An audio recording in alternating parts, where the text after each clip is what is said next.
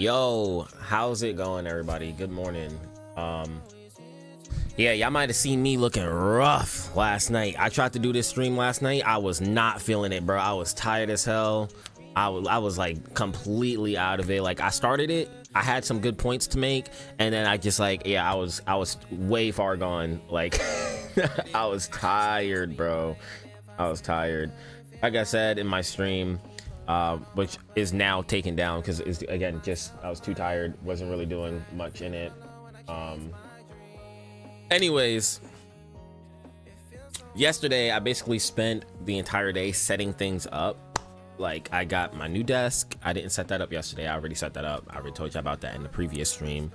I got my new monitor set up. I didn't end up recording that. However, I did record an entire process of me setting up my wall mount for the monitor, which made me disconnect my current monitor setup situation so that way I could redo it.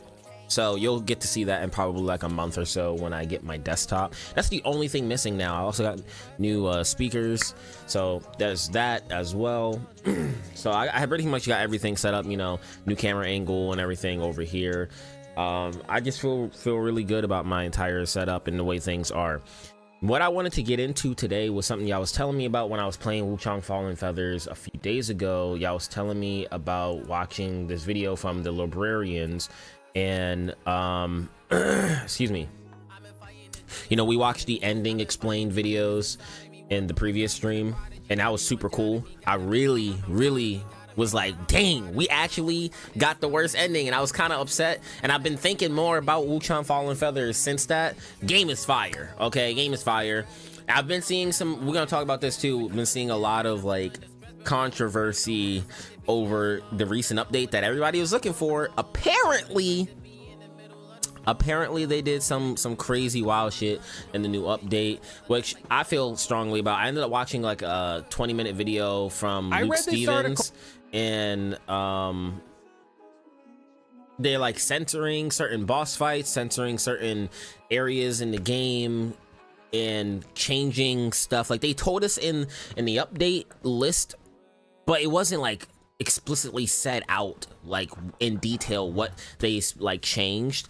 So some enemies that you kill in the game normally, they've now updated for it to be like, oh, the enemy just fell, you know, and then they start having dialogue with you, which is kind of crazy. I was telling y'all in like my part 2 or 3 of the stream that there was a really loud minority of people that was really hating on the game because of historical reasons and it not depicting things in history a certain type of way, which I just think is wild, bro. It's a work of fiction. They can mix and mash stuff. Like, people in China are so damn particular about stuff. I just find it utterly wild. Honestly, I really do. I find it utterly wild, and it keeps on happening, where it's like certain people are just like super pissed off about like one thing or the other that's happening inside of a fictional game. They're like, oh, well, you can't depict history this way.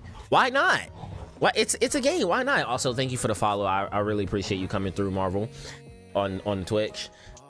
This is being multi-streamed, by the way, so appreciate you coming through.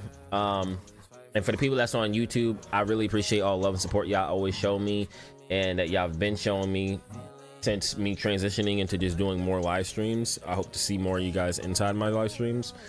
And if you're new here, if you enjoy the vibes, make sure you slide subscribe. I really appreciate it, as it does help us to channel in the algorithm, helps me grow, helps me get out there, and overall it makes a huge difference in just pushing the channel, pushing me in the algorithm, and just helping me continue to do more of what I love, which is being here, showing up for you guys, and just being entertaining. You know, I'm over here.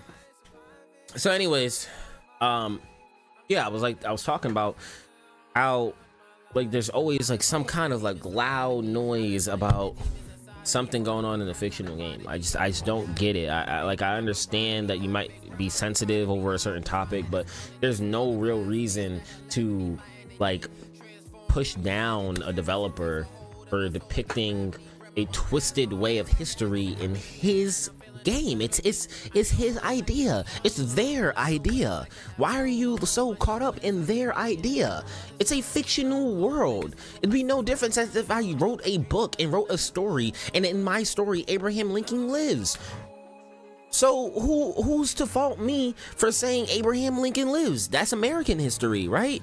He dies, he gets assassinated, but in my book, he lives, right? So somebody might be offended that he lives because they really wanted him to die. I don't fucking know, and who gives a fuck? Who really cares? That shit is so benign. It's ridiculous. And some of y'all was telling me, oh no, that's not true. We haven't been hearing the hate. The hate's just been coming from the performance or the PC performance. I'm like, no, I'm telling you, they've been complaining about the direction of the game. There's some people that's complaining about the story, some people saying it's bland. There's the Souls-like fatigue that's going on. It's ridiculous. I am kind of just tired of hearing people complain about the most baseline bullshit. It doesn't make any sense. Like, let somebody's story be their story, and if you don't enjoy it, just say that and move on to the next thing. You don't have to really, like, you're like review bombing and you're forcing a developer to change shit within an update just so that way they can release it in your country that they're from. That's another thing. They're updating the game just so they, like China, y'all have so many crazy restrictions and guidelines just to put stuff out. We do it all the time for our movies. We gotta change whole movie scripts, whole movie posters just to even market it in your country. I don't get it. See, Japan, they did a wonderful job with letting their culture kind of bleed into the Americas with their art and just their history. It's fascinating, but we learn their stuff through anime, certain video games as well. Just they have their hand in so many touches of media, and Korea is starting to do it now. They're doing good stuff with video games. But I would say, what games like Black Myth Wukong and now Wuchang and just other games out there, that seems to be China's gateway into the Americas of learning more stuff about the history of China. Even if it is in this twisted format, it's still cool to learn stuff with a narrative spin on it. At least we're getting our foot in the door and learning more stuff about your culture. We're having a certain level of respect. When I think China, I think classic, which is respect with like, it's old and respectful, and it's something that you kind of just put to the side in its own category as this is really nice. It's awe-inspiring. It's eye candy. I love the way a lot of things in China looks, the atmosphere, the environment, environmental storytelling. You guys are getting too much in the studio. Stop it. I can go play out there in the living room. And it's just like, it's window into so many people. Whereas, like, again, Japan, they have that with anime and animation and different arts and different forms of media, and it has so much inspiration. Now obviously you got things like Dragon Ball that open the door to people wanting to like take anime more seriously, Naruto, whatever. But like, no, we don't really got that for China here. Like, not that I really know, it's not been on my radar, but like, you play video games and it's starting to get on people's radar more. That's what I'm saying. So I just don't get it. I simply do not understand why they're so strict on things. If it's just because of history, okay, so what? It's somebody's story. With that being said, once again, that's my 2 cents on the matter. I don't think they should have changed things, but I understand that they're trying to get sales. They're trying to make money like we all are. Yeah. Also, if you guys want to help support me in trying to get my desktop that I'm trying to get, feel free to donate, feel free to super chat something, as all of that does help me in my goal of obtaining my desktop. I will create a goal here and I'll put it here to I'll put saving money for desktop. And obviously when I get a new desktop, then there's more room for activities, more room for different games. I can collaborate with certain people of my friends that only I can collaborate with people that literally only play PC games that don't have cross-play games and stuff like that. So I'm trying to do more, and that's the last piece of my new stuff. Like, that's it. Right now I'm using my old laptop, 1660 Ti, and it's not really doing much for current stuff, especially since it's a laptop. It'd be different if I had like a old 1660 Ti desktop. But once I get a desktop, that's it. I mean, like, if I feel like I need to upgrade something, I can just take it somewhere, upgrade it, take it to Micro Center, upgrade it, or whatever, you know, look at parts, get another motherboard, whatever. And you know, it's kind of opening the foot into the future of just everything in my setup, and just any amount of support, you know, I appreciate. With that being said, let's get into the story explained of Wuchang Fallen Feathers. I'm sorry for the 10-minute tangent, but I just wanted to cover some of the stuff.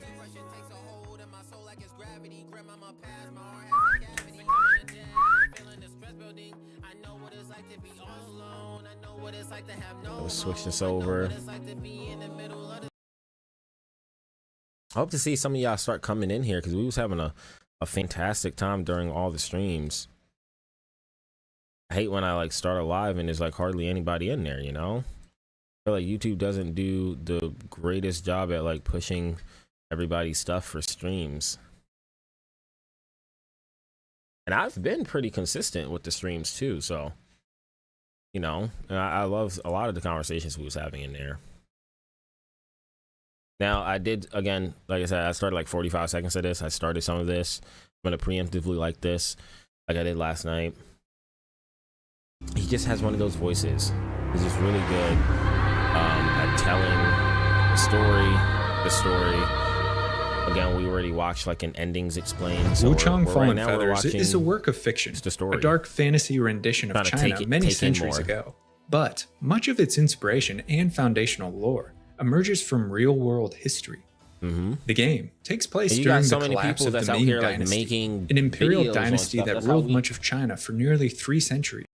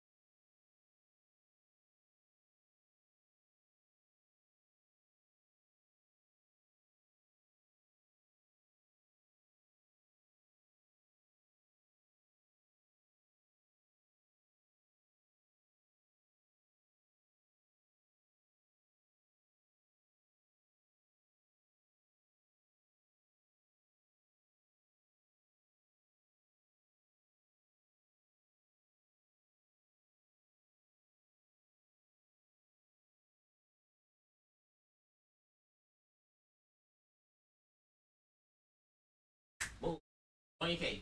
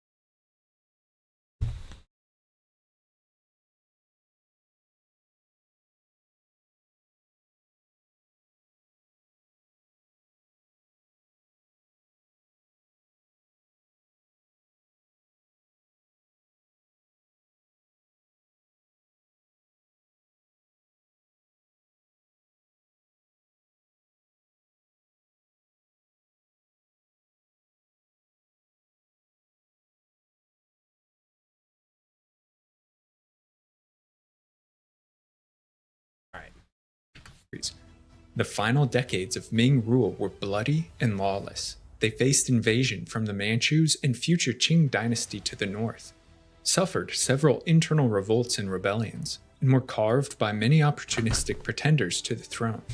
Zhu Yujian, the Chongzhen emperor, was the last of the Ming, who killed his own family before committing suicide in the moments his capital, Beijing, was taken by rebels. It's this atmosphere of disorder and tumult that's replicated in Fallen Feathers. Vultures circle to pick the carcass of empire. Scavengers, bandits, and warlords I remember a little bit of this from last night. You got the carve out the emperor that passed away, and then like it was part of his last empire. Their own petty kingdoms. We learned a little bit about Red Mercury. Wish to restore the dynasty. The setting is the Kingdom of Shu, a land of southwest China now part of Sichuan region. Though Wuchang unfolds in the 17th century, much of the lore and world building arise from the ancient Kingdom of Shu and its neighboring tribal confederation of Bo people. It seems Going like video back games as far is as just the the 10th way century for BC, China to like break the through mytho-history in the of Americas Shu of like having tells people of learn a lot legendary of their, founder their kings, culture, including Kang Kong, whose bulging There's eyes so are much represented in this storytelling statue, in Wuchang, and which makes Black an Myth appearance Wukong, in game. and Many other I'm kings are hopeful of other associated with games. birds, such as Yufu the cormorant and Duyu the cuckoo. And bird worship seems to be a large part of Shu and Bo people culture. We've had The so golden many things sunbird already artifact, from like Japan, perhaps integral in so worship, it's cool to is start getting mirrored more in stuff. the soulbird seals found in Fallen Feathers. Yep, never got those In fact, for that the ending, name of but the game, we learned about them. feathering disease, We did and learn the about avian 'em. Bo people all take inspiration from myth in Shu antiquity. Duyu is notable for abdicating the throne in the 600s BC in favor of Bie Ling. Some legends claim Bie Ling was the wise counselor to Duyu, who earned kingship for his great service. Others report that Duyu had an affair with Bie Ling's wife, and that he usurped the throne through force. The character Duryol, a reference to Duyu, and his relationship with the Bie Ling are explored in the game. One last homage to the Bo people appears in the hanging coffins, ubiquitous throughout Fallen Feathers. The Bo people gotta be so, like, I thought it was cool how the Bo transforms. I guess they ascend into avians, like when you're playing the game, and the avians are those like super tall bird slash feathery looking creatures. And when we get to the avian capital, which is below, what was it? It was below the last ending area of the game. It's like everything is grotesque and ruined, but it's like a conglomerate of like the most advanced version of feathered creatures and people there. And you got the Bo people technically that are now ascended into avians fighting them. And I thought that was pretty cool. And then, you know, it's kind of cool that you got the history of like the Bai people, which is obviously Wuchang. Well, it might not be obvious if you haven't played the game. Wuchang herself is the daughter of the Bai, I want to say the general. Obviously, we fought our brother inside of our playthrough, and we found out that the lone wanderer, or the wanderess, I forgot what her name was. It was like, we thought that was our sister. Somebody told me that, but it's actually Wuchang in her craving for trying to revive her sister. Bro, the story is complex, and I love that. A unique practice it's layered. of a long That's what I mean. culture that in-game is connected to the transcendence of Bo into avians. Yep. Finally, Wuchang Fallen Feathers is inspired by the cosmology and philosophy of Chinese Buddhism, Taoism, or Taoism, I just feel like and folk. Like gaming is the gateway for China in the Americas. Like I almost sound like a broken record. I really do feel like that. For Japanese, it's anime, video games. I mean, really think about it. Anytime people in America usually think China, they're like, oh, sweatshops, they make everything made in China, ha ha ha. You know, and they joke about it. It's disrespectful. But this way, through this form of media, we learn history from people making story explain videos. We learn your history in these fictional stories and tales. And there's, again, going back to the new update, there's no reason for you to be so upset that somebody is twisting the way your culture and heritage is in a fictional piece of art. It's no different as if I was to create a book and said in my book, American history, well, I'm gonna make it that Abraham Lincoln survives and he's a vampire hunter. Like, there's stuff out there that say that exact same thing. It doesn't mean we gotta ban it or update it so that way Abraham Lincoln actually dies or some shit. Like, that's stupid. It's a fictional story. I don't think they should have changed who dies and who lives in their recent update of 1.5. Like, everybody was looking forward to the update, and they kind of sneakily did it by saying, oh yeah, dialogue change changes, this thing changes, that thing changes, and they didn't specify until people went in there and did their own like really deep dive search. There's no reason to do that. I don't understand that side of China that's so strict on their culture, where they're like, nah, you can't even depict anything negatively about these certain leaders and stuff that happened in history that's so impactful, even though it's your own fictional creation of art. Like it is an art form. A story is an art form in itself. Folk religion. There exists a pantheon of many deities, a spiritual realm that manifests in helpful and malignant creatures. Yep, those are the ancestor dragoons, worship and the cyclical nature or something of like that. I remember that from Wukong. Samsara, the Buddhist beginningless wheel of birth, life, and death, is an infinite chain of cause and effect. The Samsara, I remember the end of the game, is technically like this infinite loop, infinite cycle. It's supposed to represent eternity and kind of, in a sense, of not letting go as well. In purification, at least for Wuchang, one seeks to escape herself. The concepts of causality and multiple planes of existence shape the Wuchang narrative. And that's interesting he says that, because every time you kill somebody in Taoist Wuchang alchemists for a believed boss, the body was a microcosm causality of the universe, of and wished this, to temper or their causality bodies through of that. elixirs and pills to align themselves with the universal Tao and achieve longevity or even immortality. Cinnabar, also called red mercury, was a most prized substance as it possessed the essence of longevity. This substance and the Taoist pursuit of elixirs factors heavily into Wuchang's storylines. Impermanence, illusion, immortality, and the oneness of the universe color the game's tone and are inspired by such practices. Imagine being able to build an app with your name on it just by thinking about it. Meet Base 44, a complete AI creation. The two sides of that, that you don't need to get the two sides of the infinite formless bracelet. And omnipresent. His followers perceive him as an unparalleled force. He is the gate of time and space, the all-knowing God, and the embodiment of cosmic unity. Our tale begins in the age of myth, millennia before the current day, where ancient tribes settled Shu's fertile valleys. The origins of such cultures are woven with legend, but one group asserted its dominance, the Bo people. The oldest pieces of lore tell how the Bo people revered the god of Shu, called also the mighty and the primordial deity, and from such reverence it blessed them with peace and stability. For generations, the Bo strengthened their relationship with the primordial deity through worship and understanding, and sought to divine its purpose for them. A religion developed that valued longevity, attempted to embrace divinity, and even transcend the mortal state. This desire manifested in a fascination with birds whose wing-borne bodies could transport them to the heavens. Right. Such veneration is heard in the Call of the Wild spell. Legends say that the souls of these feathered creatures answer the summons of the primordial deity. It was through this very spell that the primordial deity spread his mandate across the world, with all feathered souls responding to his call. Faith and contemplation earned the Bo their god's favor. The first avians were born. They say that their dead are placed in hanging coffins, where apparently they grow wings and take flight when the time is right. Rumor has they fly toward nearby forests. Over time, stories of the great feathered one began to surface. The avians were proof that the primordial deity watched over Shu. They were those Bo people who had unlocked the secrets of transcendence, immortal rebirth after mortal death.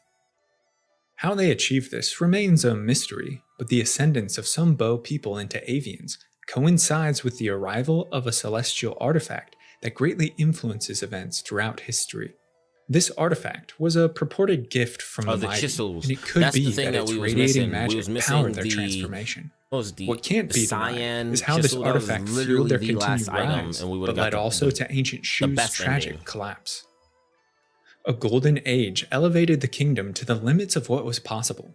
The Bo people chiseled a great capital from stone that overflowed with treasure and spread their influence across the land. A line of kings of Bo blood and avian stock ruled over both the mortal and the transcendent of ancient Shu from their capital. With the celestial artifact, the Avians warped reality, bent time and space, and commanded magic.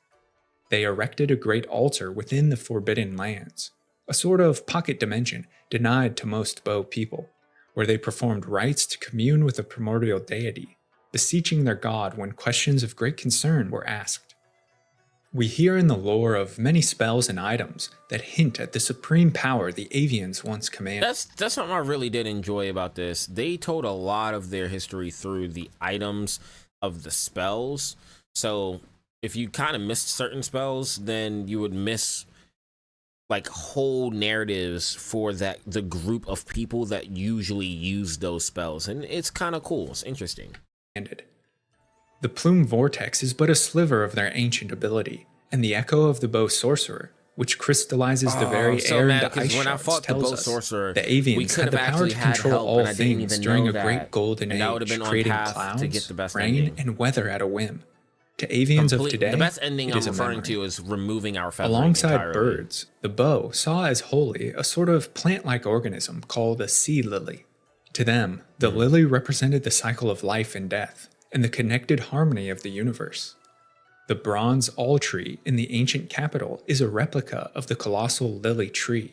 In ancient times, Avians performed blood rituals before the lily tree, seeking the power to bring unity to all things. So if I read what those shards the were, Bow I would have known spirit that. grew restless.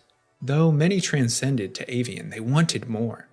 They desired to command space and time like their deity and become gods themselves. We humans, we always At their want altar more. in the Forbidden Lands, with the celestial artifact, the Avians divined heaven's secrets and created a strange substance with limitless mystical potential called red mercury.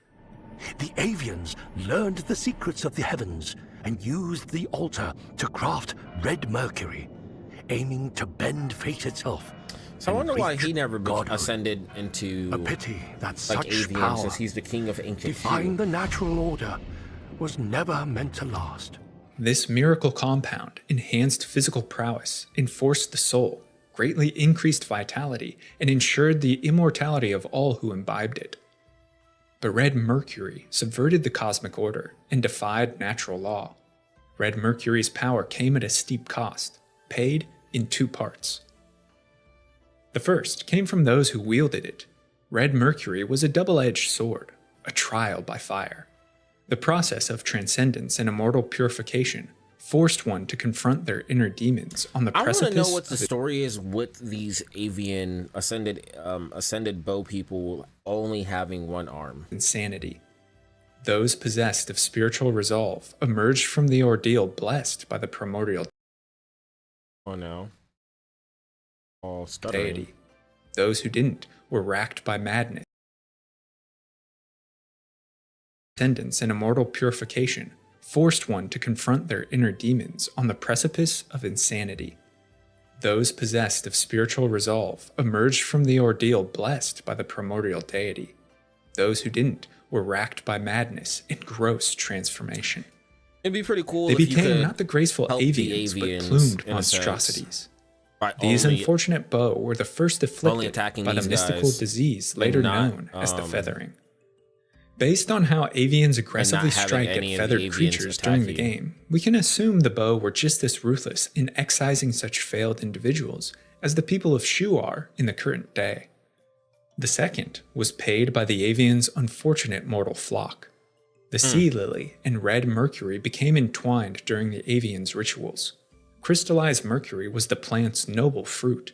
The sea lily, however, required nourishment. That makes so much sense as to why we got so many of the red mercury things to level up in this area.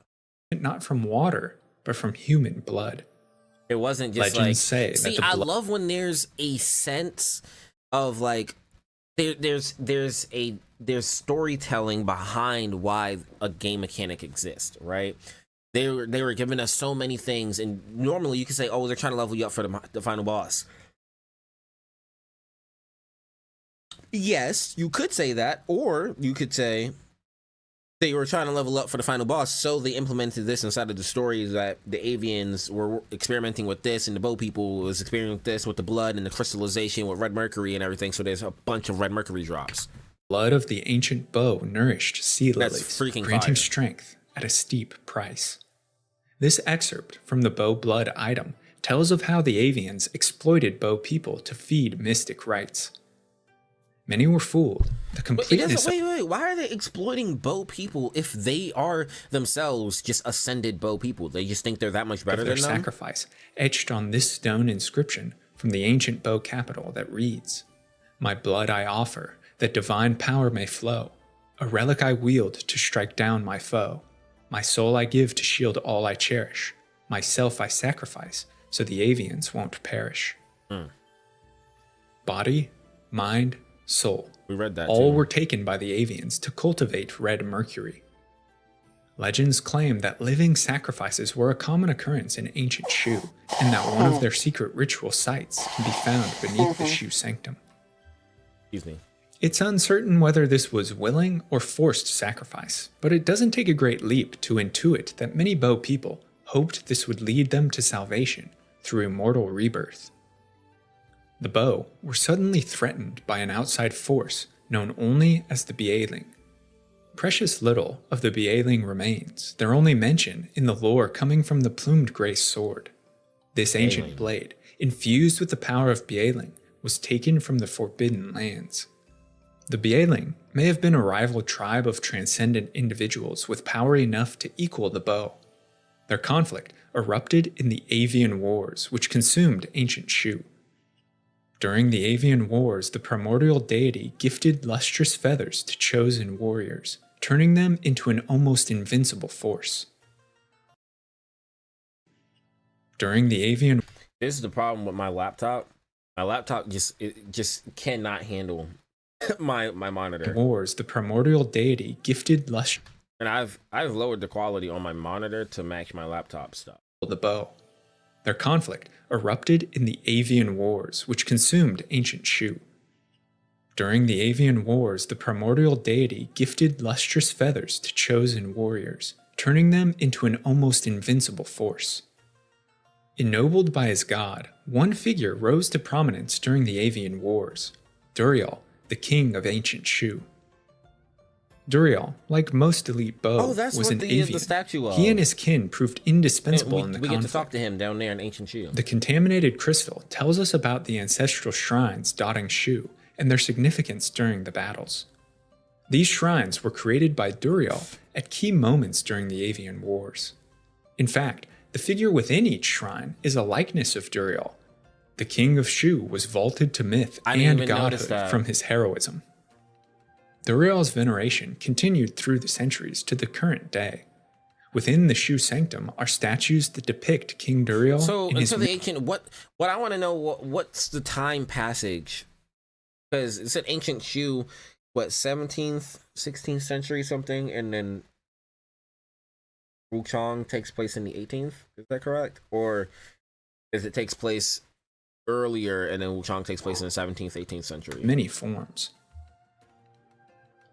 The power of the primordial deity flowed through the king. His pure faith in the god was untarnished by the dangerous allure of red mercury, reflected in the polygonal container spell bestowed to the deity's most faithful. Duriel emerged victorious, and the god king of Shu imprisoned the Bieling through arcane ritual. Sealing Bieling is no simple task. Even the heavens are impermanent, and thus even the divine powers are fading.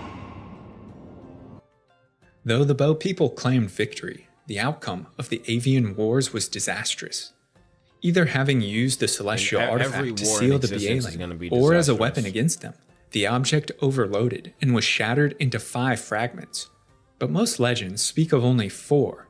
They are the ancient chisel, the aurum, vermilion, jade, and cyan chisels. Yeah, the cyan was the last one we needed. The shards dispersed across Shu, but still echoed with cosmic power. They disappeared from time, but will factor significantly in Wuchang's story.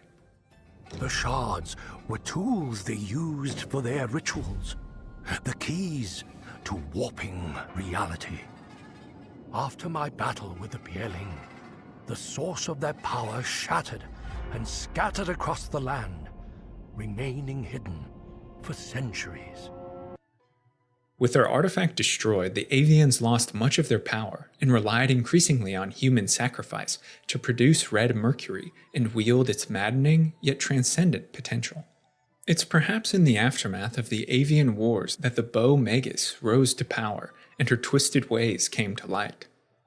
The Magus was a religious demagogue who believed herself the true spiritual voice of the primordial we learned deity. about her during She the dedicated endings. herself to fulfilling the will Magus. of Shu's primordial deity, believing that good and evil reside within the hearts of individuals. Depending on what ending you get, you could also end up. She was transcending seduced into by the red next Mercury's allure. Magus. She believed that through it, her people could reclaim the power over space and time, lost in the chisels, and ascend to godhood. Mercury corrupted her soul, however. The unnatural substance was rebellion against the natural order, but the Magus was blinded by desire. She likewise led her followers astray, as the lore of the divine blessing recounts. However, while the woman who taught this ritual claimed to be the Magus, she gave us had the best secretly spell in the altered game, the bro. sacred teachings for her own Up ends. until they finally allowed us to Those heal ends were to with the new elevate the update. Avians to the pantheon of heaven, then cleanse the world of mortal suffering, which she believed to be a blight, through blood and death. As more followers gathered to her cause, the Magus formed a cohort of elite honor guards and assassins. The strongest of the bow were chosen as guardians of the Magus. So long as the Magus stood as the voice of the god of Shu, they cared not whether she was heir or heretic. We get a glimpse of the complete devotion many held for the Magus in the Avian Hunter's armor. Avian Hunters were fierce warriors dedicated to protecting the bow Magus, willing to sacrifice their lives to fulfill her wishes. Damn, bro, this Duriel game was is yet so well king made. of Shu, not the Magus, and her increasing influence worried him. He feared not just the Magus, but what she represented: red mercury, bloodletting, deceit, and the unnatural. Duriel foresaw that the bow Magus and the ways of the Avian would lead to their own undoing. He departed the ancient capital in search of a way to save them from impending calamity. For millennia, generations of divine attendants have been entrusted with guarding this area, awaiting his return, or that of a destined one. Rather than confront the Magus, Duriel was filled with melancholy and disappointment in his people that they were seduced by empty promise. Too. The god king of Shu renounced his throne, new game abdicated, plus, and slipped whatever, quietly you got out all of your history, level ups and everything. worshipped only by descendants of his followers. You just do whatever you want with whatever weapon you want. With her greatest opponent gone, the bow Magus and Avians dominated much of the ancient Shu kingdom. My second playthrough, I'm going to Though she rebelled and took control of her kin, axe her faith in the god of Shu remained as unwavering as stone. Mercury flowed as freely as the blood of human sacrifice. The sea lily, once a pristine symbol of natural life, was stained red and twisted into artificial revival. The plant-like structure courses with mystic power, and when mature, seems to raise the dead, which we see both in the shambling skeletons of ancient Shu, but also with the undead around Cloud. I've always thought about that when it came to raising the dead since I was a kid. It's kind of weird. In a lot of depictions, they show that raising the dead, you come back like zombified, and you come back, you know, in a sense with some form of sentience. But I always found that if you were to actually be revived long after all of your skin and muscles have already, you know, deteriorated and just gone away, you would just come back as a skeleton, and you wouldn't have a heart, nor you would have a brain. So you would just be mindless. You would just kind of just have like an essence of a soul, I guess, in this theoretical version of coming back to life. No? Right? Spire. But the Magus' ascendancy was short-lived. Coming back to life. Here lies really the ancient Shu capital, entombed forever after the great war of the Avians and Bieling. When the Avians fell, those devoted to their homeland lingered. Their bodies were taken, their souls anchored. Towering bones now stand guard over the capital. This was once the heart of ancient Shu, treacherous and unforgiving. Shortly after the Avian Wars ended, the Bow capital was swallowed by Earth and became the Avians' tomb, a silent necropolis where their immortal spirits wallow in chains. Necropolis, damn. There were, however, some few Avians that managed to survive. a splinter faction that renounced the Magus and followed instead the guidance of the bow sorcerer.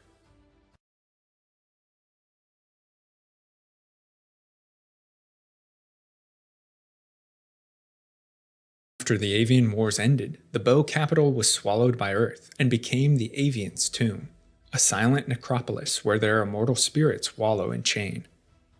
There were, however, some few Avians that managed to survive, a splinter faction that renounced the Magus and followed instead the guidance of the bow sorcerer.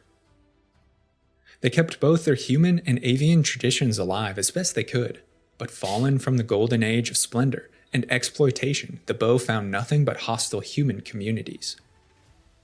The next war broke out 1,000 years before the current day and ravaged much of the land. Dang. It holds a central place in Shu's historical myth. The White General, instilling fear in one and all with his mere presence. With his heroic stature and in the wake of his mighty steed, peace. One of the best tunes in the game, bro. Y'all hear that? Hold on, bro. We gotta hold up. The next war broke out 1,000 years before the current day and ravaged much of the land. It holds a central place in Shu's historical myth. The White General, instilling fear in one and all with his mere presence. With his heroic stature and in the wake of his mighty steed, peace fell once more. But alas, how could this once great hero of the ages be forever lost to the annals of history? And yet, his indefatigable spirit prowls as before the vast lands of Shu. This larger-than-life character is inspired by the real-world legend of Zhao Yun, a general whose late Han Dynasty and Three Kingdoms period deeds were immortalized in the romance of the Three Kingdoms. The White General Zhao Yun led a united human army against the Avian bow. Thousands perished, the cost was great, but the general's cunning and human resolve pushed the Avians ever backward. Legend has it that these warriors followed their general into battle in this very region. The scars of war remain upon the armor, never fading, just like their undying loyalty. A final battle unfolded on the steep peaks of Mount Zhenwu, its narrow paths forcing gruesome close combat. This here is an old battleground. Grave. United human army against the Avian bow. Thousands perished, the cost was great, but the general's cunning and human resolve pushed the Avians ever backward. Yeah, that must have been the Legend White General. has it that these warriors followed their general into battle in this very region. The scars of war remain upon the armor, never fading, if those just like their were the undying ghosts, loyalty. Then a final battle probably get into unfolded who on the those steep two peaks of people Mount are, Zhenwu, or three people are that its are narrow raising them. paths forcing gruesome close combat. Because they were on This the here is cliffs. an old battleground. No, that's the white Grave robed to many elder. a warrior. That monster reanimated them in an attempt to thwart me. Yeah, The so he is the White Tiger-Lee's General. pendant preserves the legend of this battle, likely claimed from the corpse of a soldier of old.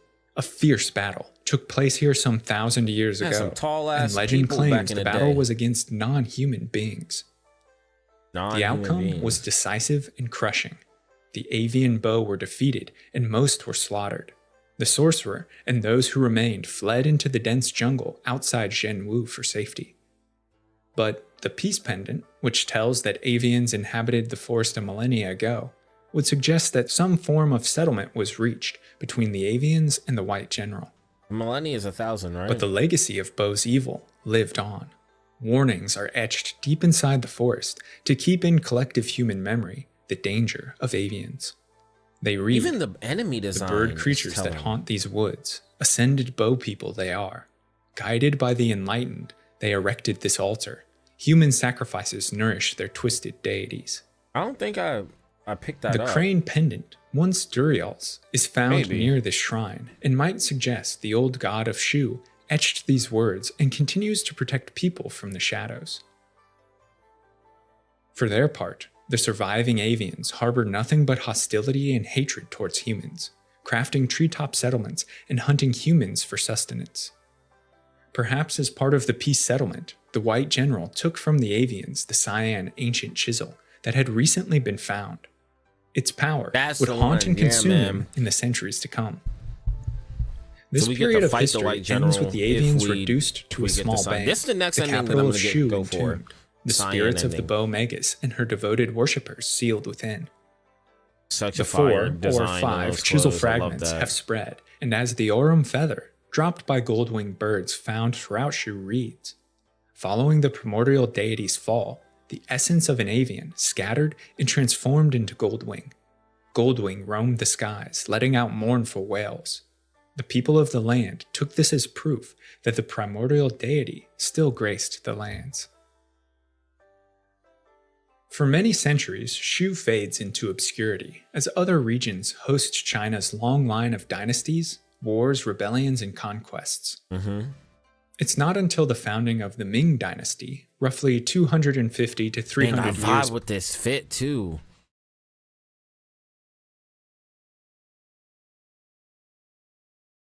Letting out mournful wails.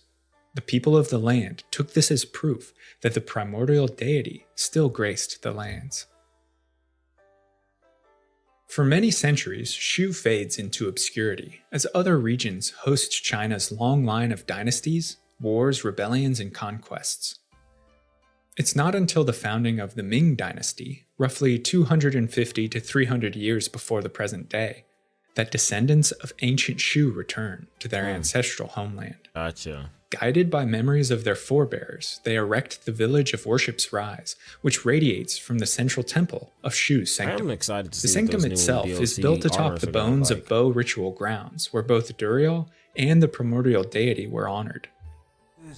Legend has it that the Shu sanctum was rebuilt by the descendants of ancient Shu at the dawn of this dynasty, to honor their ancestor, Duriel. Since its completion, many Shu descendants have settled nearby.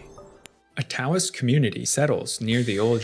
It makes... Yo, I was just thinking, if all this stuff happened thousands of years ago, before the events of Wuchang Fallen Feathers, how the hell is Duriel still alive in the ancient capital of Shu when we get there?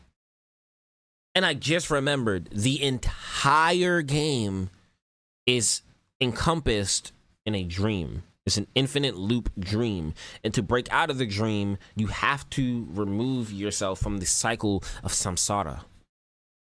That is so good. So, oh my gosh, bro. Because every time you rest, I just remember, because like y'all was telling me in the last stream in chat, every time you rest, you are going into, it says, enter the dream. Establishing Zhenwu Temple, where many monks and acolytes learn the secrets of the celestial masters, catalog knowledge of ancient days, and train as itinerant demon hunters, or formulate medicinal elixirs. The neighboring Cloudspire forms itself as a center of commerce, metallurgy, and administration. The legends of bird-like transcendence, of immortality, and ancient celestial artifacts stir once more as Shu begins to uncover its past. Myths draw eyes from across the empire, and powerful forces converge once more in the land. The Ming Chongzhen Emperor Zhu Yujian himself represents an interested party. I still think on an inscription near the Tang Emperor Palace, we hear that in the second and third year. It'd be kind of cool if he was showing the names as he was saying them, because we could visualize, and then now we have an auditory response to seeing the name. So when we play the game again with this knowledge, we actually understand how to say the names in the midst of conversation. Year of his reign, the emperor sought knowledge on immortality. Plumbing through old accounts, my ears are saying he's doing a great job. Likely learned of the avian chisels and begin their search. But such meddling also unsettles the evil forces that surround these objects, on YouTube, please, and tales of demonic sightings grow more common. It helps me out. The Chongzhen Emperor sends one of his most trusted imperial guards to administer Worship's Rise as Governor General. Bai Tingzhao settles on an island estate, and alongside his wife has two daughters, Bai Ziyun and Bai Yu. Ziyun's childhood as eldest daughter of the Governor General is leisure until tragedy visits the household. Governor Bai's wife, who is with child and expecting a son, falls gravely ill. The governor looks to Zhenwu Temple and its Taoist elixirs to heal his wife and save his Let me go back. I feel like I missed that. Because Wuchang herself is the eldest daughter, isn't she? Ziyun's childhood as eldest daughter of the Governor General is leisure until tragedy visits the household. Governor Bai's wife, who is with child and expecting a son, falls gravely ill. The governor looks to Zhenwu Temple and its Taoist elixirs to heal his wife and save his unborn child. The Qilin pendant reveals that Bai visited the Zhenwu Temple twice in an attempt to alter fate itself. He also tasked artisans with fashioning this pendant to bless his son with longevity and ward off misfortune. Yeah, unfortunately that didn't work. The governor's first visit was to acquire elixirs to restore his wife's constitution.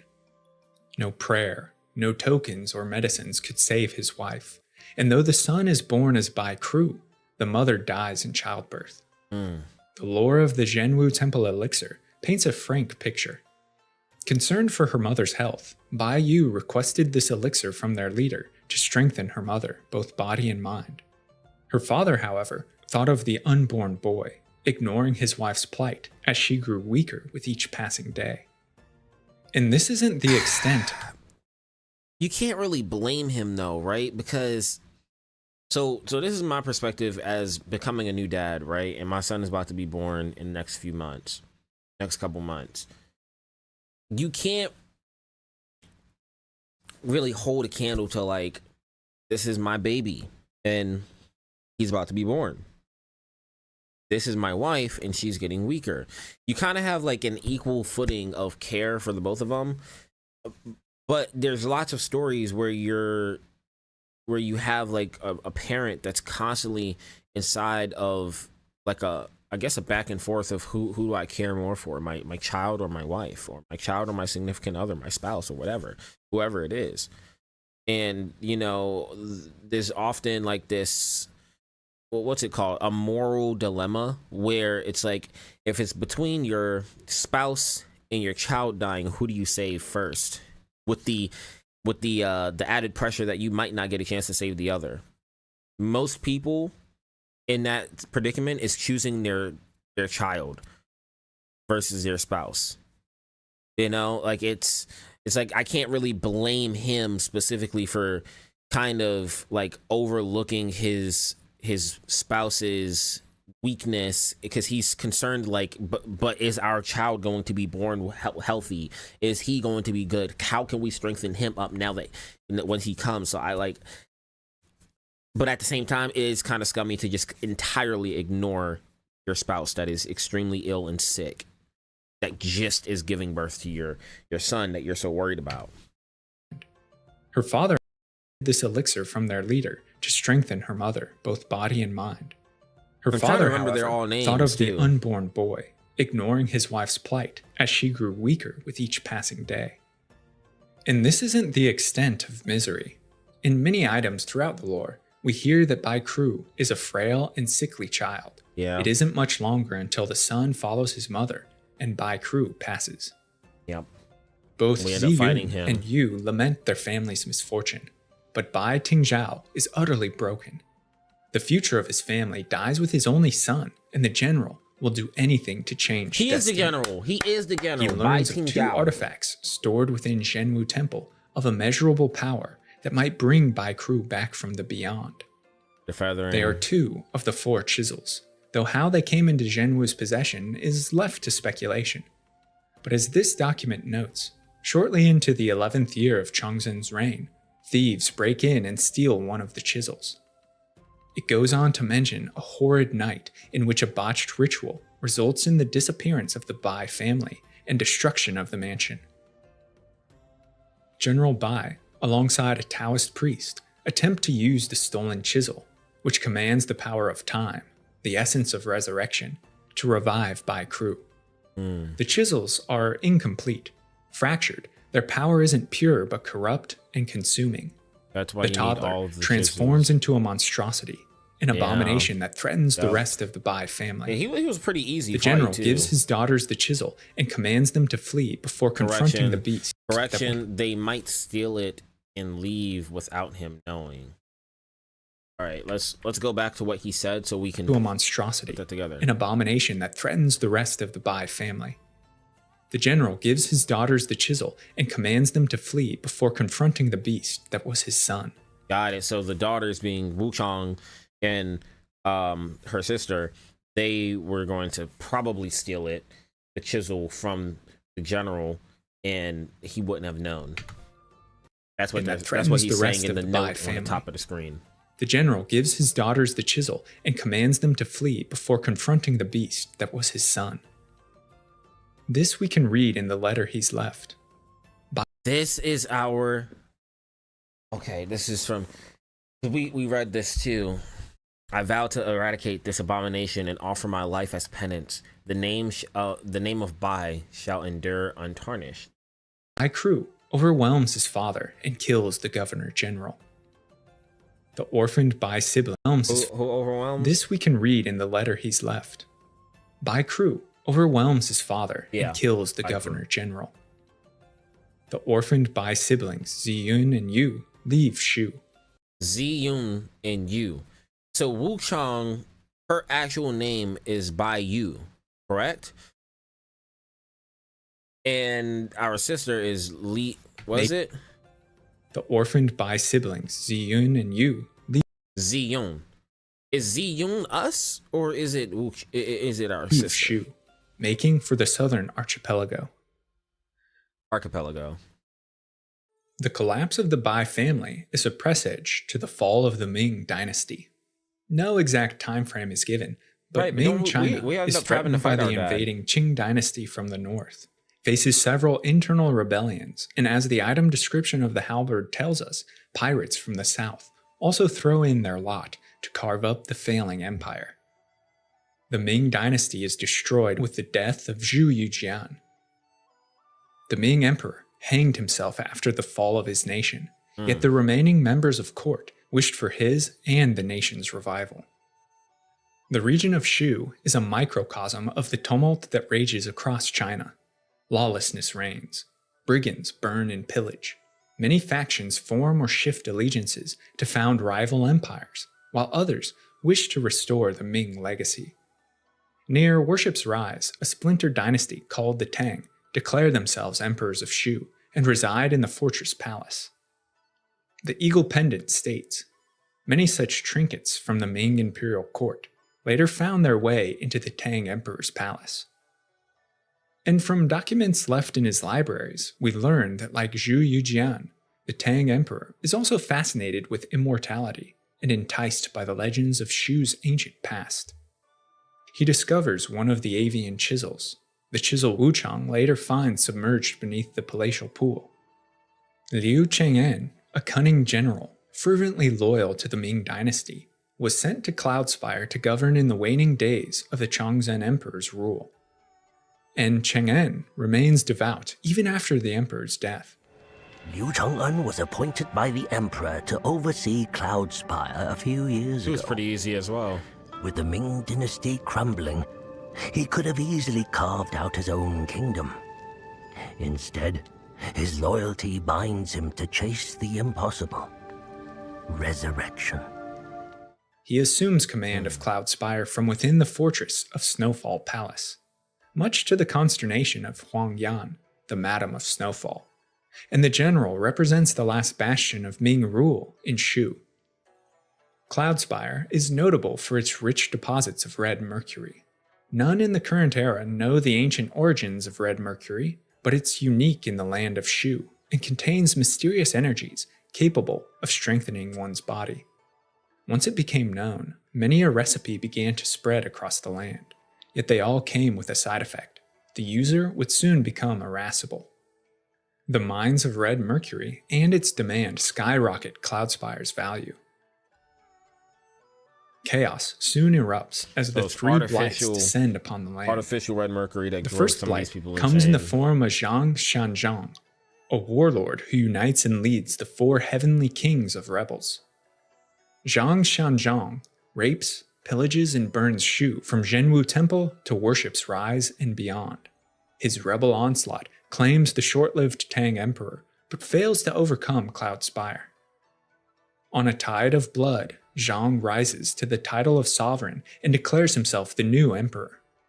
The sovereign rebelled amidst the chaos of the Ming court, but his noble goal of ending the turmoil was lost to the war.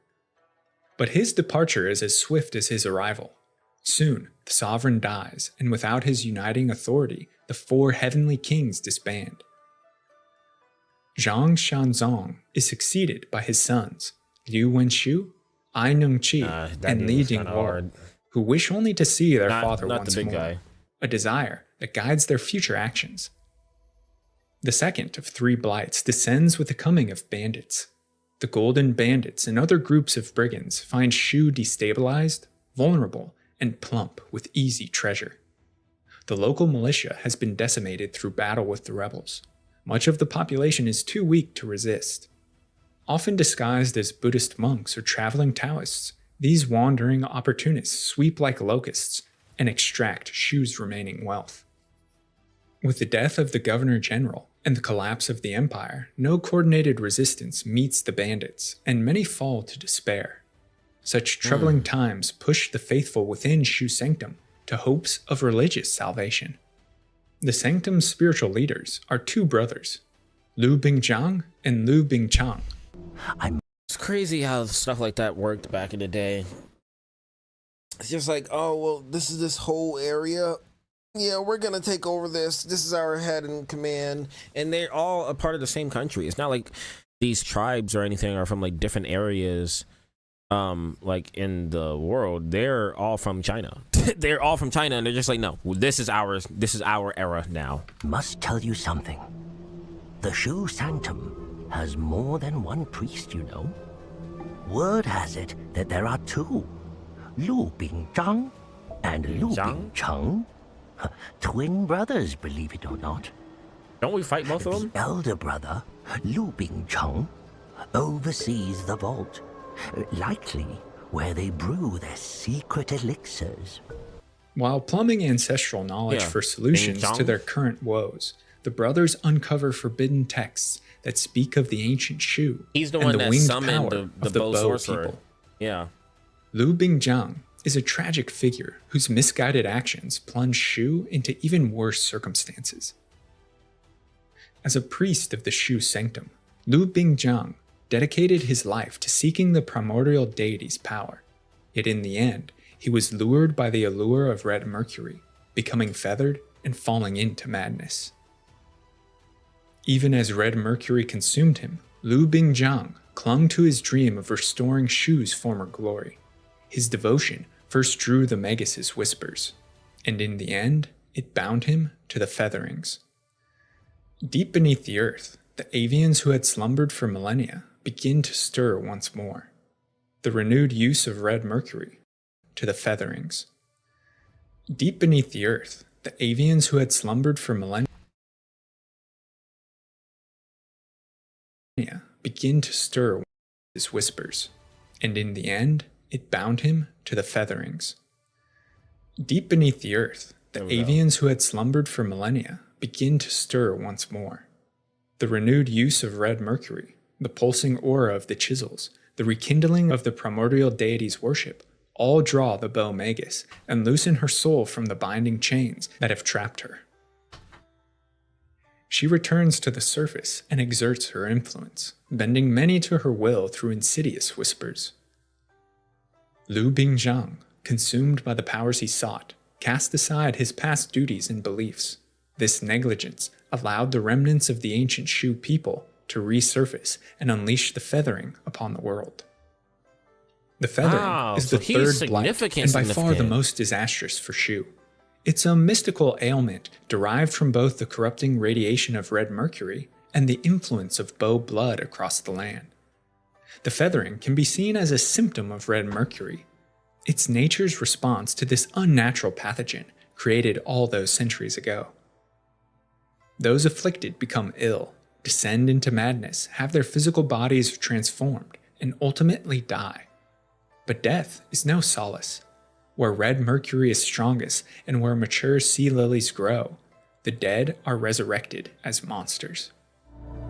A man-eating fiend attacked Worship's Rise 6 moons ago, after which many bore feathers on their bodies. A malady unlike any other, without hope of a cure. The feathering seems also strongly connected to the 4 chisels of the ancient artifact, which makes sense as it was used by the Avians in their rituals that first produced red mercury. We hear from the Taoist that the Tang Palace was ground zero for the feathering in Worship's Rise, the location of one such chisel. But according to the townsfolk, this is where the first cases of the feathering emerge. You lying piece of crap. Thousands are consumed by the disease. So many die that Doom Willow Beach, once a clean and reverent place for the dead, becomes a contaminated dumping ground for victims of the feathering. From this pile of corrupted remains emerged the winged abomination Lu Hong Liu and magically reanimated corpses. Reborn. Official Lo led a contingent of Worship's Rise peasants to put down the creatures. They set Doom Willow to the torch, and it's been burning unnaturally for months. But the feathering also represents mystical power. True power in feathering isn't about possessing it. It's about understanding it. It's the blessing of the primordial deity made manifest, and those who can quell their inner demons find themselves greatly enhanced by its aura.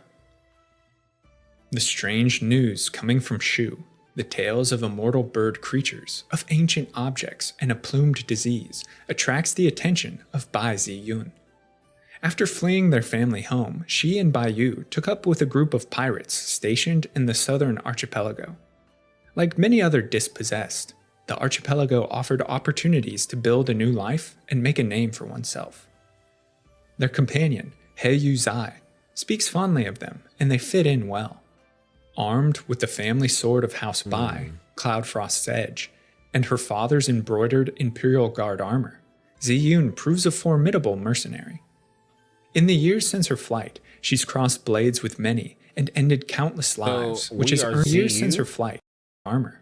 Ziyun proves a formidable mercenary. Yep, where's Ziyun? In the years since her flight, she's crossed blades with many and ended countless lives, which has earned her the moniker Bai Wuchang, the White Impermanence. Oh, this name that's is fire. reference to the He Bai Wuchang, a pair of fortune deities that escort the souls of the dead to the underworld. They reward the benevolent and punish, and that's the DLC clothing as well, the wicked. As testament to her martial prowess, Ziyun Bai Wuchang is famed for sending her foes to the underworld. It would seem they were only in the south for a few months within the same year of the Bai Manor collapse, year 11, that further catastrophe struck. From the archipelago notes, we learn that Bai Yu falls in a confrontation against Li Jiao. The circumstances of her death remain a mystery, but guilt haunts Wuchang. The memories throughout the game are recollections of Bai Yu, and we hear the young girl pleading to Wuchang. Your sins, I've already paid. Damn, Little Sisters is begging us. Wuchang's vengeance is swift. We're told in the halberd of Li Jiao, a weapon earned after Wuchang's return to her family manor, that Li Jiao gained notoriety due to her powerful and deadly weapons. Her whereabouts have remained unknown ever since she was defeated by Wuchang. Obsession consumes Bai Wuchang. She wishes to absolve herself and banish the grief that plagues her. In July, 1 month after the fall of Bai Yu, Wuchang departed for her homeland, seeking a way to bring her sister back from the dead, leaving only a letter in her wake. A message derived from Wuchang. There is hope for Bai Yu's resurrection. Bai Wuchang. Bai Wuchang awakens deep inside the burning cave and suffers acute memory loss from an injury in her travel. All the other history She recalls very little of her past and has only the constant pain in her right arm from the feathering. Wuchang is afflicted with this mystical disease, Its hallmark plumage marks her as a threat to those uncontaminated, and so she's attacked by both living and dead. Wuchang must discover the truth of the feathering and its cure before insanity overtakes her. This internal struggle is highlighted in the game's madness mechanic. Death and rebirth fuel the cycle. As she taps into red mercury and the blood of ancient Bo, Wuchang wields ever greater power, but so too does her inner demon assume control. When madness descends, Bai Wuchang must banish the manifested demon or else be consumed entirely. Her demon is a projection of past failures, regret, trauma, and obsession, and assumes a familiar appearance, trauma, and that obsession. of the plain warrioress. So somebody told me that it was just like her in a different cycle. I guess technically it is, but not exactly. Past failures, regret, trauma, and obsession, and assumes a familiar appearance, that of the plain warrioress. This enigmatic character first appears to Wuchang in the realm of Dream and gifts her with the Bai family heirloom, Cloudfrost's Edge. And she's found many times across Shu, speaking in puzzles. Alongside her sword, Wuchang still has the Dream Chisel. This artifact allows her to enter the dream. Its lore tells us that it controls the flow of time itself. Interesting, bro. That of the plain warrioress. This enigmatic character first appears to Wuchang in the realm of Dream and gifts her with the Bai family heirloom, Cloudfrost's Edge. And she's found many times across Shu, speaking in puzzles. Alongside her sword, Wuchang still has the Dream Chisel. This artifact allows her to enter the dream. Its lore tells us that it controls the flow of time itself. With this chisel, Wuchang can revive upon death and cut through space and time to travel throughout the region. It could be too that the chisel staves off the madness of the feathering and allows Wuchang to tap freely into her at the power. end of the bad ending, the young warrior learns that she and her companion He Yuzai were saved from the bank of the river by a Taoist priest named Xuanyangzi, who brought her to the reverent temple to heal. He Yuzai was also saved in a brooklet some days past. You lay passed out due to the feathering. Xuanyangzi has been tending to the afflicted and studying red mercury to understand the cause of the feathering and ostensibly to develop a cure. But he's more than meets the eye. A practitioner of Taoist alchemy, Xuanyangzi seeks the elixir of life, a means to transcend mortality completely and unite with the universe. He's a sneaky, conniving. He believes red mercury is the key and conducts many immoral experiments on his patients. Wuchang interests the Taoist. She is an uncorrupted feathered one and possesses a chisel fragment of the ancient Bo artifact. More on his motives and means later. After uniting with He Yuzai, Wuchang learns that their plan had always been to save Bai Yu. Bai Yu, your sister. We came here to find clues. But with her memory frayed, she can't recall what happened. Also at Reverend Temple is a woman named Yu Xia with her retainer. Though she travels modestly, Yu Xia is protected by an imperial guard and is in fact the queen consort of the late Chongzhen Emperor. Yu Xia and her close companion, Commander Hong Lan of the Imperial Guard, will restore the fallen Ming dynasty at any cost. When word reached the palace of Shu's legends surrounding immortality, Yu Xia fled the old capital with her husband's coffin and came alongside Hong Lan and the Imperial Guard to worship's rise. Duty, love, and loyalty drive them both, and Yu Xia orders her commander to ruthlessly gather information on the resurrection ritual and acquire the chisel artifacts. To this end, Ming troops are sent to the Shu sanctum. They protect it against bandits and feathered horrors while they plunder ancient scrolls. One of the twin priests, Lu Bingchang, has already perished in the crypts beneath the sanctum, but from his brother Lu Bingzhang, they learn one of the chisels is in the Tang Palace. Having learned the secret of resurrection, the Imperial Guards imprisoned Liu Bingzhang at the Shu Sanctum. They chain the poor man on the 3rd floor, and overcome by bulbous growths, he transforms into a monster.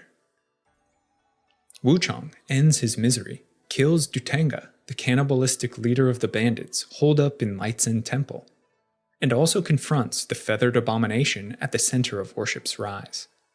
Lu Honglu is a product of unnatural magic, the stillborn child of Doomwillow's undertaker, whose wife also passed in childbirth. Lu Honglu was resurrected. Lu Honglu has her father to thank for what she's become. Her father, back when he was the coroner, raised her on the flesh and bones of the dead. No wonder she turned into such a creature. She grew at an unnatural rate, feasted on human remains, and ultimately mutated into the creature that ravaged Doomwillow in Worship's Rise. Wuchang finds secret access to Doomwillow through the bowels of Shu Sanctum, an area once used by Liu Bingchang for alchemical studies that echoes with spirits of the ancient past. In fact, the chamber in which the gargantuan centipede demon resides was an important ritual site for the Bo people and their avian overlords. Ley lines of energy still pulse here. In the ashen, defiled heap of Doomwillow, Wuchang crosses paths with 2 characters of legend. The first, the white-robed elder, had before been at the Shu Sanctum. He speaks to Wuchang of madness and inner demons, and talks with the sagacious wisdom of someone who's witnessed much. He warns Wuchang against falling to her inner demon, and threatens her destruction should that happen. I shall send you to the next life, should the power overwhelm you. The elder pursues feathered individuals with fiery hatred. The second, the red-clad lady, performs an eerie incantation and draws upon red energies from the earth to fuel powerful magic. To fuel his immortality. She speaks of the primordial deity and of his blessings, how the feathering cleanses the land of mortal suffering.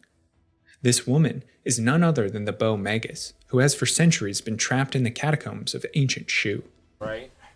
Drawn from the depths of the earth, she wishes to reclaim her lost power and restore the avians to their former glory. Wuchang confronts a patrol of Ming troops in the Tang Emperor's palace. The palace grounds have been ransacked first by the sovereign and second by the bandits, but Commander Hong Lan is convinced a chisel remains. The Tang Emperor, besides pursuing immortality, fancied mechanical contraptions and ingenious designs. Placing a Buddha statue in its slot opens a sluiceway which drains the central pond and reveals one of the 4 chisels embedded in stone. But as Wuchang goes to retrieve it, she's confronted by the commander and must face this ruthless opponent in combat. Hong Lan trained for many years as an imperial guard. Her skill with the sword is unequaled, and she showers Wuchang in a storm of slashes and kicks. The commander proves too much, but spares the woman who carries Cloudfrost's edge, a symbol of General Bai's honor and loyalty to the emperor. As Wuchang convalesces, Hong Lan takes the chisel swiftly to Cloudspire to unite with the Ming forces under General Liu Chang'an. We hear of the alliance between the palace guard and the Ming general in the lore description of Ming General's Hat. Duke Liu and Hong Lan shared a singular ambition. This common cause fueled the alliance between the Ming forces and the Imperial Guards. Chang'an remains devoted to the memory of Emperor Zhu Yujian even after his passing, and it seems he agrees with Yu Jia's plan for resurrection. Such a loyal disciple is he, that the general carries the soul of the emperor with him in a wooden spirit tablet that rests upon his cloak. Wuchang follows the imperial trail to Cloudspire and the surrounding region of Hill's Watch.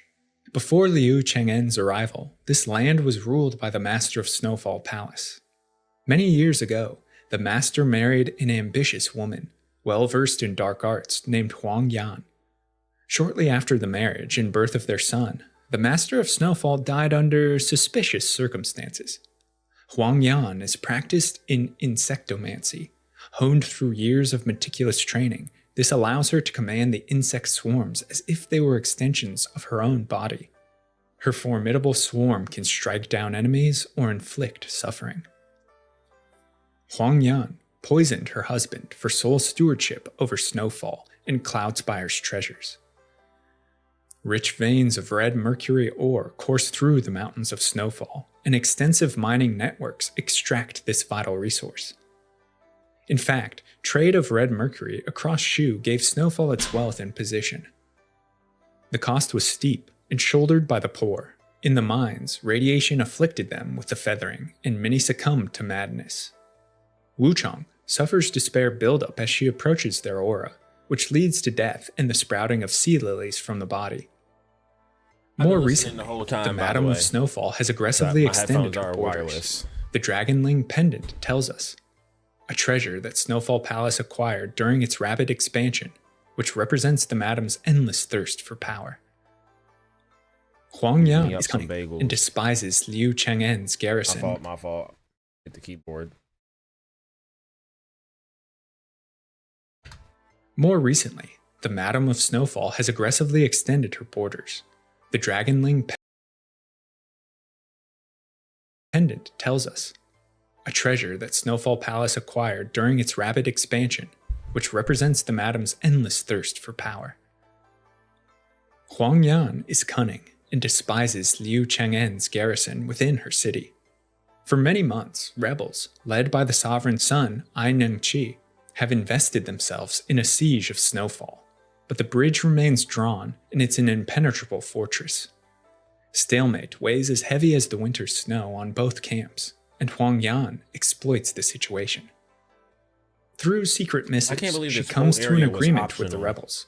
And I messed up by completing the Tiger questline first. Will lower the bridge from inside if Ai Neng-chi promises to slaughter only the Ming troops and refrain from pillaging the palace.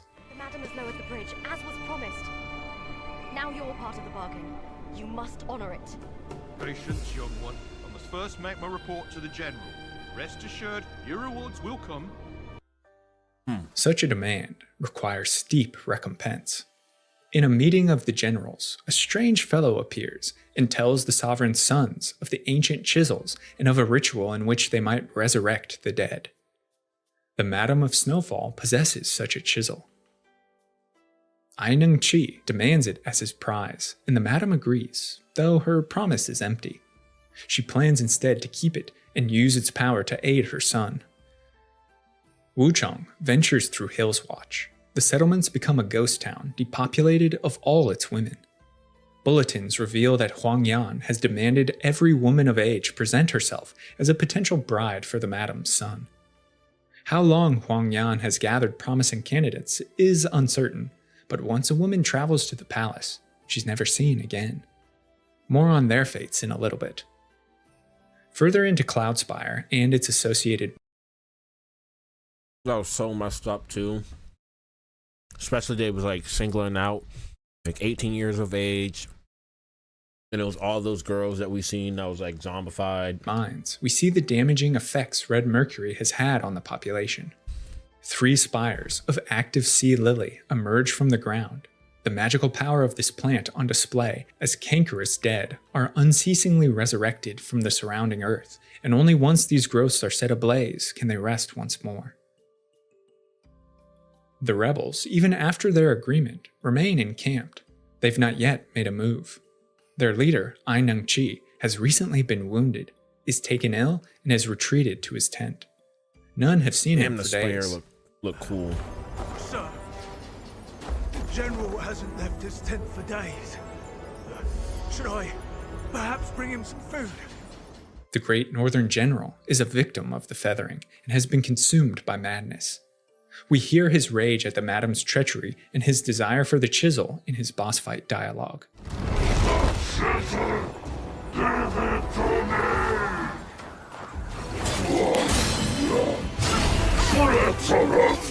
But the reason they were just standing around it and do much. With Ai Neng-chi dispatched, the rebels dispersed and the beacons lit. Snowfall's bridge lowers. Wuchang must then challenge General Liu Chang'en. A wise tactician and skilled spearman, the general sees Wuchang as a rebel and must eliminate all threats to his master's return. With both Ai Neng-chi and Liu Chang'en gone, Snowfall once again falls to Huang Yan, A bride has been chosen for the young master, and the madam furiously begins preparation for her son's wedding day. She congratulates Wuchang and thanks her for her service, but ends with a terrible warning. Other than it just being a dream. That I shall hound you to the very gates of hell if you disrupt my plans. On the terrace of her palace, we come across the bodies of several imperial guards and a missive between Hong Lan and General Liu. The madam no doubt set her insects upon the commander's guard. Here too, Wuchang crosses paths with the plain warrioress, who continues her riddles. Snooping into the treasure vaults unleashes Huang Yan's fury. The Madam of Snowfall wishes to preserve the secrets that lie within. I didn't even catch that. Upon her death, we receive scribbles of research notes about the ancient chisels and their ritual use. They hint at Snowfall Palace's resurrection method, which is believed to be tied to the events involving the Bai family from years past. A curious object seems to have played a crucial role in the process. Hidden in the furthest depths of the palace, a mine has been converted into a desecrated dungeon where slaves and prisoners are tortured and experiments conducted on red mercury and the chisel. Here is where all of Hill's Watch bridal candidates are taken. Test subjects against their will in research by a mad doctor at the madam's behest.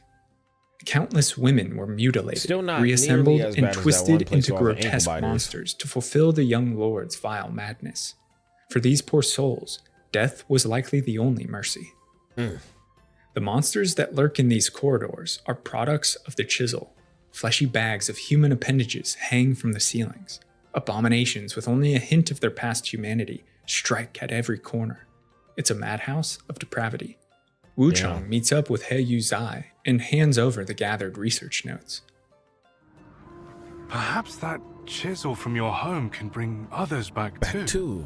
Yep. So, there are 4 of these objects?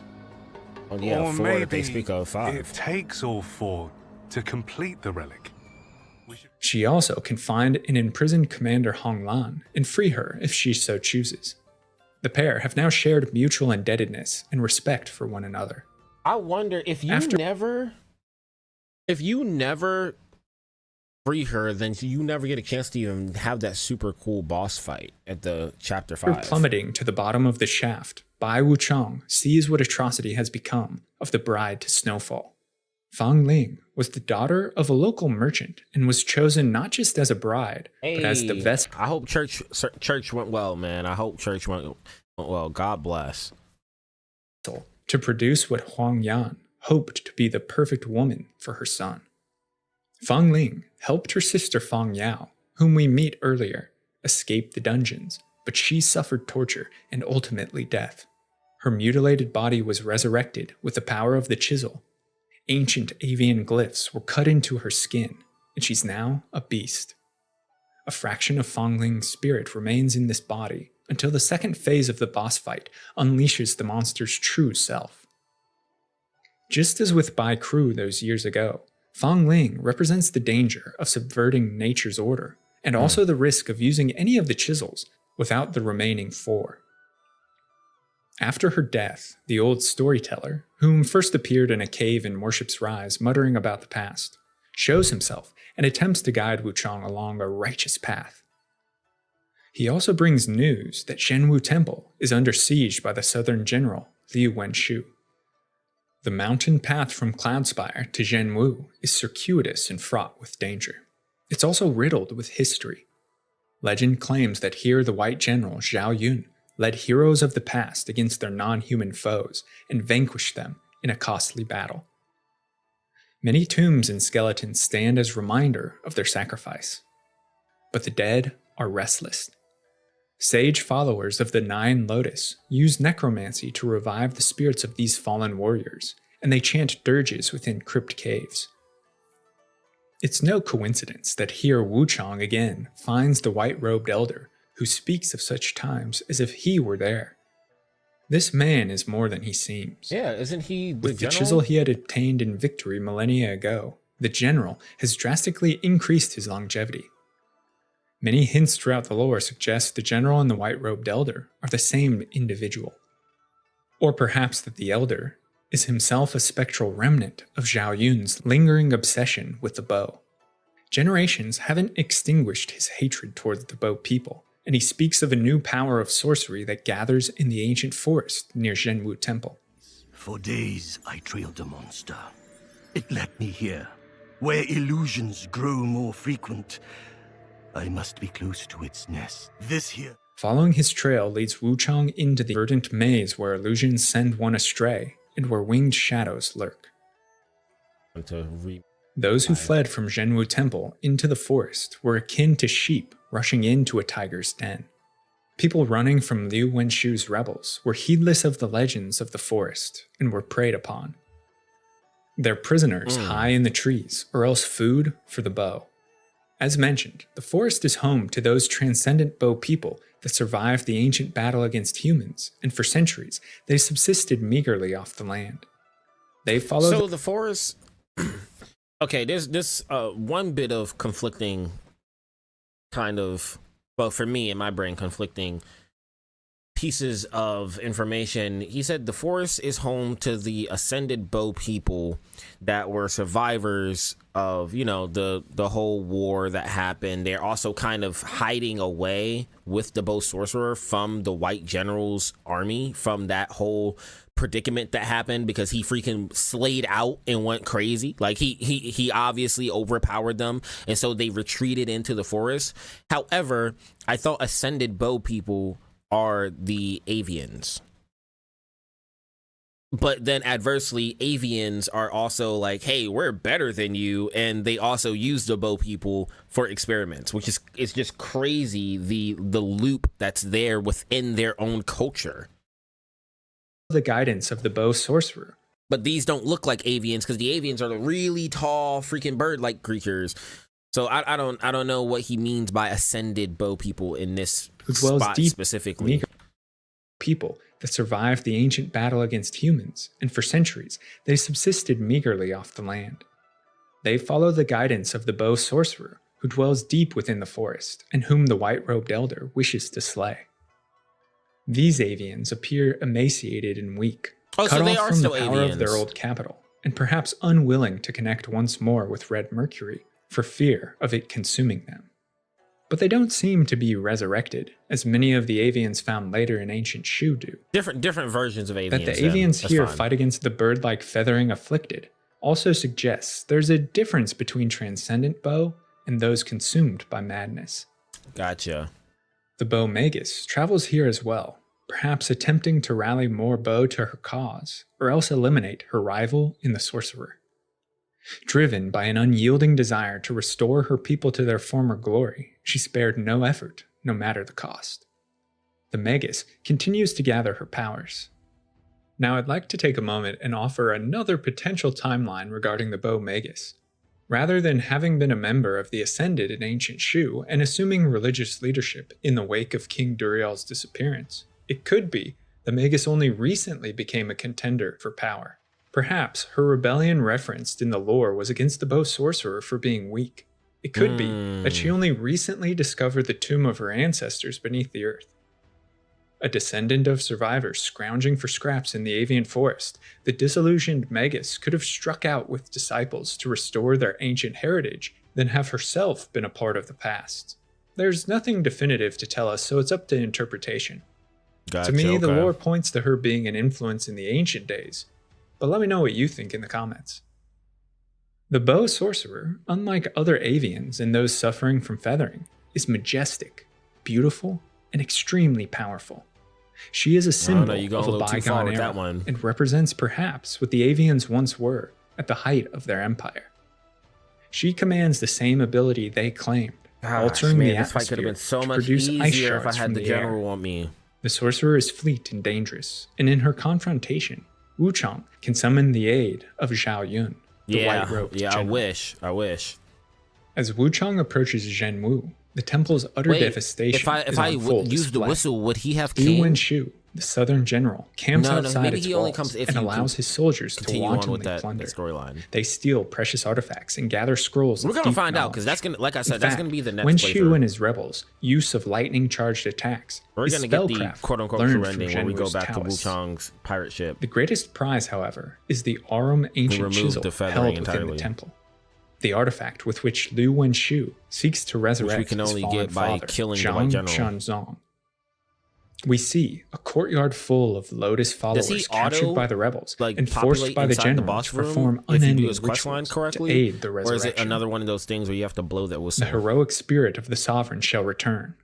The Southern general commands, bearers of the Lotus lamps, pray ceaselessly with him day and night without I was tired respite. After one of the streams, and I came back in the morning of, must kill one Liu stream, beat him in 20 before she can minutes. hope to stop Shanzong's resurrection. Again, upon entering the courtyard, so many of their bosses, this blood that seems to nourish a sea lily structure, we witness the tragedy that befalls those who unknowingly unleash a chisel's fractured might. The sovereign is resurrected, but not in the way any would imagine. A creature of anguish who suffers greatly, the sovereign's bloodlust in death is fivefold that he felt in life.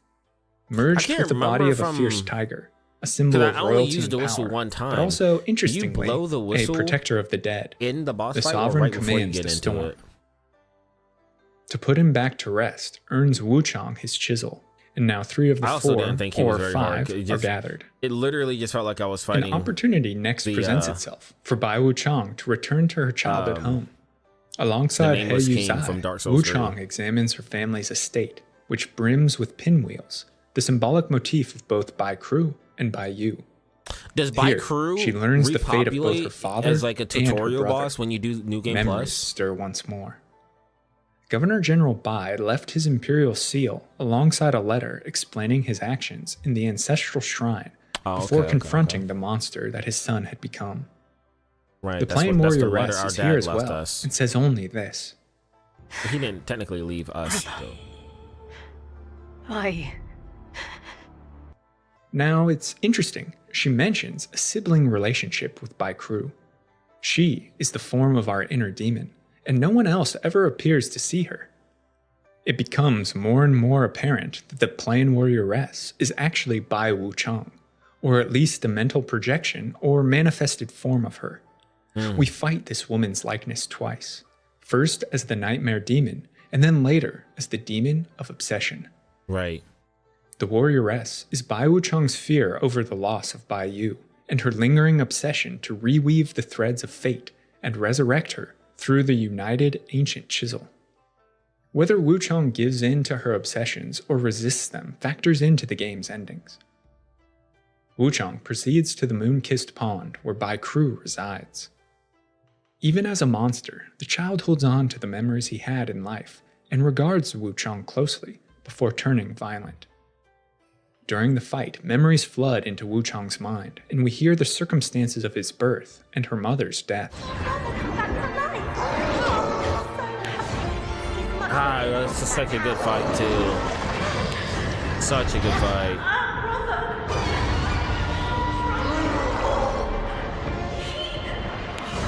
This fight also confirms that the monster Wuchang first battled in the dream world was her brother, either within her mind or apart from time.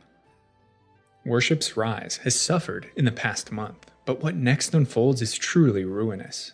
The old storyteller brings Wuchang to the outskirts at Anilum. The storm-drenched town erupts with sea lily growth. Myriad tendrils wrap around everything, crushing structures and consuming myriad bodies. Tendrils. I kept wondering after beating the game what the hell those were called. Myriad tendrils. Ought to only grow deep underground. Yet, the bow maker. For some reason, I kept getting that confused with the blossomings. She's hiding in the underground palace beneath the Shu Sanctum. Confront her for me, and should she still cling to her misguided path, kill her. If Wuchang agrees to his wishes, the storyteller gifts her with a polygonal container as a means to counteract the Megas. Bestowed by the god of Shu to his most faithful, though it appears to be a weapon, its true purpose is to protect, to guard against the allure of the Bow Magus influence and thus be led astray. This description highlights the Magus' insidious aura. but also the hidden power because if you don't have of the that old in your inventory, then it doesn't Again, whether she agrees or denies his request has profound implications for the end of the game. As Wuchang progresses, an alien tribe of bizarre creatures hunt the humans of Worship's Rise and bow in reverence near monoliths that glow with the magic of ritual. I think the main importance is just having it in your inventory. They are the avians of ancient Shu, and they've returned at the Bo Magus' bidding to reclaim their divine authority. Those are probably the hardest avians and dexterous avian hunters unleash Bo might across the town. And we hear in the Sun Pendant, a tribe isolated from the outside world for eons appeared out of nowhere, and the ensuing flames of war left most of Worship's Rise in ruin. The Magus conducts a sacred ritual in the old Shu temple beneath the sanctum. Avians and feathered alike sit in rapture and face the glowing roots of a large lily tree. The exact nature of this ritual isn't certain, but the Bo Magus believes herself chosen by the primordial deity to enact his will and cleanse the world. Oh, and then she's summoning Wuchang has an opportunity to either stop the Magus or supplant her. If she aids the storyteller, Bai Wuchang fights the Magus, who demonstrates mastery over magic and the power of Shu's ancient god. To defeat her ends the ritual and spares Worship's Rise, at least for the moment. While traversing ravaged Shu, Wuchang can find also, deep within Doomwillow, the fallen and mutated Commander Hong Lan. But do you only find her if you completed, if you freed her? Obviously, I fought her, and I thought she was probably, honestly, she was my favorite boss fight in the game. Both Hong Lan boss fights were my favorite boss fight in the game. An opportunity to either stop the Magus or supplant her. If she aids the storyteller, Bai Wuchang fights the Magus, who demonstrates mastery over magic and the power of Shu's ancient god. To defeat her ends the ritual and spares Worship's Rise, at least for the moment. While traversing ravaged Shu, Wuchang can find also, deep within Doomwillow, the fallen and mutated Commander Hong Lan. Gosh, she's such a cool design. Has been single-minded in her quest to restore the Ming dynasty with the resurrection of her husband, and Hong Lan has remained unquestioning in her loyalty to the queen consort. Boss. We hear in the echo of Hong Lan, to honor that woman's long-held wish and say goodbye to the smiling face in her memories, Hong Lan braved danger, risked her own life to gather relics and red mercury. Yet deep down, she knew those feelings would never be returned. Why Hong Lan suffers so much for Yu Xia goes beyond duty. She's infatuated with the consort. A slowly burning but unrequited love blinds her. The two fall victim to the Taoist Zhuanyangzi's manipulations. His secret alchemical pursuits with red mercury draw him nearer to his ascension, but the puzzle's final key are the bow chisels, and the Taoist learns Yu Xia possesses one. Zhuanyangzi claims that by using the vermilion chisel on the Chongzhen Emperor's body, he can be brought back. It would seem Hong Lan was suspicious of the ritual and wished to test it first on herself, a plan Yu Xia knew nothing about. Right. Later, in the fight against a transcendent Zhuanyangzi, he mentions using the commander as a pawn. But you can have Duriel fight with you? You can have the ancient king fight with you? What? This is why her boss title is Vermilion Feathers, as she used the vermilion chisel. The ritual failed, and she was transformed, though Hong Lan retains most of her true self. Finally, Wuchang returns to the reverent temple, and behind, in the cave she first awoke, the ritual to restore Zhu Yujian of the Ming nears its completion. The emperor has been brought back as the returned, a draconic beast filled with fury. It's only in the second phase of the fight that the spiritual essence of the emperor manifests. Here we see his body in embryo within the creature's form.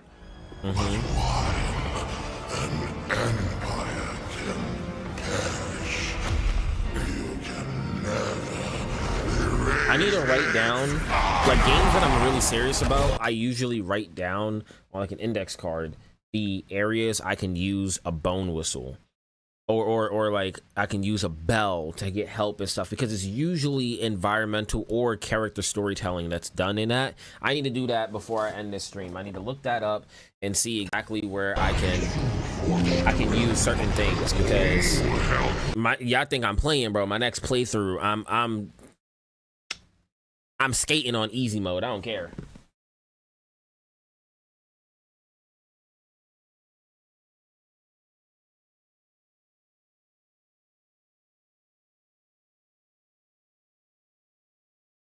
Matter of fact, I'm gonna get a text card right now. Same way that when I watch Game Awards live with y'all, write stuff down. Look of game song wasn't.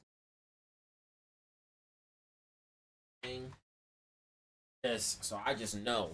I used to do this when playing Call of Duty, like zombies and the stuff would be really convoluted and.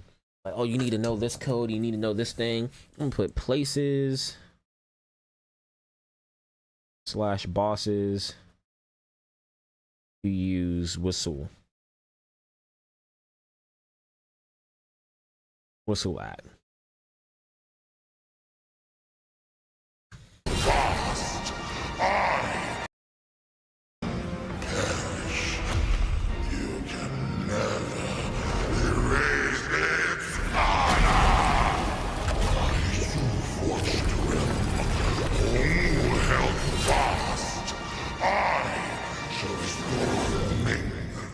Such words suggest the Chongzhen Emperor's failure weighs heavy on him. He represents the Ming's fall and desires nothing more than to rectify it. I never noticed his name changed too to Dragon Emperor. When defeated, his body's consumed in a magical explosion, just as Yu Xia. This I know that you could have help with if you gave him the chisel, but then you would end up getting the bad comes ending. To her husband alongside the Taoist. All present with the Taoist.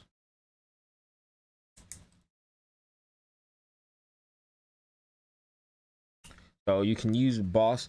You can use the whistle in the one fight in the Reverend Temple. I know that. That's still chapter 1. I just can't remember his name. It's one of the 2 twin brothers. I remember that. It's one of the twin brothers, and he's the reason. He's the one that summoned the bow sorcerer to begin with.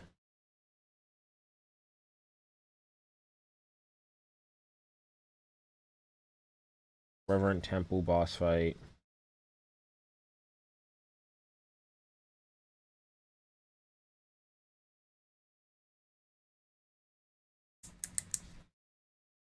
Yeah.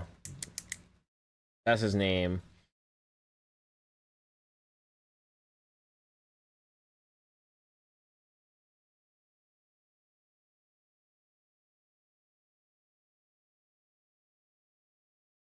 And his is connected to story implications too, right?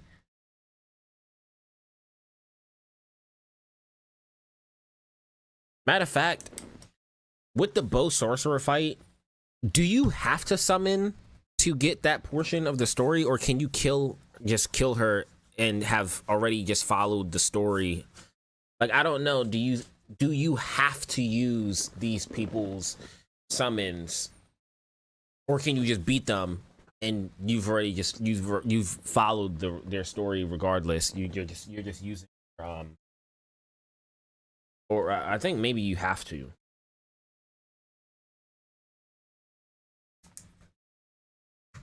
Would have died if not for the intervention of the storyteller, who appears at the edge of this. It seems like maybe there's a total of 4 locations, right? You got Liu Bingjiang. I think that's how you pronounce his name, the Reverend Temple boss fight. You got the bow sorcerer with the white general. And then you have the final boss of the game. 3. And then 4, if you don't have to blow the whistle, I don't think. But maybe if you gave the Taoist whistle.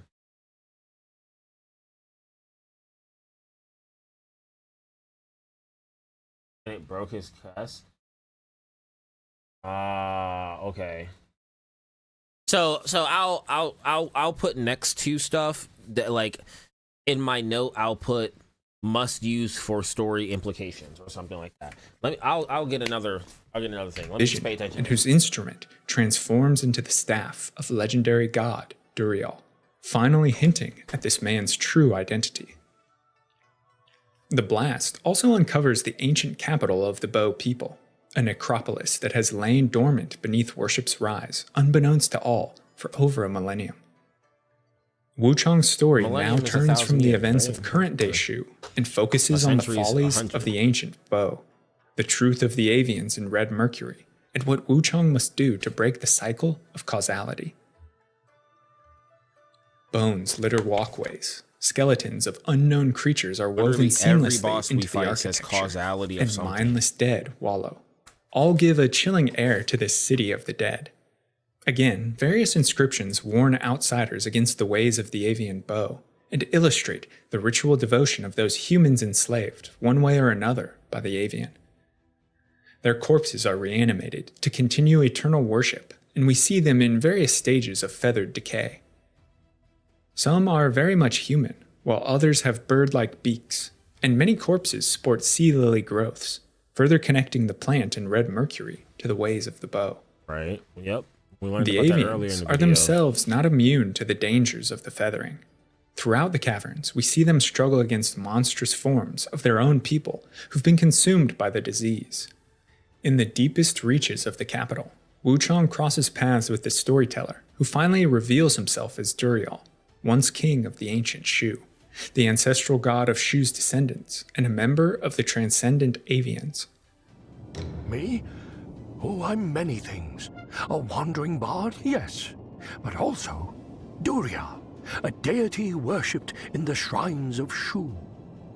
I take on the forms and he is the statue inside Though he's of a shapeshifter, plumes of feathers on his arms and his head are hallmark of his lineage. Duriel represents a noble character who either through negligence or indifference allowed woe to consume the land. The lore description of the spells surrounding him suggests that Duriel truly was the primordial deity's chosen. He reigned before Red Mercury and the whispers of the Bow Magus corrupted his people. Duriel is symbolic of an idealized avian, and perhaps by claiming his birthright, he might restore them, or at the very least, free them from the prison of Red Mercury. And though Duriel abandoned his throne, he never completely abandoned his people. The Watcher's Gaze sword tells us it's said to have once belonged to the avians of Duriel's bloodline, with a faint trace of the primordial deity's essence still clinging to its form. Its watchful eye bridges the known and unknown, and suggests Duriel kept vigil over the happenings of Shu. The Forbidden Land, the location of the avians' altar, where they received the chisel and forged Red Mercury, lies sealed beyond space and time, but it's the nexus of cause and effect, of gods and mortals, of swirling energies that Wuchang must reach.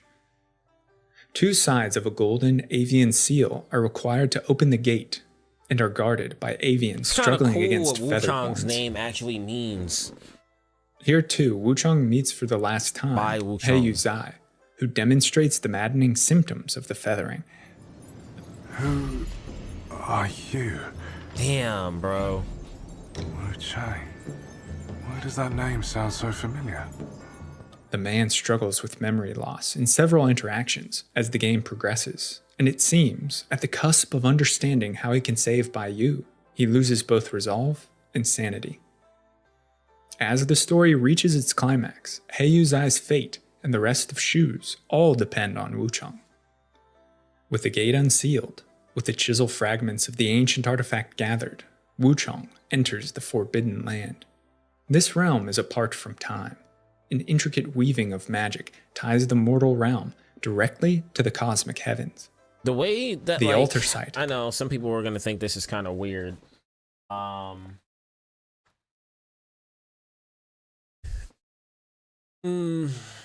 feel like this depiction is so fitting for a place removed from time because it just reminds me of storyteller Loki, like being in amidst a bunch of strands of timelines, and it almost feels like all of those woven things that you're seeing are all the different portions of loops and stuff and just different timelines intertwined. Where ascendant bow first communed with which is fair in itself. And several large eyes, symbol of the bow people, much like a ring, stand above the waves. Many avians are bowed in reverence and adorned with glistening wings, perhaps a small demonstration of the power this tribe once wielded in their golden age. All that's left for Wuchang is step across the threshold and behold the universal power of the mighty. There are 4 different endings to Wuchang's story, each influenced by myriad decisions made across the lands of Shu. I plan on releasing a separate video explaining all 4 endings in depth, so what follows will be a brief summary of resolution, in no particular order. In 3 of the 4 endings, the Taoist Xuanyangzi stands before the gate of truth that connects the mortal world to celestial knowledge. Through the feathering and by imbibing alchemical elixirs, he has ascended. What stands before Wuchang is no longer a man, but a feathered monstrosity that's used its maddening influence to fuel his own divinity. He wields a forbidden blade, a tool of the Bieling that has been guarded in the Forbidden Lands for centuries. If Wuchang had agreed to Duriel's request, the god of Shu can be summoned to redeem himself and also to end Red Mercury's influence on the world. So cool. Xuanyangzi's wrath is significant, but Bai Wuchang embodies her namesake and ultimately destroys him. I was locked in first try to him. Results if we had believed the Taoist's lies, if we supported his research with scrolls or information, and most significantly, if we gave him one of the ancient chisels. After his death, Xuanyangzi is reborn from the chisel's power, a form of immortality, you might argue, and he plunges his blade into Wuchang before she unites with the primordial deity.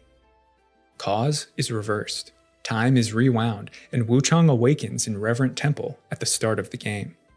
The past Wuchang comes down the stairs just as Xuanyangzi covers up this future Wuchang and prepares her distillation into one of his elixirs. Thus, the cycle continues. Say that again? Hold on. I need to truly understand. So, do you get the bad ending if you give him any extra piece of evidence, including the chisel as well, or even if you just don't give him the chisel and you gave him information? Because he made it seem like if you gave him any information to help support his research, you get the bad ending. Embodies her namesake and ultimately destroys him. The first ending results if we had believed the Taoist's lies, if we supported his research with scrolls or information, and most significantly, if we gave him one of the ancient chisels. After his death, Xuanyangzi is reborn from the chisel's power, a form of immortality, you might argue, and he plunges his blade into Wuchang before she unites with the primordial deity. Cause is reversed, time is rewound, and Wuchang awakens in reverent temple at the start of the game. If time is rewound,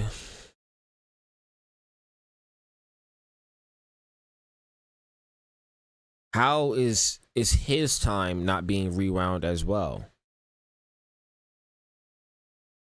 So time is rewound for everything else. You have to fight all those bosses, do all these things again. It's a loop.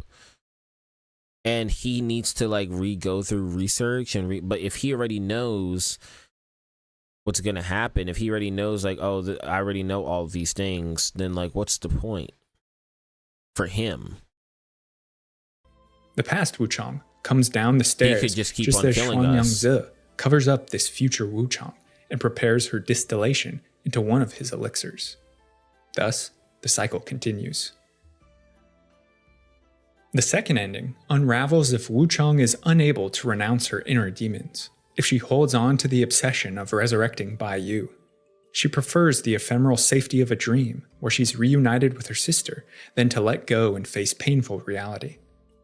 In Dream's sweet deceit, Wuchang enters the world of the dream through the gate of truth. In here, she awakens on a boat alongside He Yu Zai and her sister Bai Yu. Feathering still appears on her arm, suggesting that this is merely illusion, but one in which Wuchang finds happiness. In the third ending, Wuchang again approaches the gate of the primordial, but rather than entering the dream, she unites with the realm of truth. She's relinquished her obsessions, given up on the dream of the chisels and the corrupting promise of red mercury. Again, Wuchang awakens on a boat, but this time alongside He Yuzai and Fang Yao, a new family forged by the trials faced in Shu. I feel like the final ending being the one where you become the sorceress of like the Bomegas is the most disturbing ending. Just Wuchang in is the way it of the looks feather. and all the fingers Madness and everything retreats from coming the out land, too. and the woman leaves her past behind. Shit, even because it's different iterations of the Bomegas that's coming out in you. And those are the hands that you're seeing. It also reminds me of a Magic the Gathering card called Smothering Tides. Or yeah, like oh man. To forge a future. The fourth ending transpires deep beneath the Shu Sanctum in the ritual site of the bow. After having dispatched the Bomegas, but without the protective spell given by Duriel, Wuchang succumbs to the allure of power. She falls for the whispers of the Megas. As she grasps the bow's staff, Wuchang becomes both a vessel for the woman's reincarnation and also the inheritor of the bow people. She transcends mortality and prepares a new golden age for the once fallen avian, a future stained red with blood and mercury. Thanks so much for watching and listening to this video on the complete story of Wuchang Fallen Feathers Explained. We understand. Let me know your thoughts on the bow people, the feathering, and ancient Shu, as well as characters or stories you'd like to learn more about in the comments. It's just, wow, bro. It's just so interesting to know all of this history inside of the game. Once again, I personally feel like China, you guys need to stop being absolute cucks for your games and your history and shit and let people just thrive. You guys are doing an amazing job at thrusting everything that we care about when it comes to, I guess you could say, when it comes to the inside of Western media. Because like Western media, you guys are just doing great. You're doing great if and only if you keep it up through games. Again, Japanese people have been doing an amazing job with anime and getting people over here interested in their culture and their history and stuff. You guys seem to be knocking it out the park with these video games. You got Black Myth Wukong, you got Wuchang. So in update 1.5, why are you guys changing stuff? Making the bosses, like, instead of dying, you're making, you know, it's just weird. It's weird. You guys have such interesting stories to tell. Let somebody's fiction be fiction, bro. It's an altered history. It's fine. I love this story. It's so intricate. It's so interwoven. It warrants replayability. And the more you know of the history, it warrants even more replayability. I love that. And if you talk to the boatman in the beginning of the game before you go into the tutorial boss, you see your head in the jars beside him. Bro, that's nah, bro. Okay, we gotta start another game. Like right now, bro. Even if we're not doing like a whole stream based on it, we gotta, because there's like details that I just want to see if changed and stuff. It's just interesting. Is it not? It's just interesting. Oh my gosh, man. Gosh. They did such a good job. They have my support. Call it bias if you want. Oh my gosh, bro. God, with this.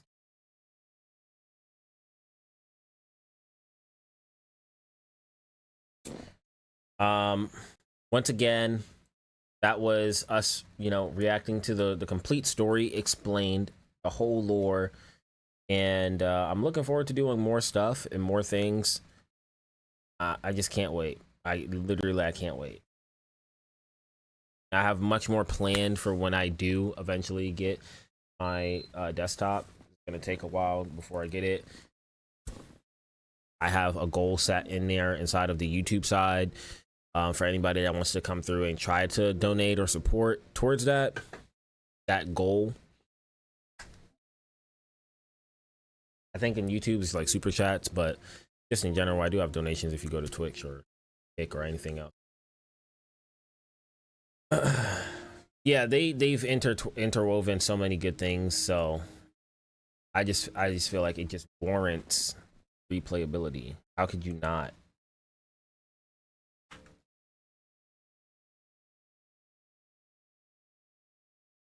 go.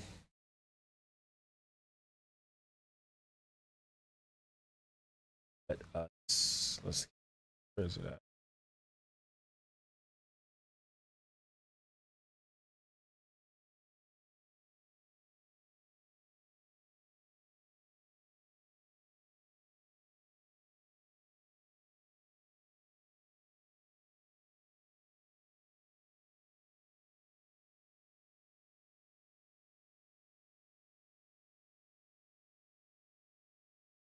Here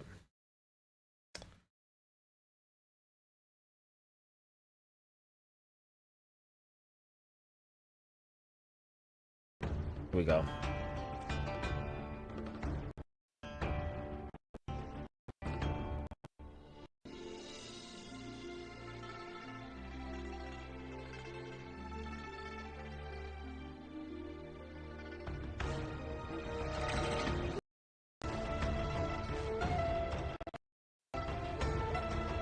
Let's see if you guys can see. Okay, here. I look around everything and thank you. I appreciate it. I really do. Can y'all hear audio good? Because I was just like doing all of this real time.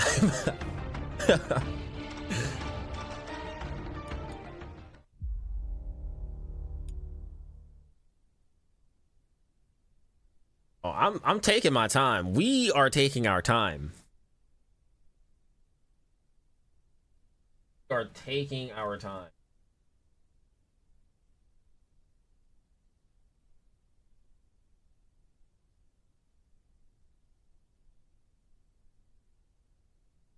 God, I'm so excited, bro.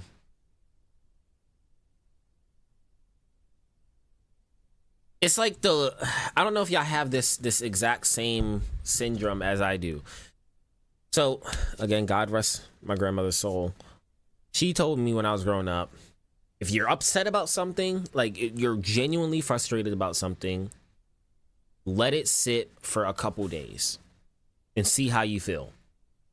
Same thing, apply the same thing if you're super excited and you really want to do something.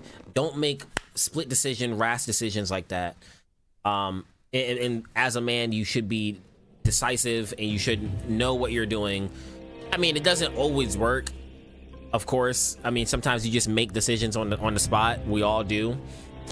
But I say that to say, as I have sat with the game over the last couple days, it's creeping up there even more and more in my list of like really, really good games. I like the combat. I mean, I'm already biased because it's more action oriented. I've already said that, but I'm really vibing with it.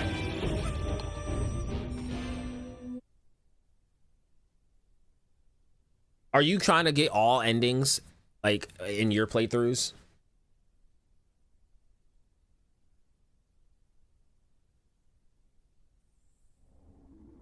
Oh, before we start, let me pay attention.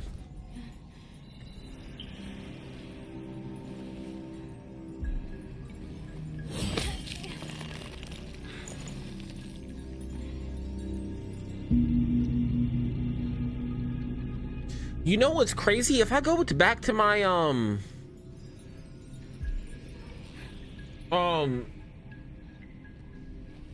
if I go back to my part 1 of this game, I'm like 90 on God, I'm like 90% sure that I mentioned something about the heads in the jar and was like, dang, I don't know if we should trust this guy. We see he got heads in the jar and shit. I just didn't know it was me, which is crazy.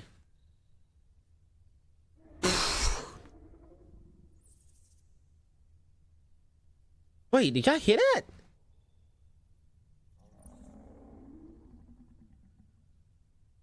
What the hell is that?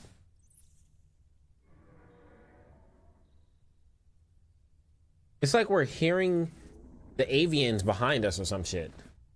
All right, hold on. I'm gonna look up where to use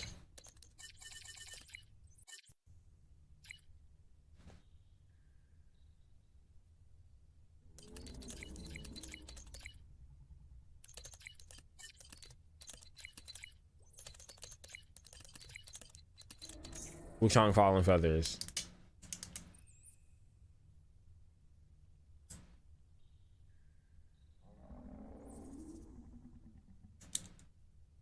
All right, I'm looking this up right now so that way we all know.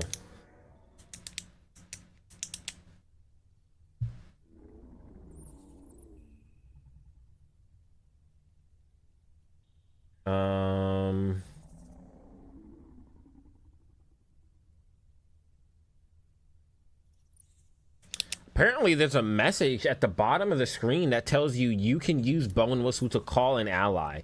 I've never seen that message, I swear. All right, this website does not give me a list.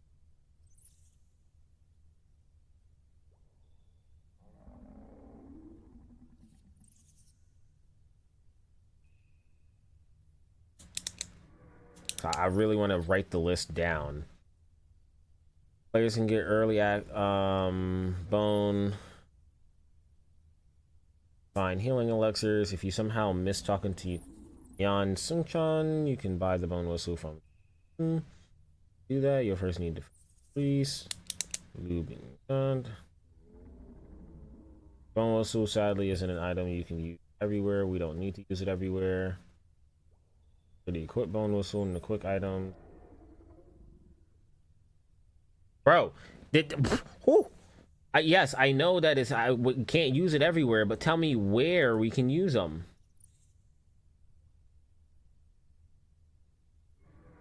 Okay, so we can summon he Yuzai in the buy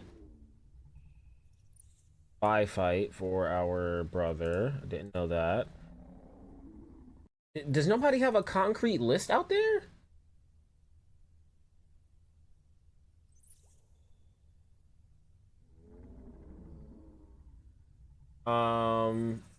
It's early rising general of the north. But I need to also know whose storylines to go to be able to do that.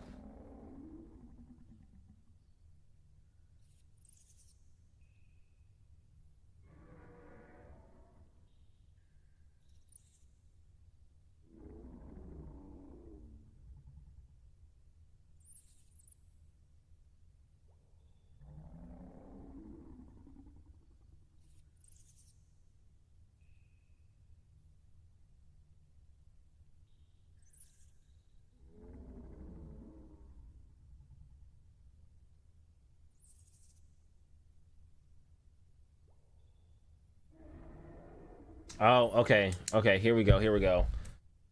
All right, we can summon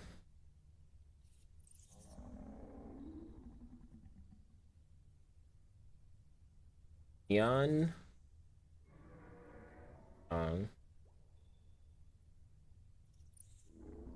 in the Feathered Priest fight.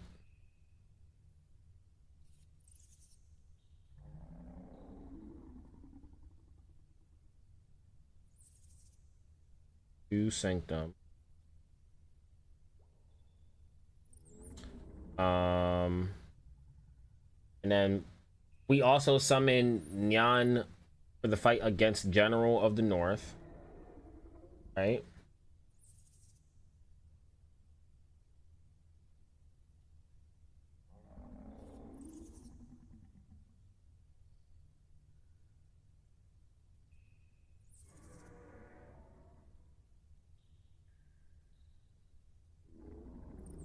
Who's General of the North again?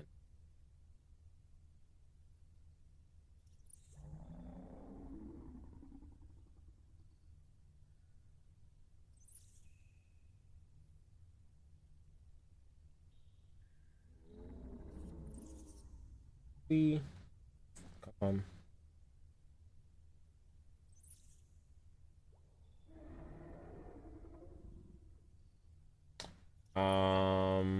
That's questline specific. Make sure to put that in. Questline specific.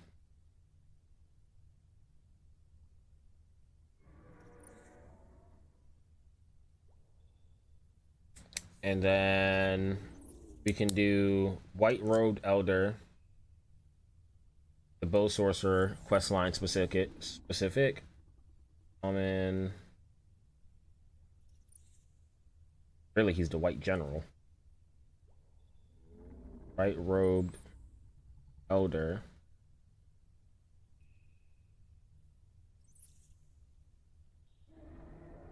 Bow sorcerer. I think he's the only has one fight.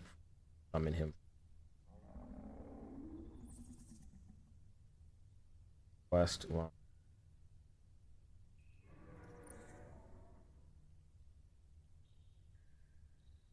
All right, quest line specific for white robed elder.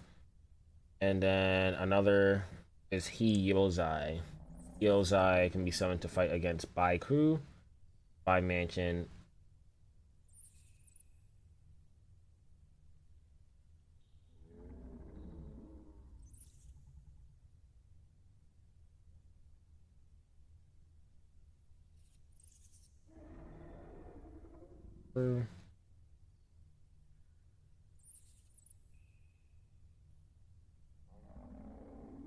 By mansion.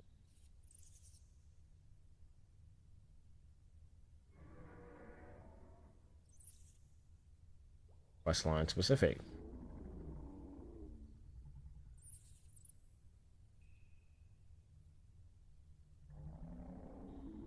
I originally forgot about the Bai crew. Oh, yeah, you're good, you're good. So what I have is we can summon Yan Sungchan on the Feathered Priest in the Shu Sanctum, General of the North. We can summon White Robed Elder in the Bow Sorcerer, and he Yozai helps us with Bai Crew in the Bai Mansion. And then I can't remember who is the person that helps us with the Reverend Temple boss fight. I can't. What's his name again? I know who we fight. One of the twin brothers.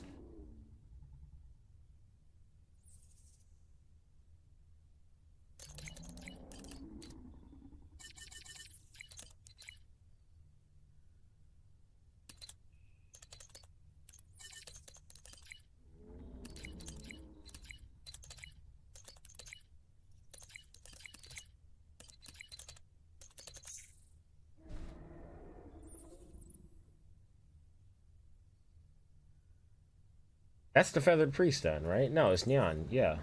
No?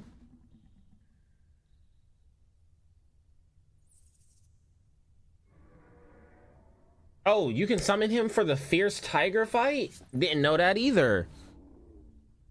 Dang in the Zenwu Temple.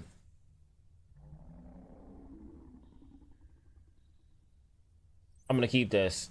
I'm gonna show you guys this. Tell me if this is accurate or not.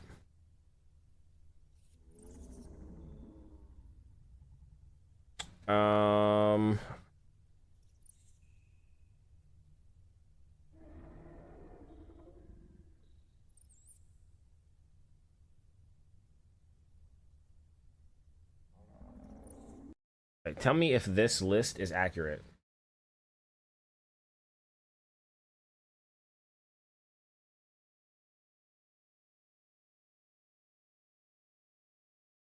I swear that noise, bro. That has to be the... It's coming behind. That has to be the freaking... Just the stuff back there.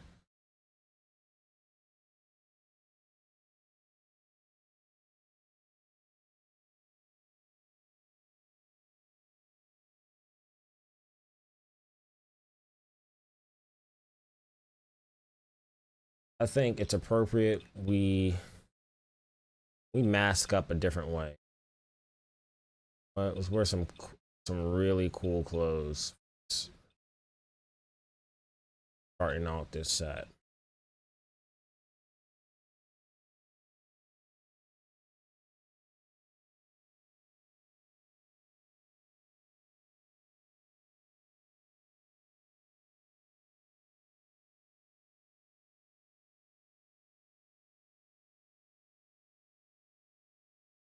Stereo for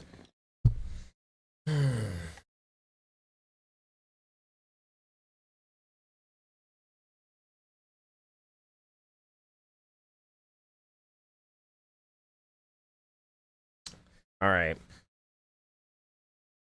If that's the only one, I can refer back to this as like, hey, they missed that.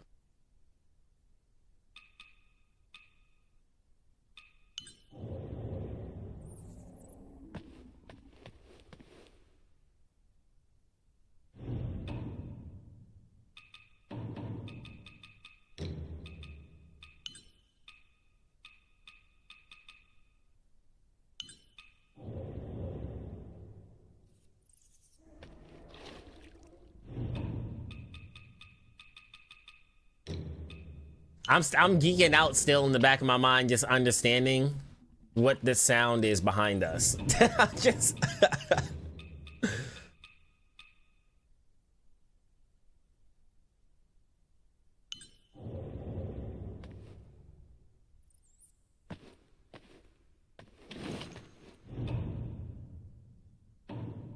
now to start it off, I still want to play with my longsword. But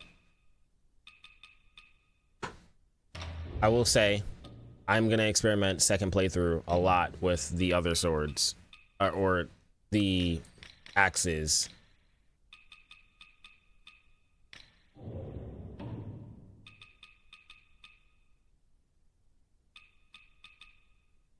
And I want to experiment with a lot of the feathered stuff too, feathered spells.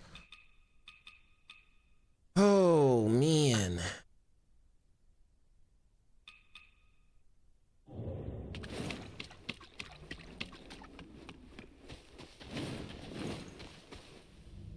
Damn.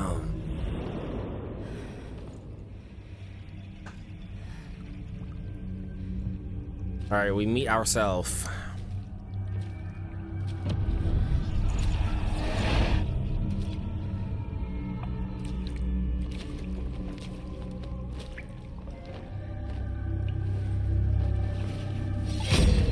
Our obsession.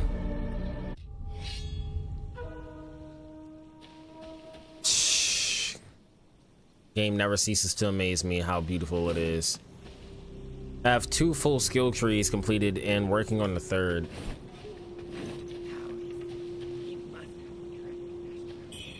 The old Taoist must have treasure stashed around here. Why else would he come up here? Why else would he come up here so often? Y'all don't even know.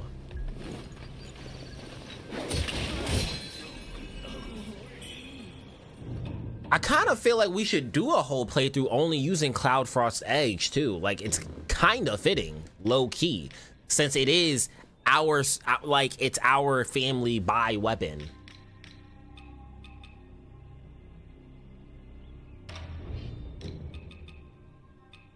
It's not even that crazy difference in damage, to be fair.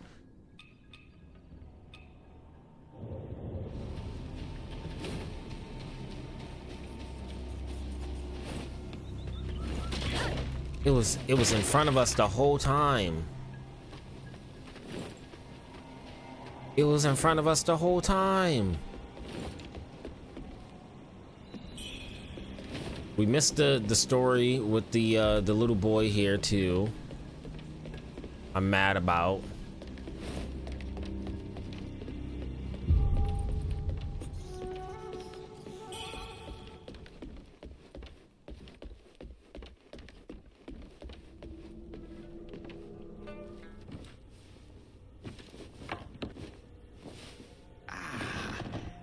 You're awake at last. You know me.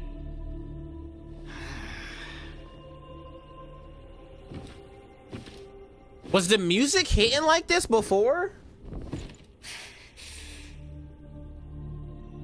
Why am I here? I upon you in a brooklet some days past. You lay past due to the feathering. I moved you to the cave to recuperate. The feathering? See, know you not. An eating fiend attacked worship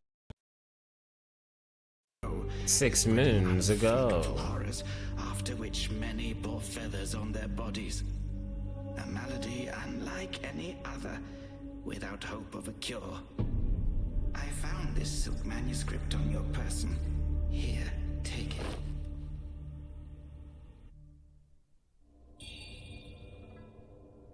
Ah, bro.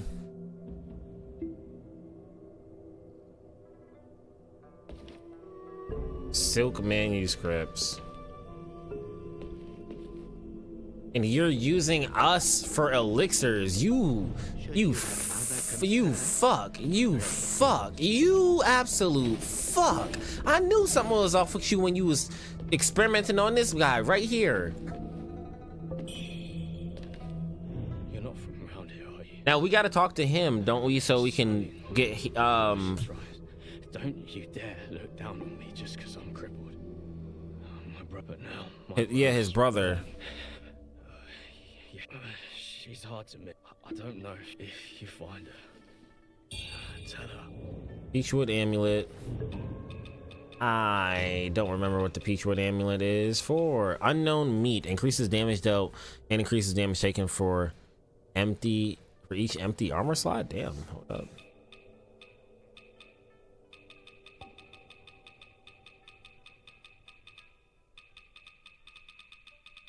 It don't even matter. What am I doing? We got our whole thing set right here.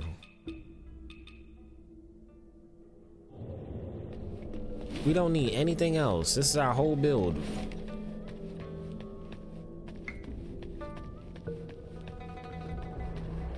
I don't remember even talking to you in here. Have to be carried out of the reverend temple. You, though, you get to walk out on your own.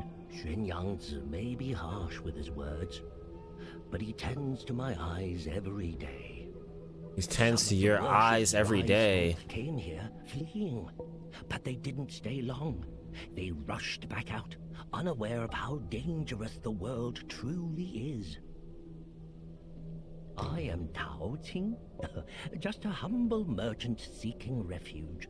I run a small trading business to make ends meet. Do you happen to have any rare goods for me to take a look at?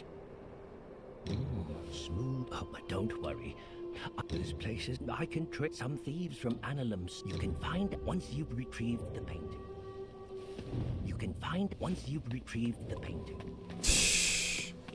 Do they have more?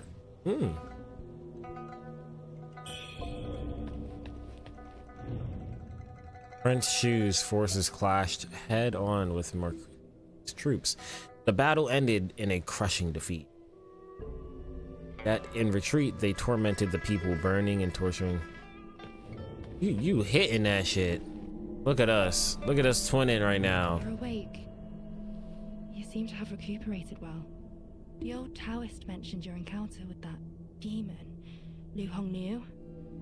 Wuchang Liu. See you on your feet again. Oh, this motherfucker, bro. The feathers are still there.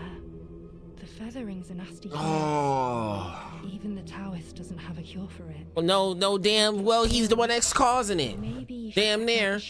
With the red mercury and shit and all his experiments. Maybe he's not directly causing it, but he's definitely no stranger to it.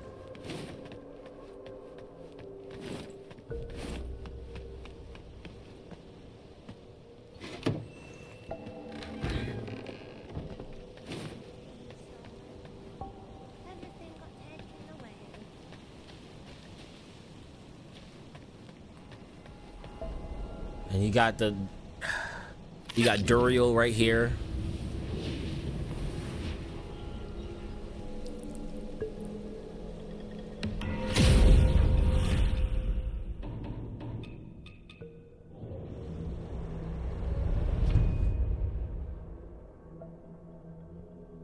Yo, something just tells me I'm not gonna be able to let this game like just live down.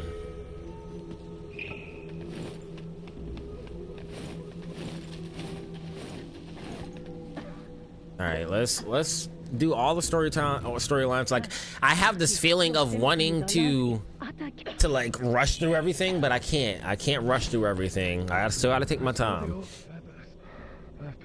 The priests, you're still kicking.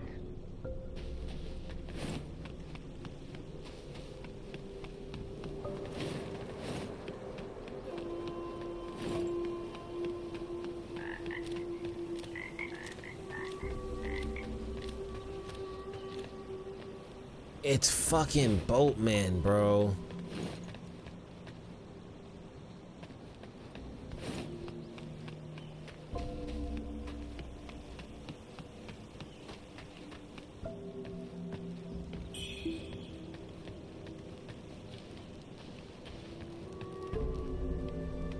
Bruh.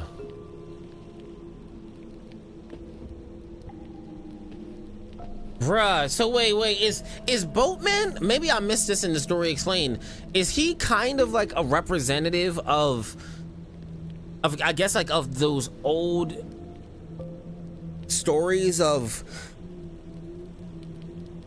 like mythos of like I guess like the guide into the underworld, low key.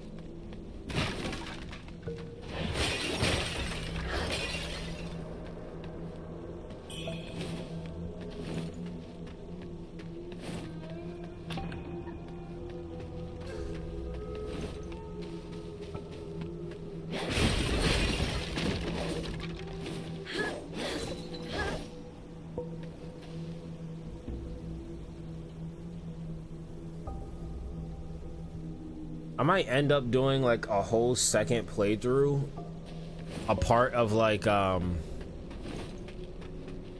maybe like my YouTube memberships or something. This is insane. All right, let's get into our bag. Well, well. Look who's back. Right, look who's back. We are both wanderers of And you remember my cycles. Now, about the power in your left arm. If you master it, you'll be unstoppable. You might even rewrite destiny. As we know it. Don't believe me, eh? How about I introduce you to someone worthy? Don't call me cruel. You know how it goes. No sweet dreams without crushing a few nightmares first. And it's a nightmare for us to try to face our brother.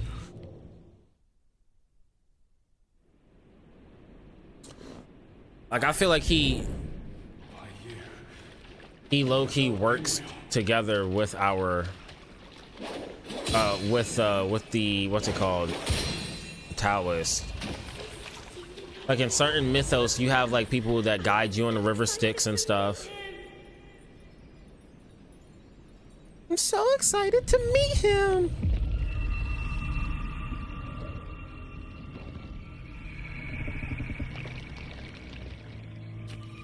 Aw, man. That's so sad. This version actually has clothes and stuff on. The other version didn't.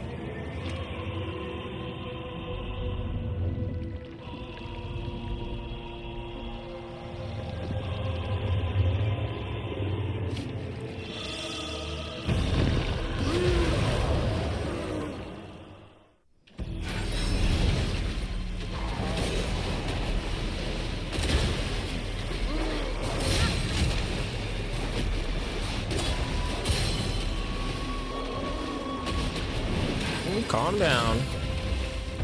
Calm down, little bro.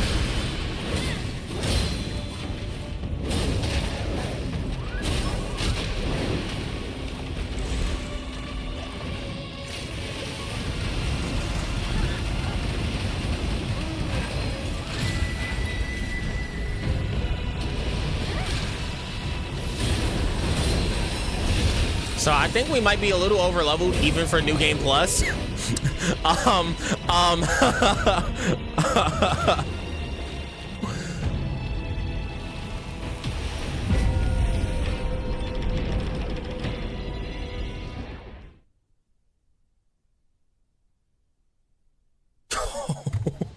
Holy shit.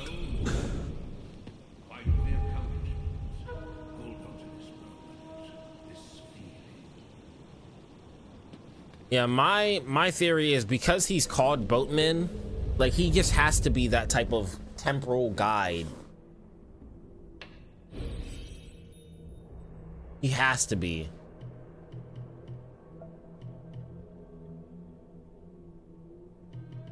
I kind of want to max out an entire tree though before I start like refocusing on that. I guess I could experiment with the other abilities.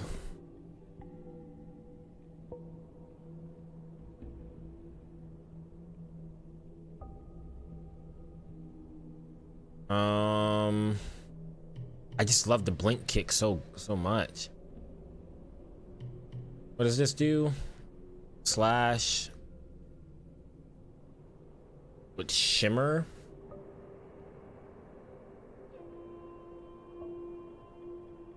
I don't know if I'm gonna really use that.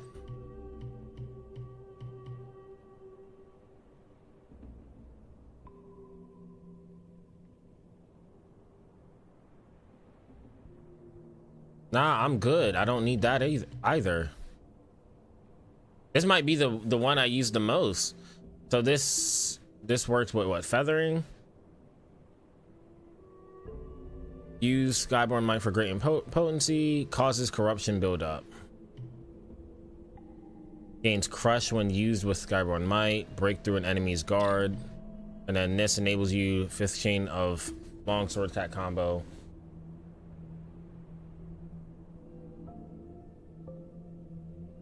Oh, okay, nice. Yeah, I'm assuming that literally just gives is as a feathered move.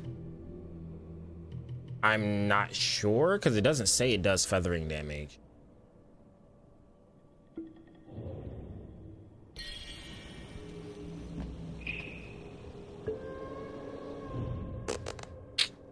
Skill. Oh, we got to change it here.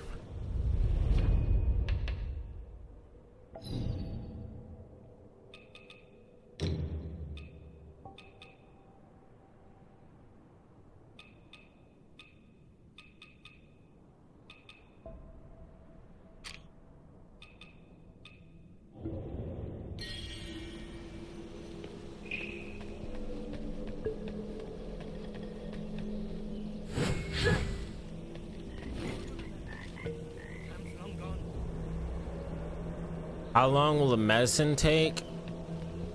Are they talking about the Taoists? You know, it does also make sense that over here they're like slightly injured because they talk about being injured, like coming to this temple. Said they don't scale the difficulty much at all for any new game plus. It's interesting. I would think that they would by a lot, actually.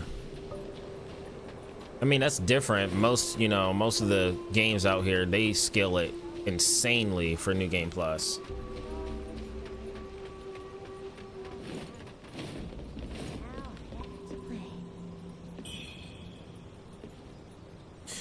I mean, I kind of like it though, story-wise. It's saying, hey, this story isn't like the other Souls games you've played. We're not increasing the difficulty per se. You're in another loop, and you're stronger now. You remember things now. Hello, lady. Are you the warrior that the old Taoists rescued and hid in the cave? Did you come to the Reverend Temple for healing too? He's so kind. He makes all sorts of medicines and has saved so many sick people. Don't worry. You'll be feeling better in no time. That's ominous. Don't worry. It makes me feel like the Taoist, since everybody looks at him in a certain light, that he experimented and worked on them to just convince us. It almost feels like the Matrix effect, right? Everybody's in the Matrix and you're the one that has to break through. And they're letting you know, hey, he's such a great guy. What's happened to him? It's me, Hao Yuzai. You wrote to me about searching Worship's Rise for clues about Bar Yu. Bar Yu? Have you forgotten? Bar Yu, your sister. We came here to find clues. But you're on. The old boatman spoke true. Old boatman. He warned of feathers growing on the arm. A mark of feathering. They say it leads to memory loss. And worse, that it ultimately turns one into a man-eating monster. I scouted the Shoe Sanctum a few days past. Aside from a deranged towers to the entrance, it seemed safe.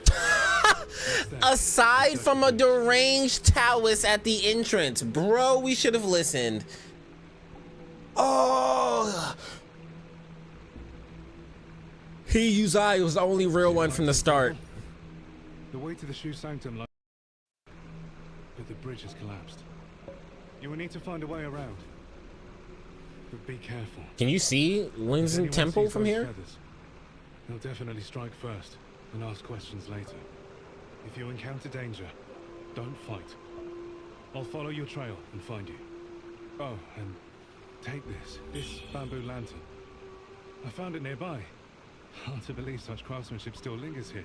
The fireflies inside. They seem to glow endlessly. A useful light for your path. I've tested it personally. Since we got set, the refugees say that I will track down the boatman. I'll leave marks, pinwheels. Pinwheels. Follow them, and you'll find me. And pinwheels are the Bai family freaking. Monster. Oh man.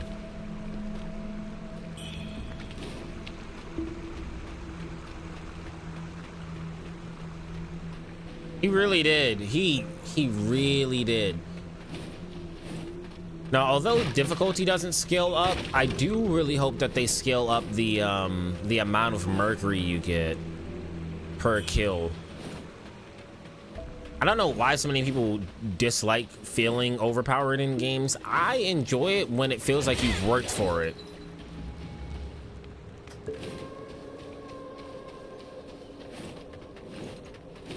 I'm kind of not the one that will just like put a cheat code in and just be like, hey, I'm overpowered. Unless you're talking like Grand Theft Auto, that's different.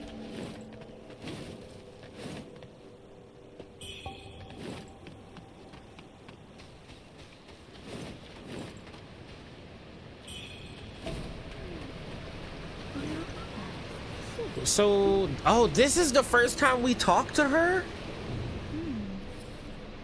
Right, because I always, yeah, she was the red clad lady, but she's really, okay.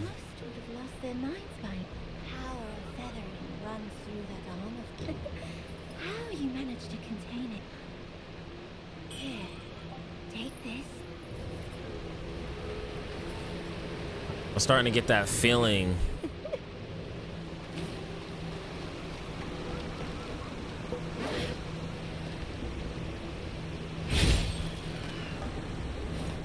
Even the birds have symbolism to them.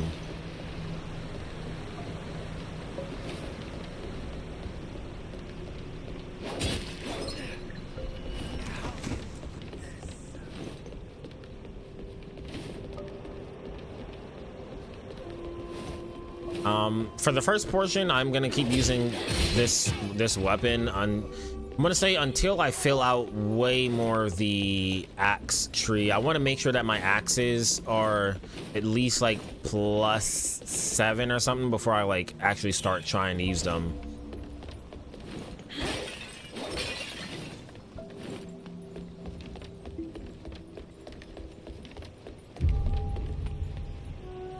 They don't scale it up much, but you get tons of blood, which are 10k red mercury. Per time you get a chest, spell, etc. that you already have, you get. Oh, okay. That's not a bad trade-off, I guess.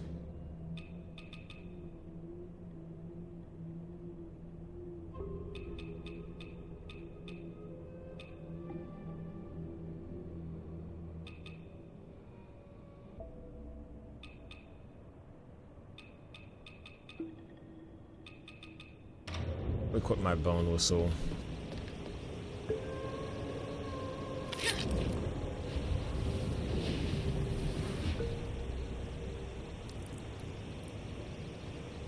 I remember the first time going through this, I thought this was a I thought this was just a shortcut, like of a ladder to go like circle back around. And I was like, well, how do I go and progress the story? And I went all the way back around just to run all the way back up here like 2-3 times. Brutal.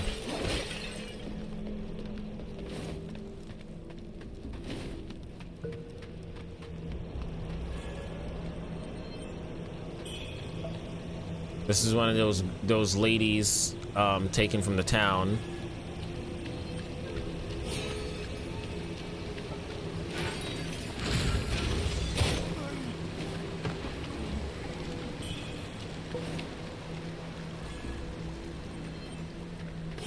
I honestly wouldn't expect, now that I'm thinking about it, the game to scale up too crazy, because it wasn't like the first couple chapters was that difficult to begin with. You know, when you think about it, I did totally forget that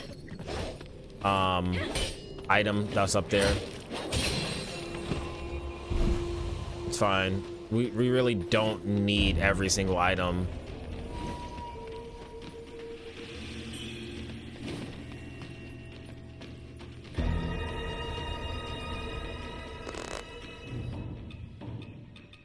Just cause.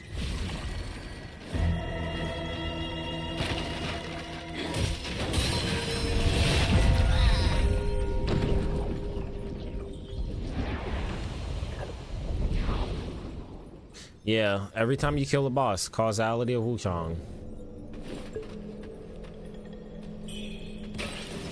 I'm so glad it wasn't just me, bro. I was so damn confused. I even went through like the first entire chapter before coming back over here and realizing that I could even get this chest.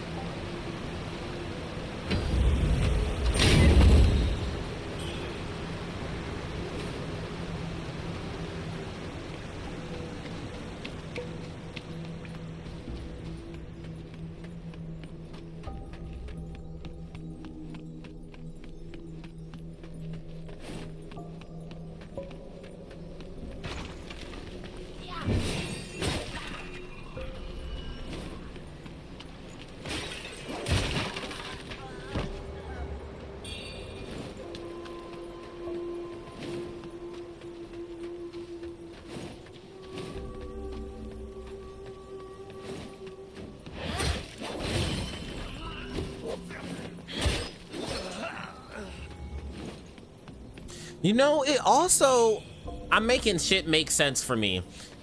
It makes sense that even if they have full health, that the people over here in chapter 1 are like far weaker in comparison to the exact same enemies that you run into later in the game.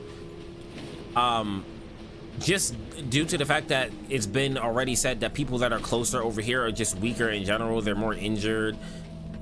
They have less things that are kind of like going on with them. You know, they've already been through it. They're tired, exhausted. They wanted to go to the Reverend Temple and seek, you know, refuge from the Taoists.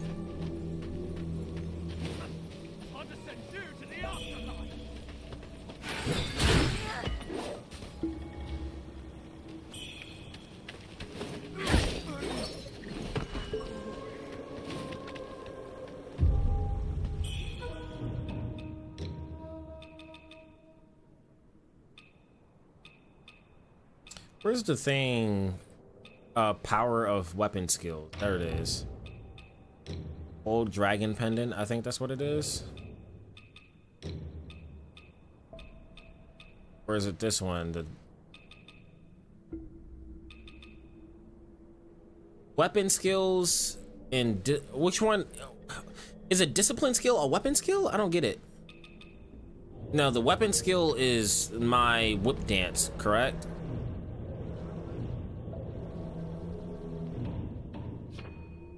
Yeah, weapon skill is the whip dance. I want my discipline skills increased. There it is.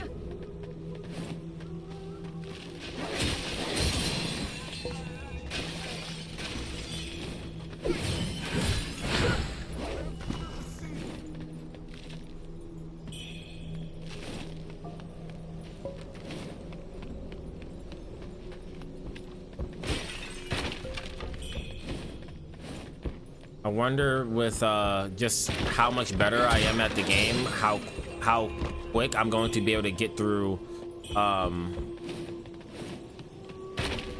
certain enemies now.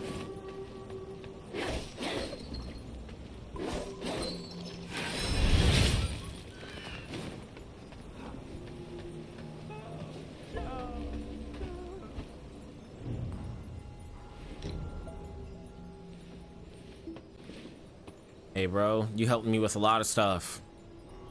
Cool gang. We got to get that gang storyline in Cloudspire too.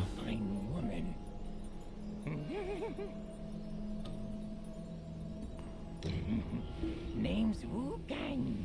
I'm Dutanga's right hand. I take care of the big jobs. Those temple fools keep sniffing around for my treasure. Soon as I send word to the boss, we're moving out.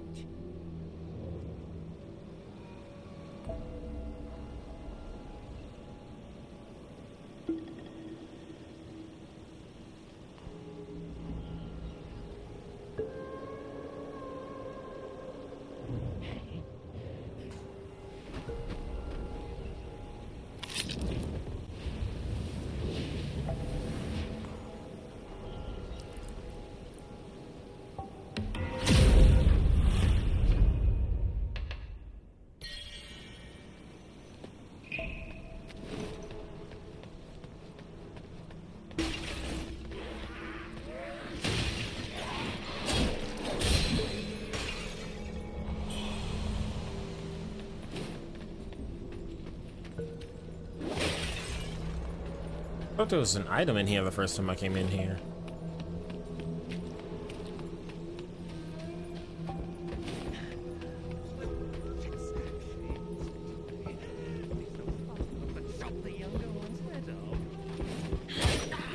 Chop the younger one's head off.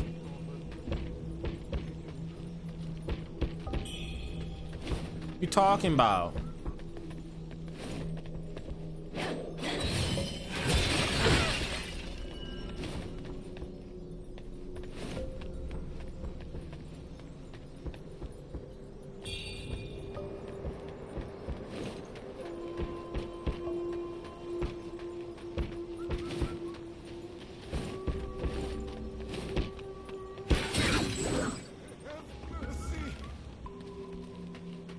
Oh yeah, I need the key for that.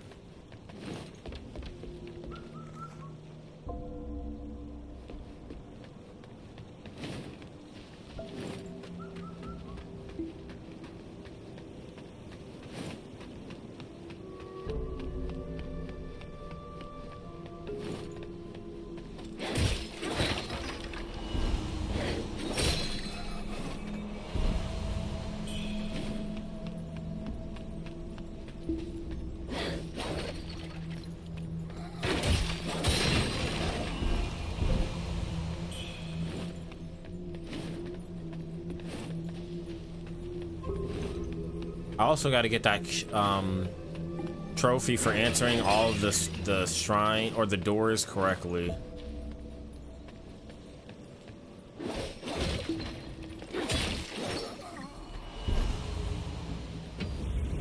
Because basically every single one I answered incorrectly.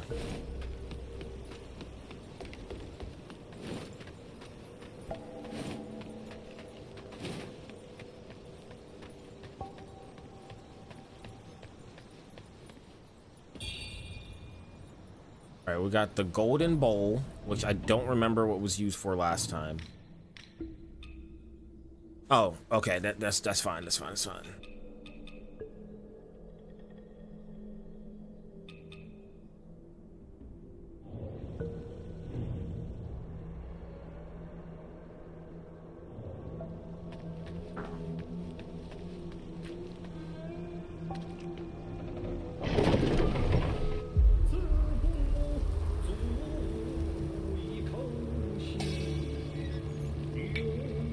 Blood gushes out to no end in sight.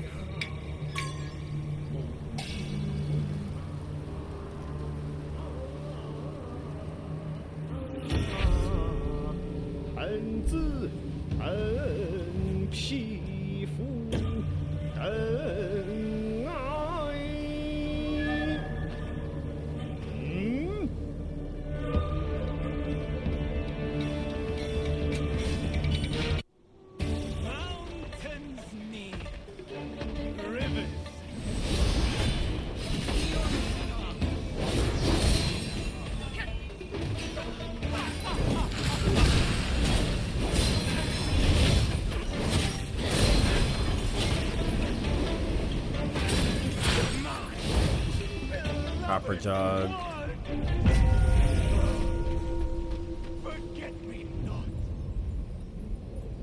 What was the copper jug used for as well?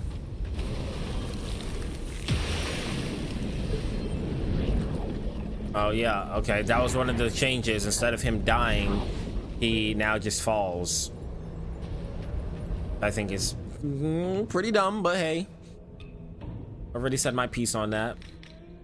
Oh, we keep all of our chisels, so I literally only need that one.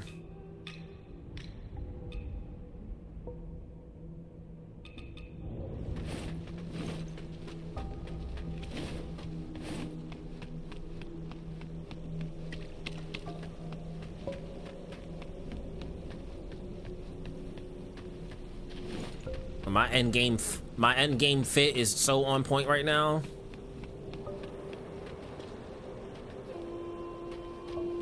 Well, sure. Guess his number. Mark my this town's gone. This town's gone. Oh, shoe sanctum. Got you. I'll meet you there.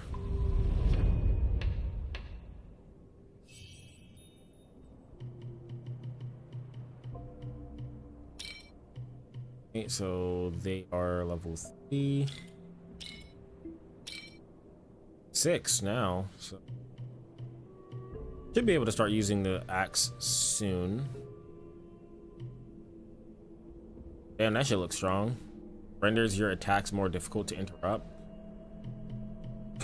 That shit don't mean anything. If I'm still getting hit, I'm still getting hit, bro. Need to give me defense buff.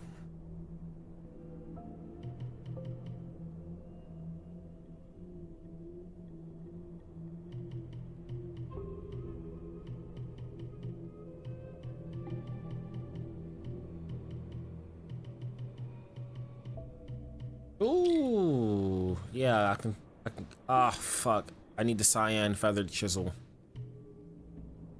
I will take this back.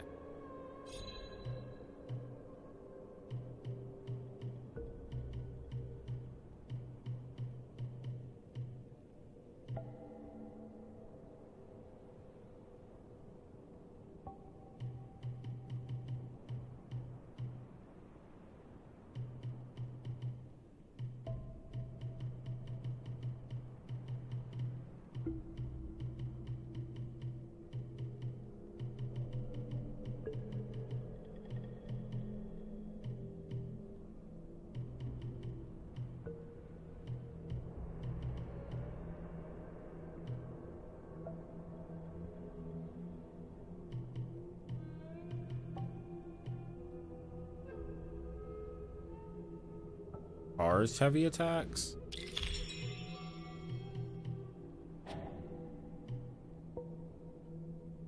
Alright, let's see what our damage is hitting for one of these. Hey, I appreciate you, Braylon, for coming through with the sub. Thank you. I didn't see it when it came through, but I seen it now. So again, I appreciate it. Thank you.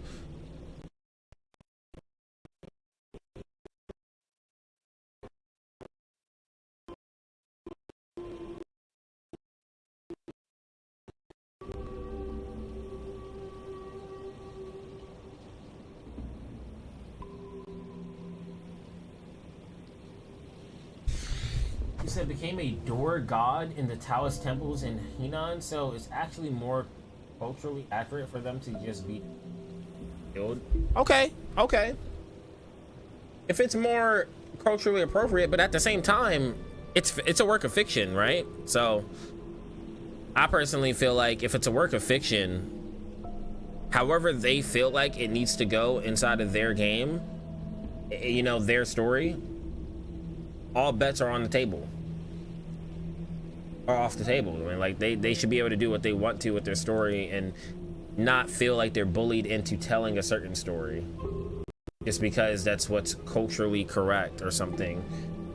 I kind of used this example before of like, you know, I live in America, and if I make a story that has Abraham Lincoln, you know, he survives his assassination, or it doesn't even happen, there could be people that are historians that are genuinely upset by the fact that I decided to have Abraham Lincoln stay alive.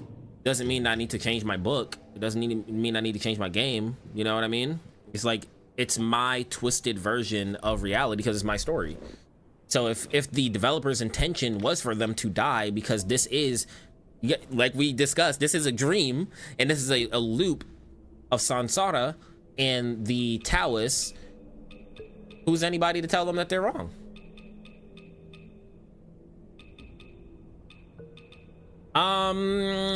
Direct me. What do y'all think is the best axe that I should like start experimenting with? Increases power of throwables. Has draconic bombard, mighty blow, combustion cleaver, misty breath. This has the highest blunt, the Empyrean great axe. How much of the axe's moves are we doing that's blunt? Increases power of plunging attacks, so falling from good heights. Using temperance to buff fire makes this effect much more potent.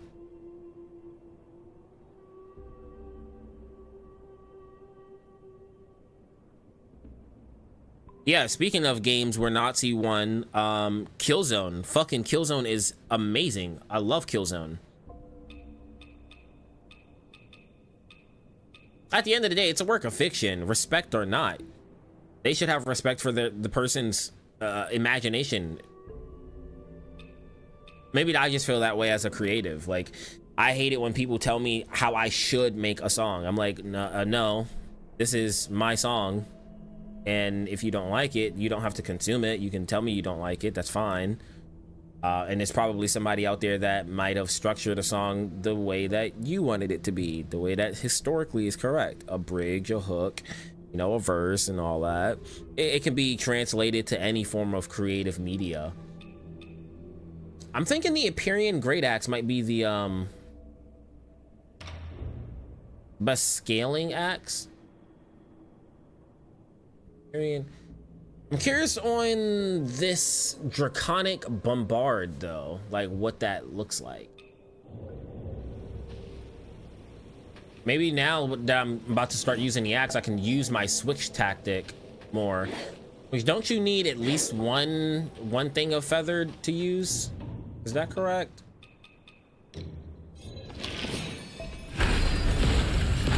Ew. Holy shit.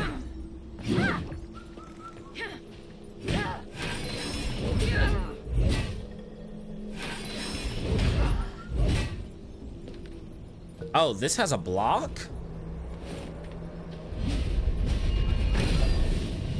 That's why it increases your plunging attacks. Okay, that makes sense. So I think the switch is only, you need as much as whatever your attack is, right? I don't think we're gonna be using block very often, so I should probably change my blocking move. The Scorn. I'm gonna try the Empyrean. Change my block.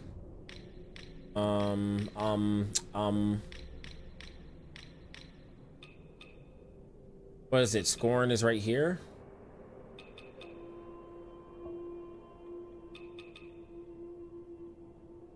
You have the highest slash damage with the Scorn.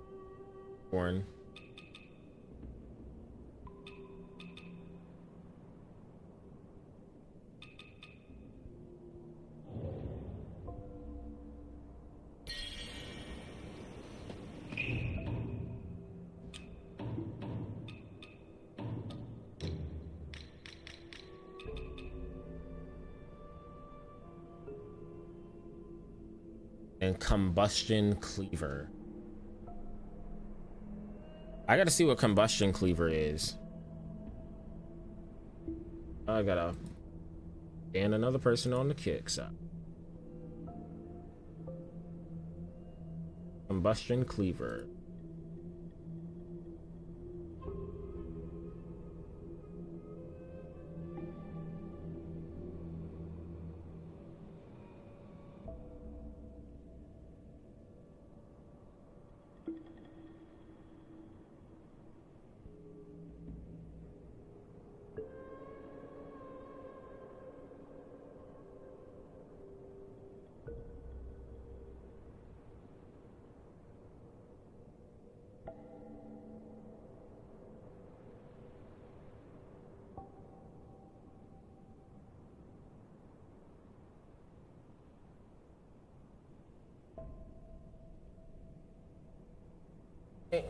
Fault responding to my wife. She messed.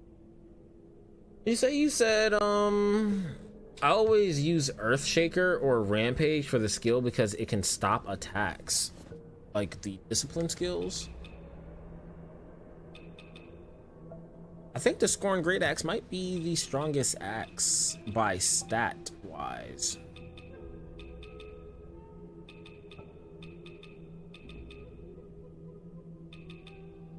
Oh, this scales with agility and strength. That's why.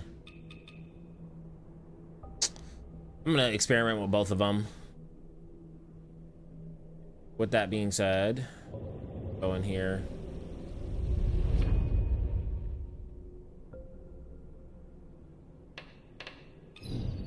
I don't know which ones I have. Thumbed Grace, that's the that's that one sword. Story implications, can't remember, but I know what it's from. We just watched the video on it.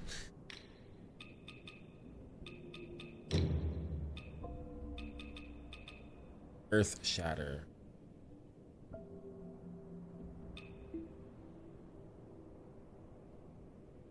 L2 R1 R1.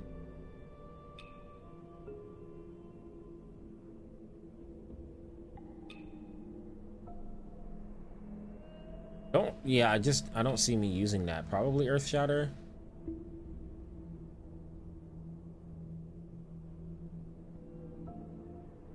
I bet it's fantastic against inner demons, bro. They be just swinging on you.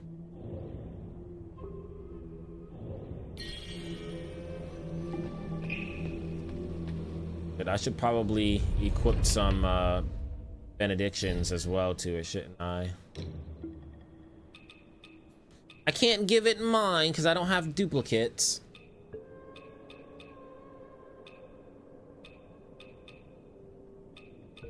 Is the +1 version a little stronger? Or is there no difference?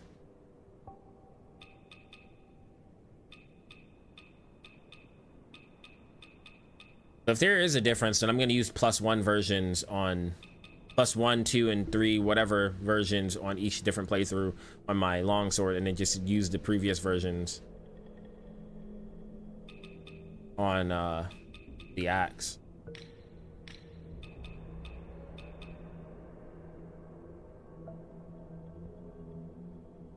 It's stronger, but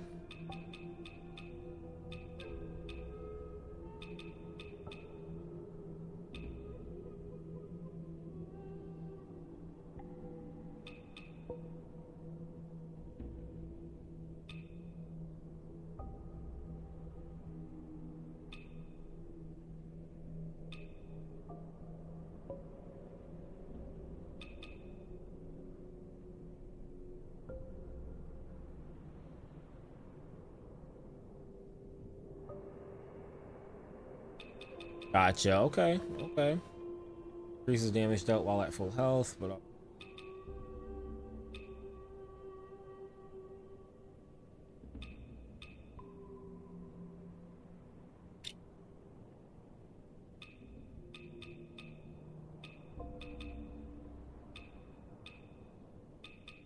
gathering just like the orange ones are stronger version.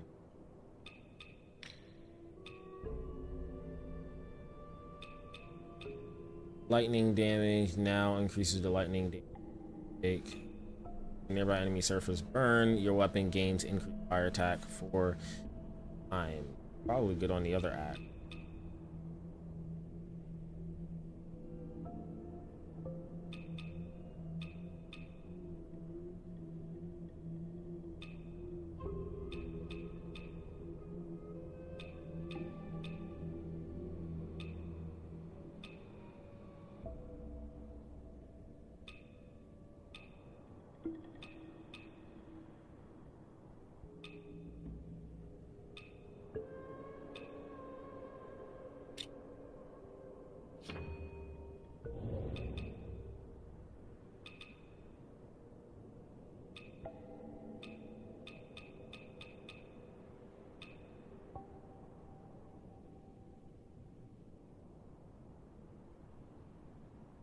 I don't really know which one to put on them.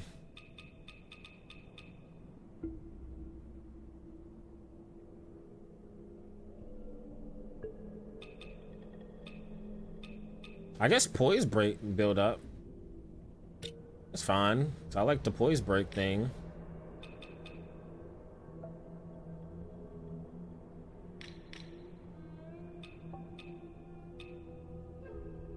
I guess this would be the most ideal because plunging is what this is good for.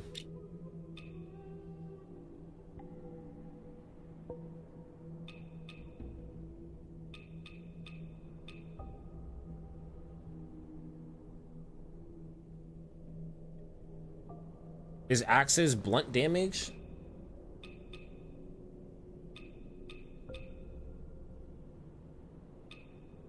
I thought axes were slashing. No.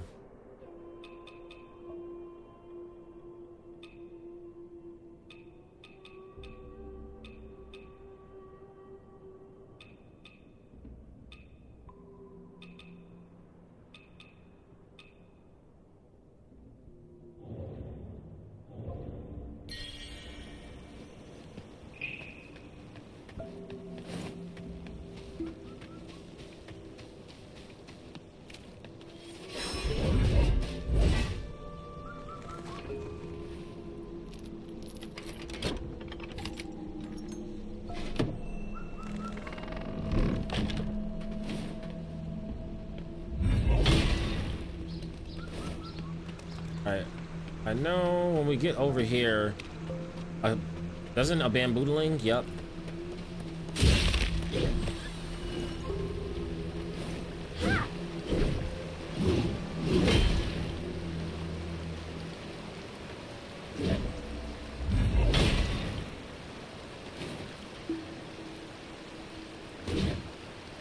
I'll have to get used to the attack pattern, but I think I can have some fun with it. All right, and then this is where we talk to, yeah, Nyan Sungchang. Impressive skills. I didn't even hear you approach, judging by your attire. I'm Yan Saichang, but just call me Master Nyan. I'll call you Master Nyan. So I know just about everything there is to know in these parts. Got questions? I'm inside that house over there. There's a kid a few days ago. Some monks from the temple came searching for him. Since when do monks go around if it wasn't for the villagers' sake? Oh, and about the way to Doom Willow Beach behind the temple, somehow it caught fire. If you're headed to Doom Willow Beach, mind if I ask? They say the priests there have deep knowledge of medicine. Not that any of that. He was bitten by the man-eating monster in town. But who knew there'd be soldiers guarding the... They stand the map. Since I told you about the rumors, could you possibly go up there and, with your skills... Grab it. Yeah. Oh, and if you ever find yourself in trouble, blow them.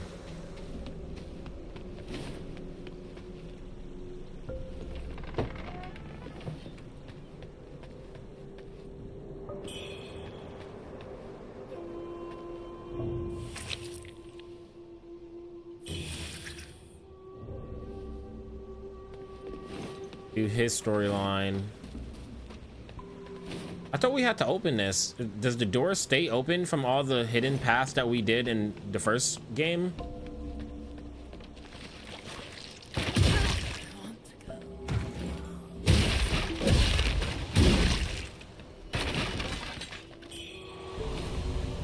If so, that's a new one, and I appreciate that.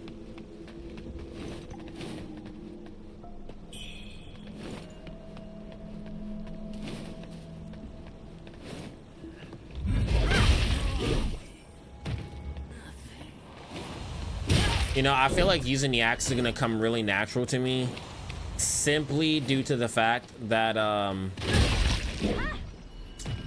in Bloodborne, that first weapon that I usually use, the Hunter's Axe, was basically the weapon I used throughout the majority of the game.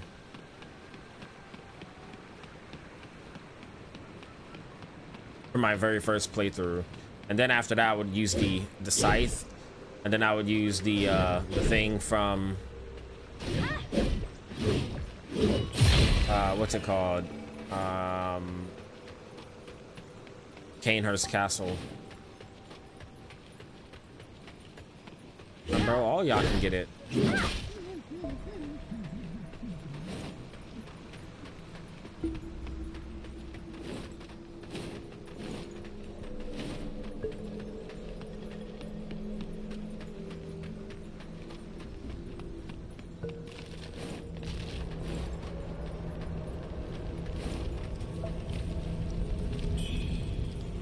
Skyborn magic.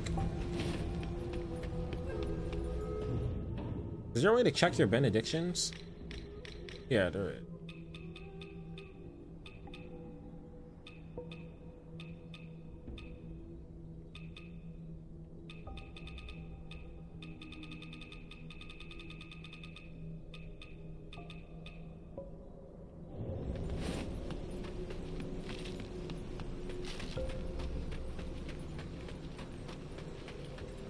I don't know if I would say it's more powerful than my greatsword, but we will see.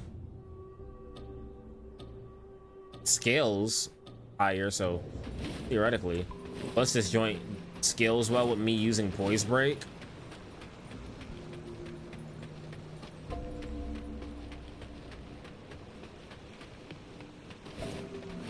I think it's just going to be fun going through this playthrough, having that added layer of the next, you know, another mechanic in the game that I hardly use, which is, you know, the switching tech.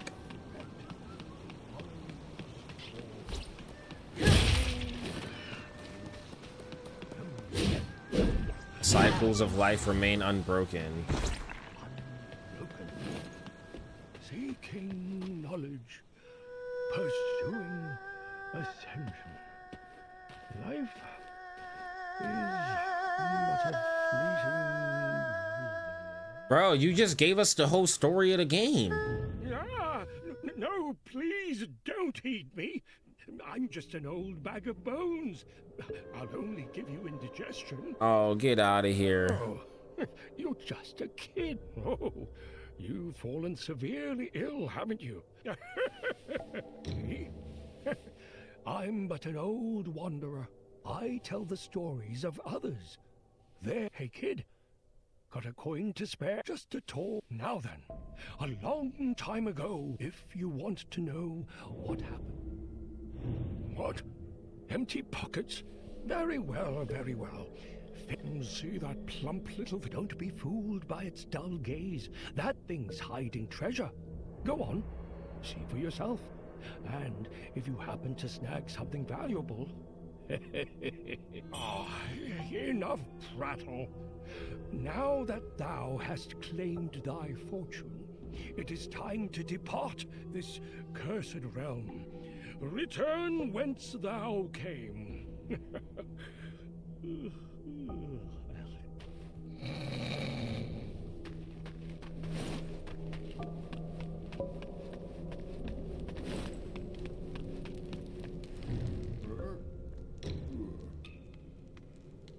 Oh, he lets us buy it immediately? That's splendid, thank you.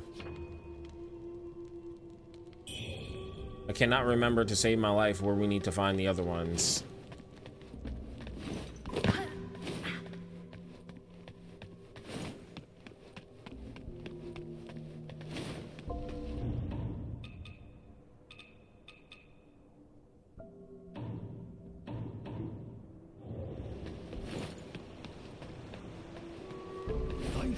cycle moves on. I pleaded for guidance, only to be met with silence. Fate unyielding, destiny unchangeable. Is the end of my journey but a fleeting dream? Bro, it makes so much sense now.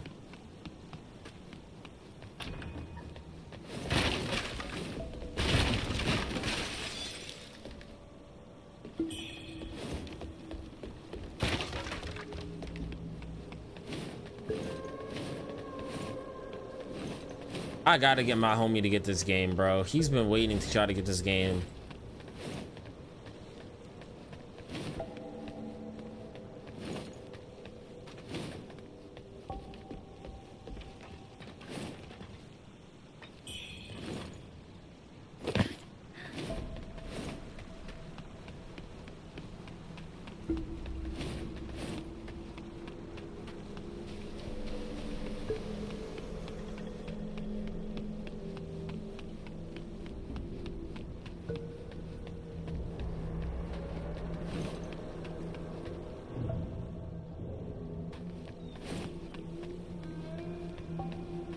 I don't know what triggers what anymore.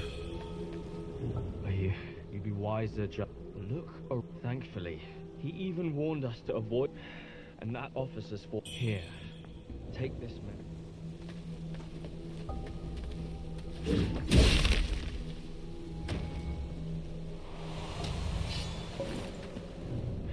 And that officer's fallen ill.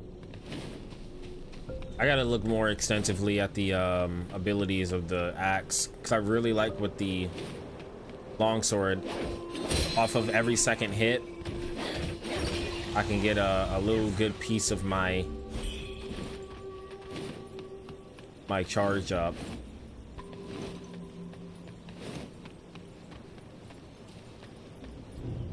Quit banging.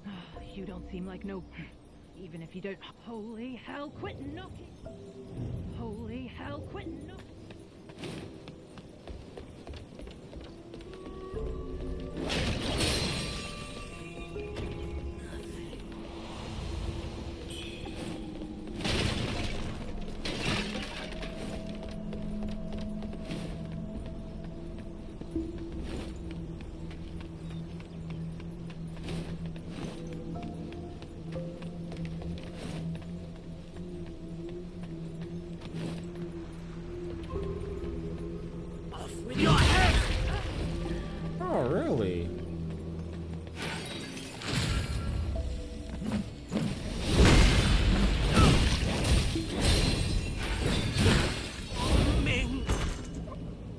Try again, Buster. Put that. I foresee very few deaths in this run. Very, very few deaths. Now, where's my steamed bunny bun?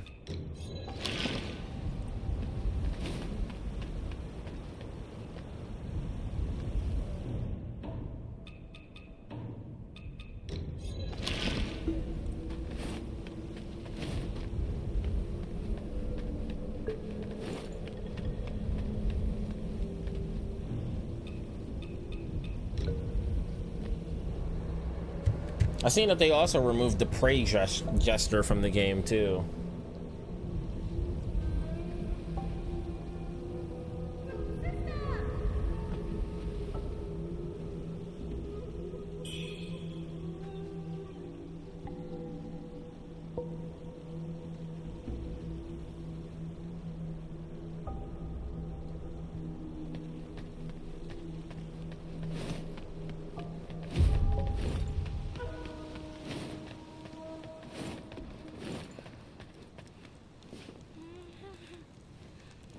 Wait, no, isn't she who we talked to try to help us with the other part of the game?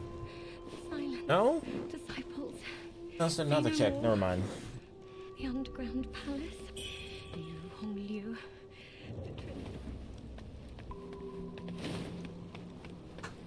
What treasures do you have for me today? Let me make an assessment. What treasures do you have for me today? Let me make an assessment. So all of my stuff now is +1s. Okay. All my shit +1. I'll get all of the stuff that I normally use. I kind of got to get that, bro, just for the historical. Bomagus.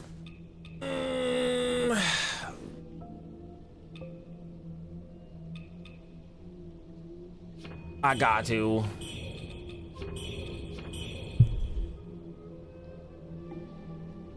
You need to speak to her and help her in Cloudspire to get her to help with the Fierce Tiger.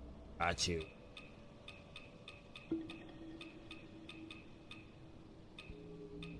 Well, I definitely use this a lot, so grab that one, rest, whatever. Want attack power? Cool. In these troubled times, though. I mean, I know that's for the axe, but.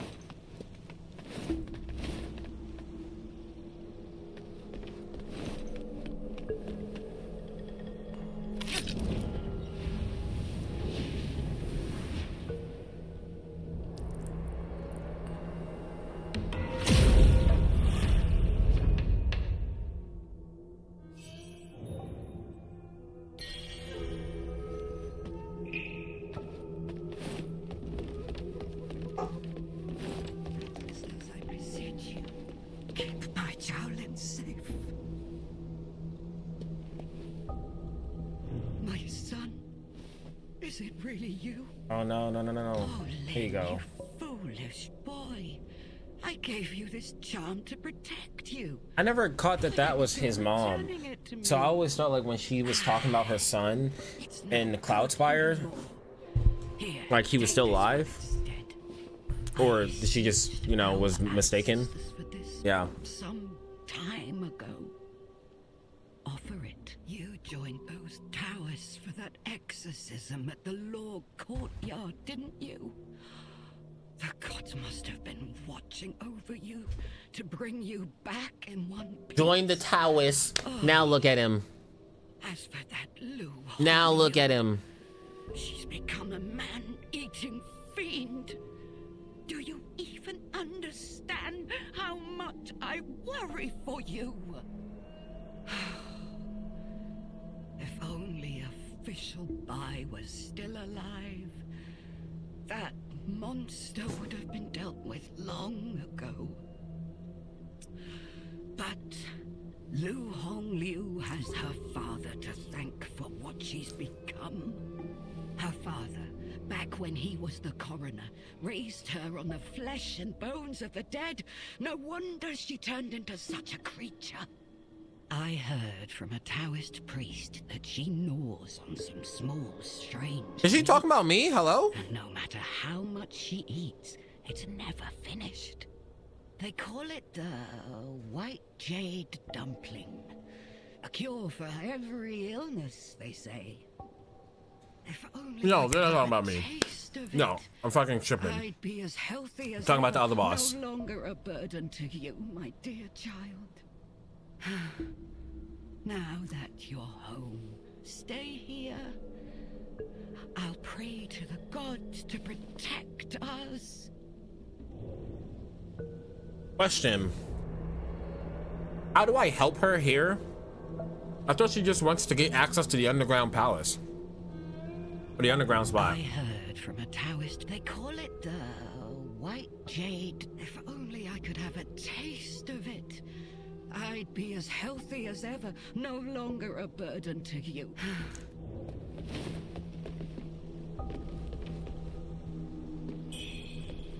We're about to steamroll chapter 1. Hold up. Who dares disturb me? I do, White General. I need you for this ending. However, trust me, I need you for this ending, bro. Human pasts. I wonder how much you still recall. Not much. You can hear them, can't you? This is my inner demon. A torment that's lingered. My inner demon. Wow. Okay. Okay. Giving us more lore. Or it will be the end of you.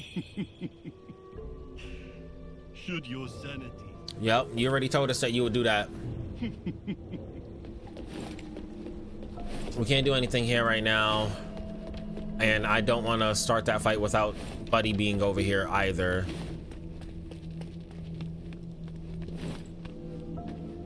So instead we're gonna go down here.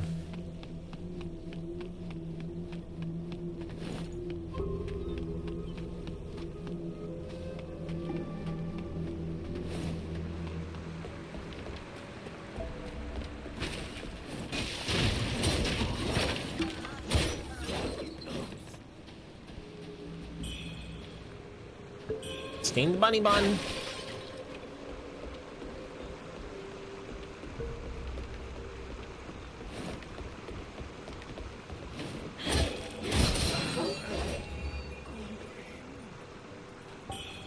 What in?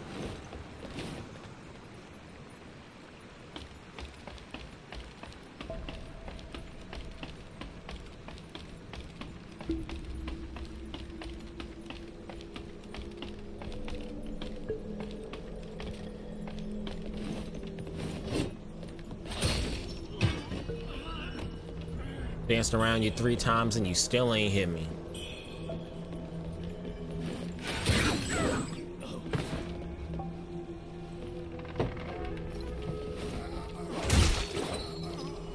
You probably shouldn't put your hands up with a person that has a long sword / katana, like, you know, your guts literally on the floor.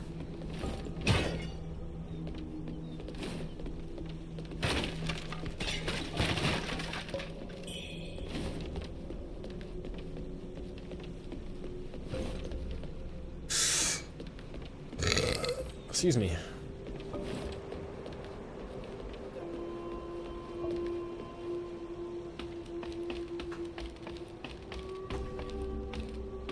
And we got the one guy over here, Jade Pot.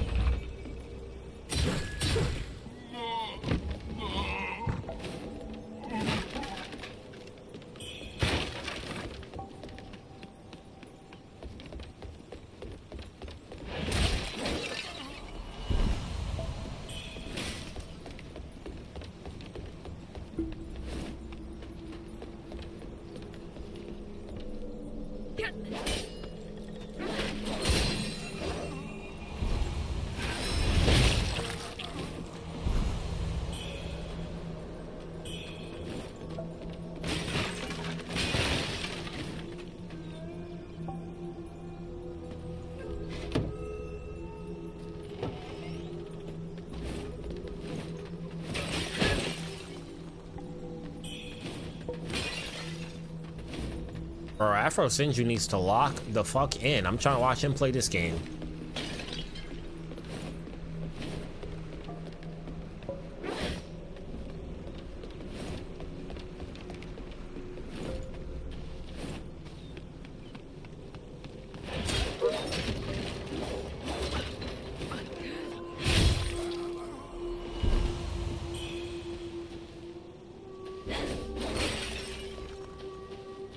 Can't talk over there.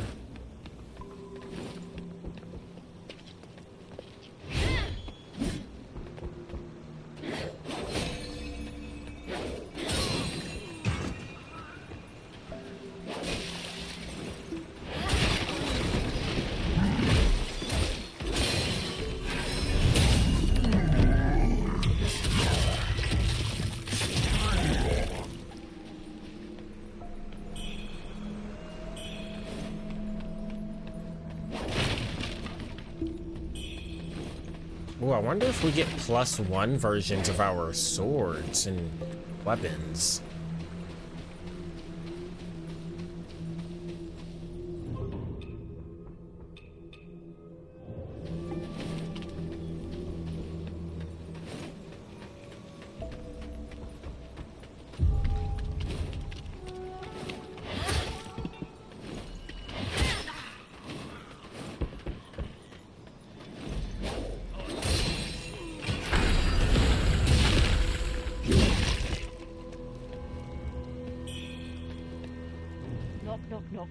Knock. Is that all you can do every single day? You're not from around here, are you? No, not at all. Most of the townsfolk have fled. Don't count on my help. But if you've got something valuable, you might want to see what that profiteer Tao Ching has to offer. It's embarrassing to admit, but ever since the rebels took over, when it came down to it, if you ever meet him, give him a good beating for me. Yeah, nah, bro. Bro helps us out a lot. Can't give him any beatings. He is, indubitably way too helpful.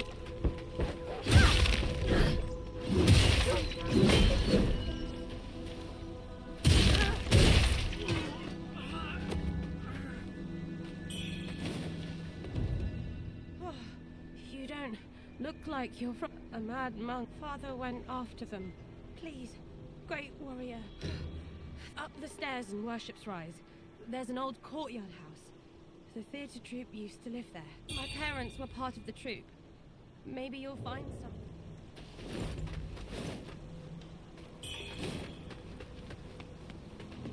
Another bit.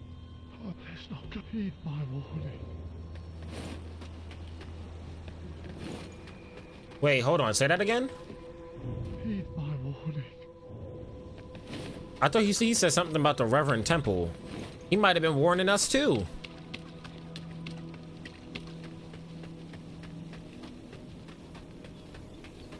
It's like playing this game now. I got like a fucking third eye open.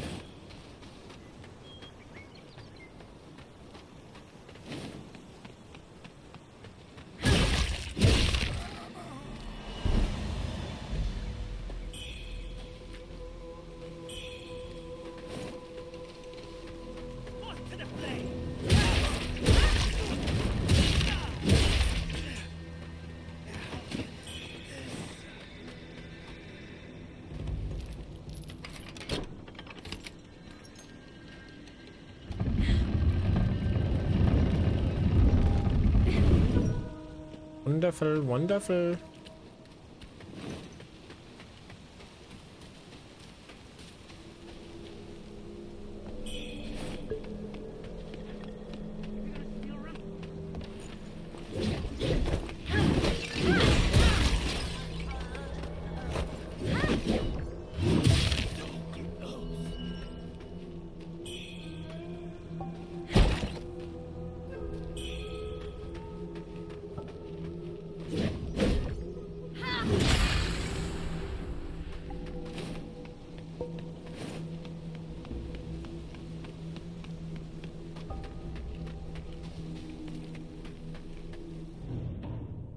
How do you even consistently build up your feathering with axe? It's just, it moves way too freaking slow.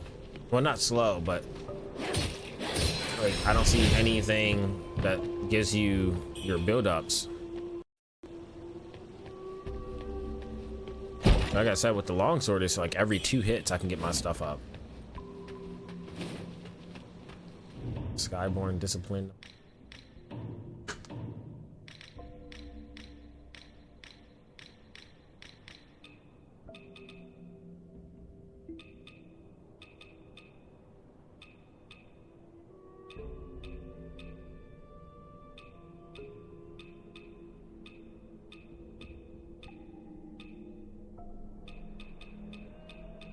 Where is it at?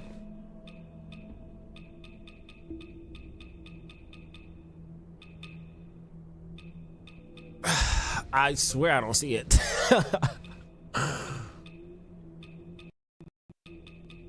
Oh, these are pendants, not my benedictions. Oh my gosh, bro. Don't worry about it.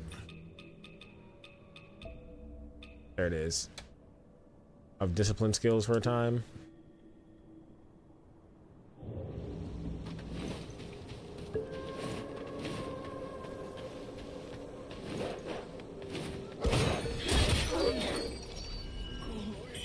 Are there any axe skills to build up your Skyborn might quicker?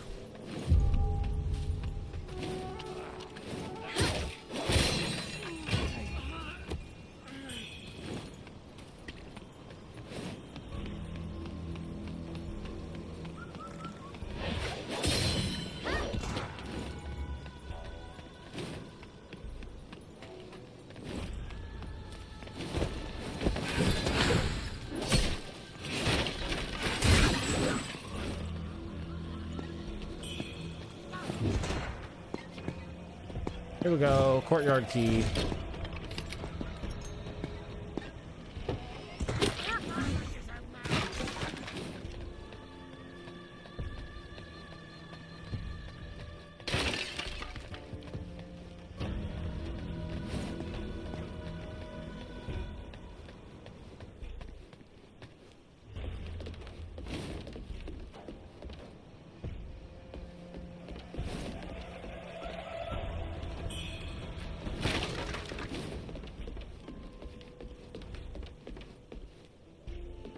Oh, and then we give this back to the chick. Dearest father, longest for shoe. Yep. Worship rise, bring my brothers to the fleet of doomed land. Damaged letter. Daughter of Juan. We give that to the lady at the door.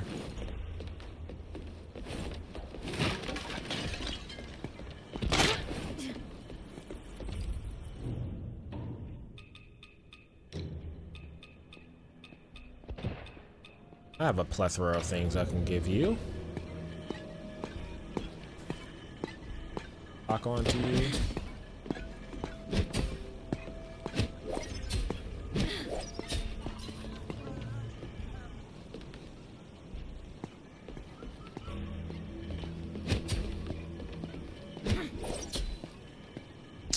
Back.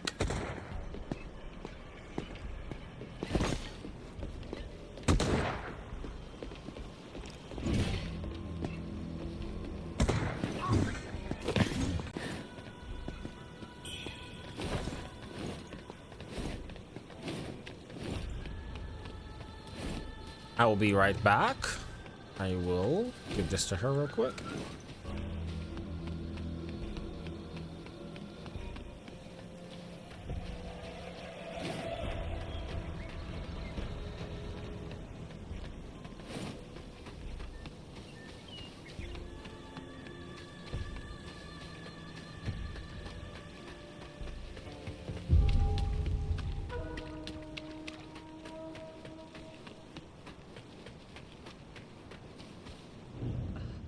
Any news, warrior?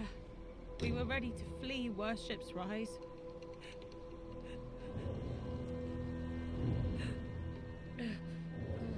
Oh yeah, and she never goes to Reverend Temple.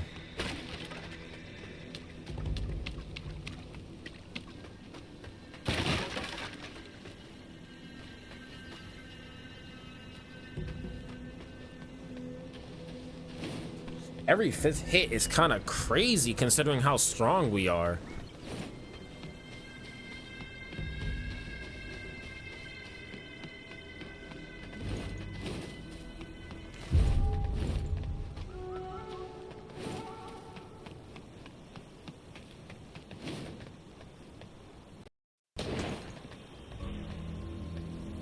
Other than, I guess, you know, dodging at the right time.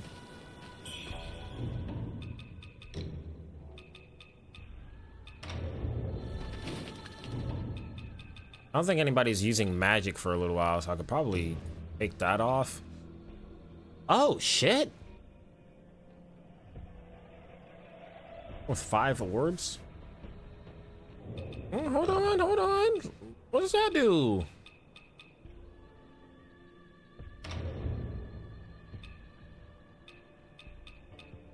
Anyways.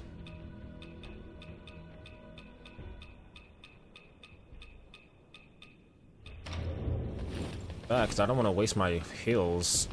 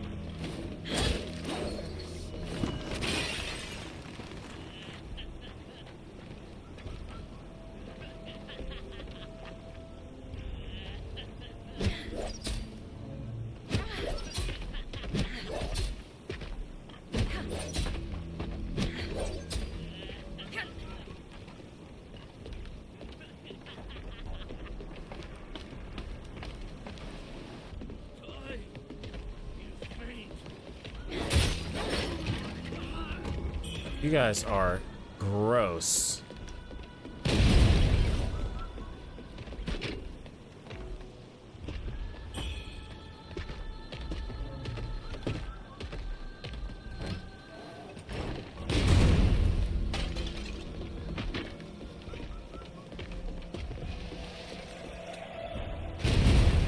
Oh, wow. Okay, that actually hit.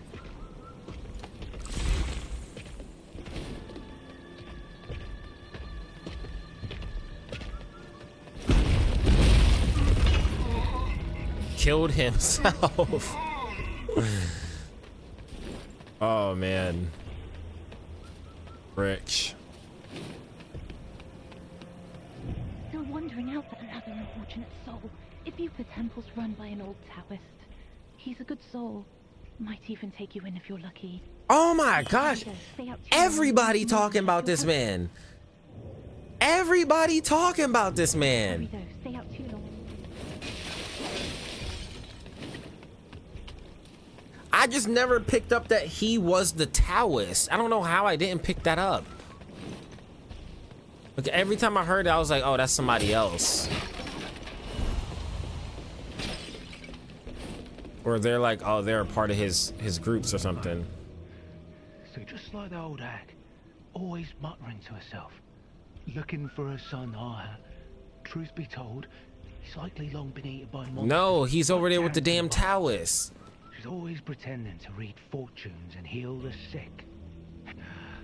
Get away from my door. I care about mine. Get away.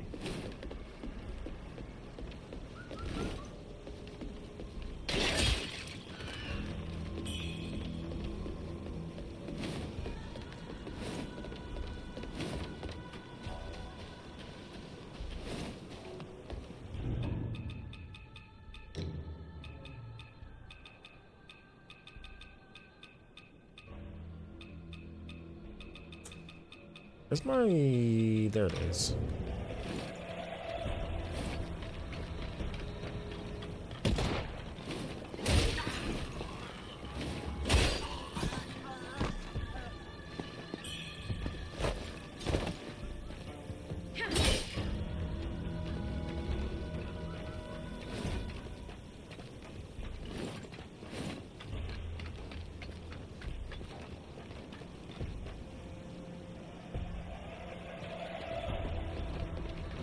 Sure, I'll go back and grab that.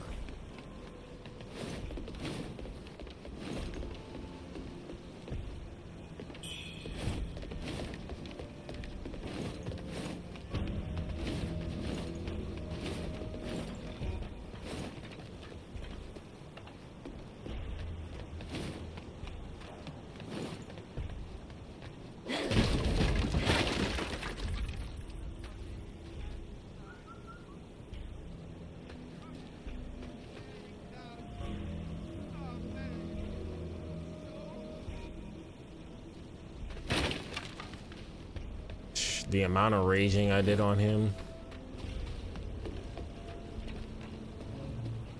First time going through this. This wasn't even supposed to be part of the stream, bro. I was just supposed to get on here, freaking, you know, get to the history and stuff, but I can't help it. It's on my mind, bro. I don't want to stop playing this game. I gotta get to other games and stuff too. That's why I'm like, we really might have to continue a lot of this game as like, you know, a membership type of only, and just put it out.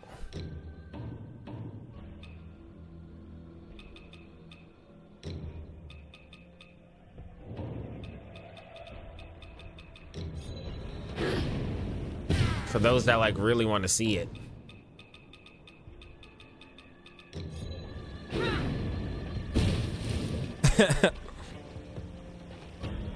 Really? He didn't kill himself first.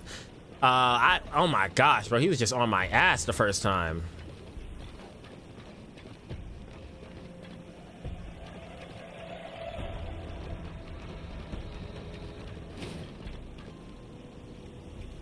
Well, before I go do that, there's a ladder that I can get to over there.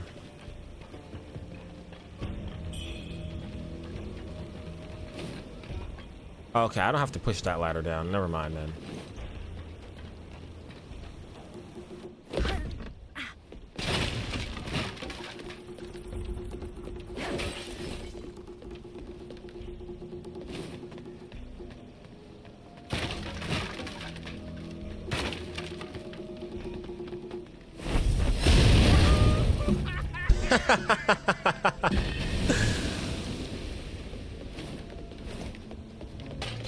I can give that doll over to the guy now too.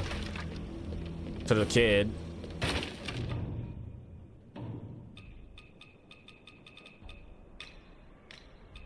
I hope I didn't mess the kid storyline, quest line up by giving him the other doll.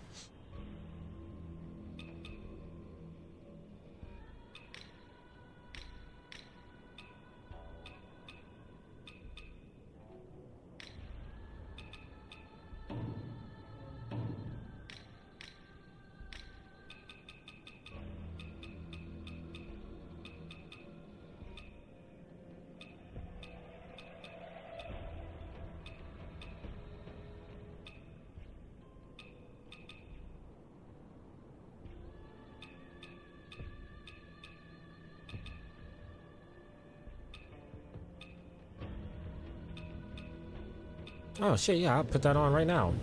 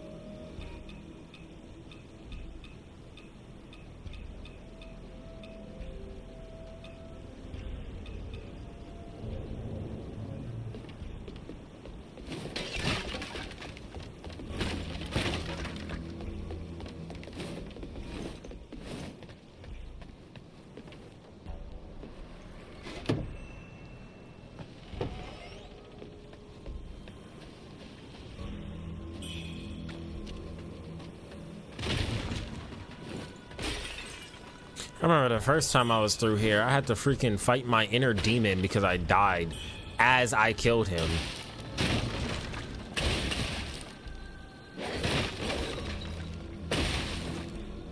Bro, what a nightmare that was.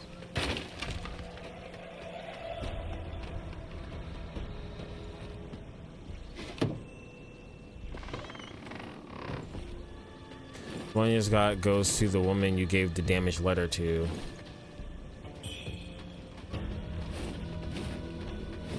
I don't think I ever gave her the doll last time. Cause I thought I'd just give the dolls to the baby. I mean the kid.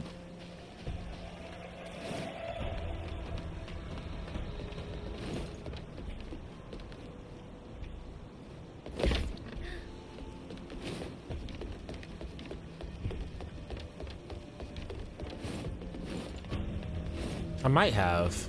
Can't remember.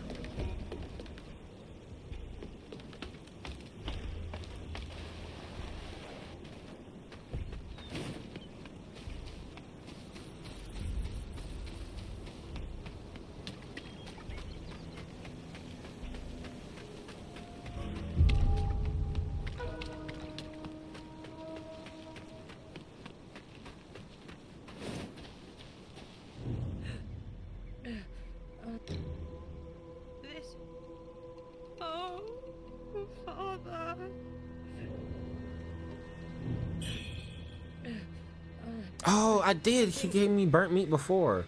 I think I'll go to the Reverend Temple. Mother said the old Taoist there is kind. Maybe he'll take me in. Yeah, kind enough to put you in one of those 2 tents with the other sick people.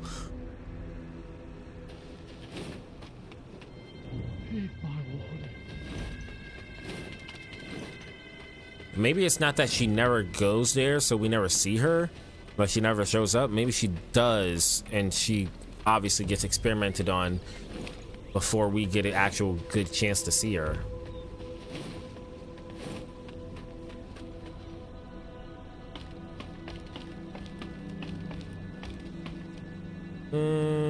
I guess I'll go get this item since I'm down here already.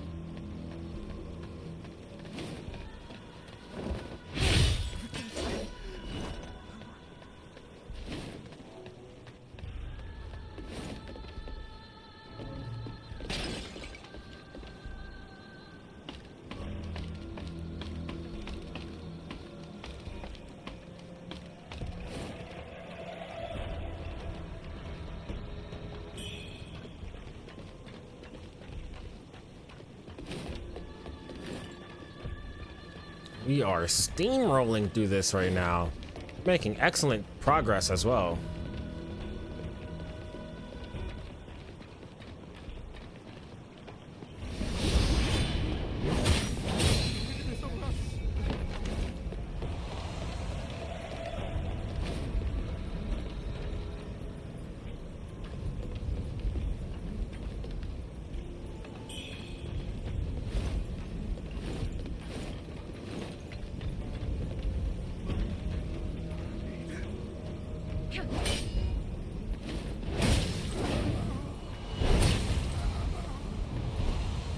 Town is full of sick. The medicine is running low. For severe cases, seek the Taoist at Reverend. Right? It's in our face the whole game.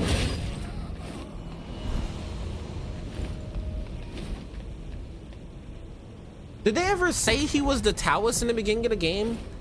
Like, I don't remember them actually calling him the Taoist.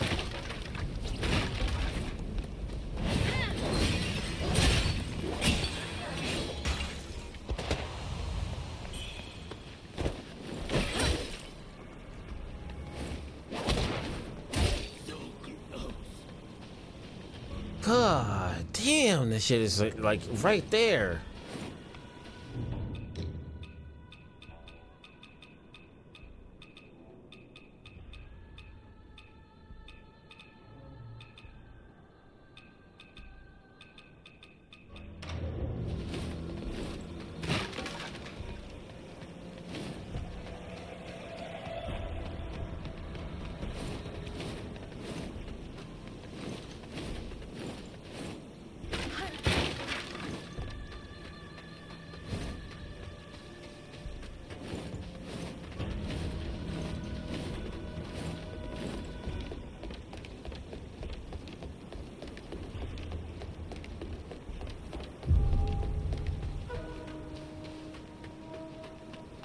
An alum.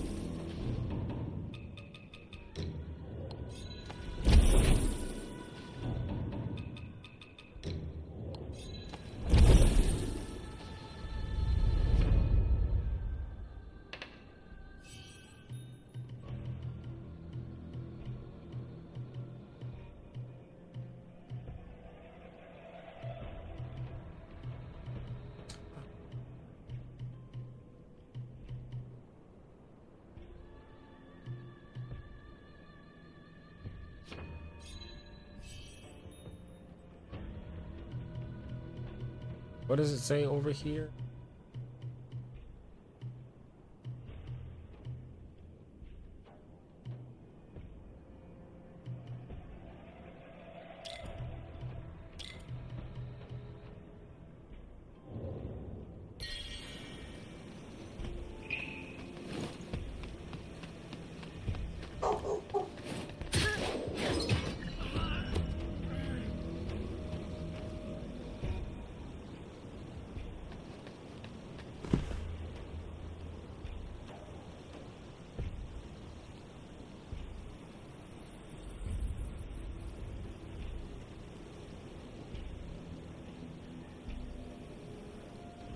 I heard somebody knock on my door.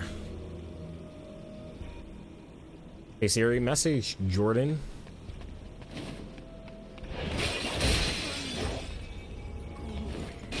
That's cool. Just let me know whenever you get here or are on your way.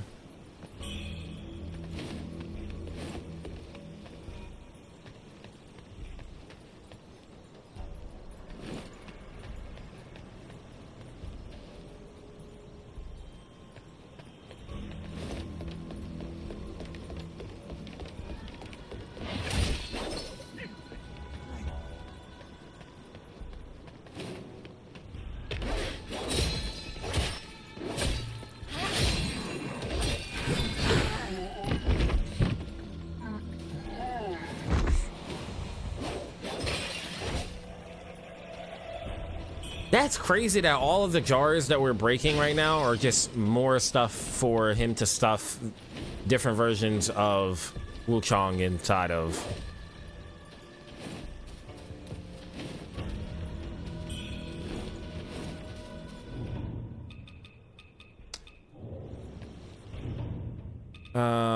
Fuck, what did we get?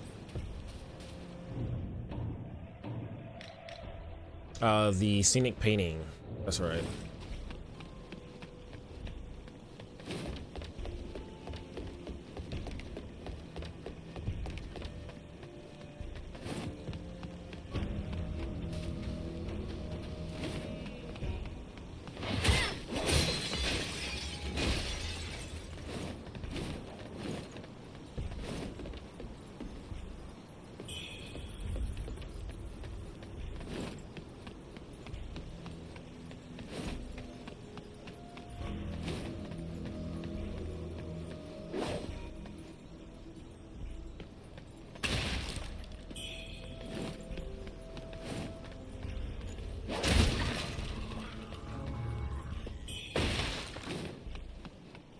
God.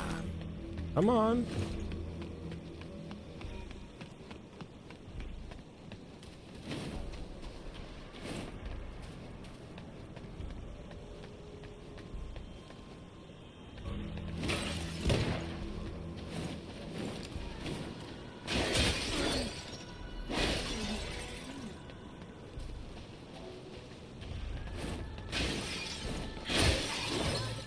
Think you smart. Have to be a little bit more slick to catch me.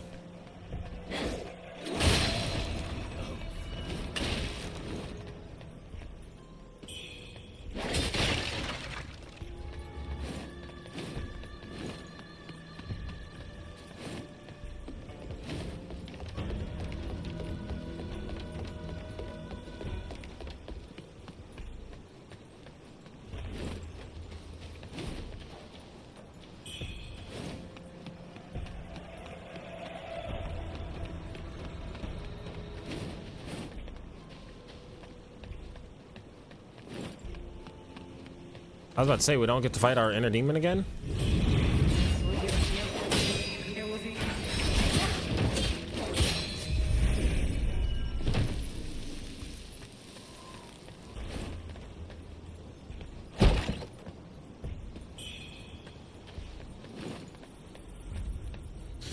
Alright, I feel like I'm,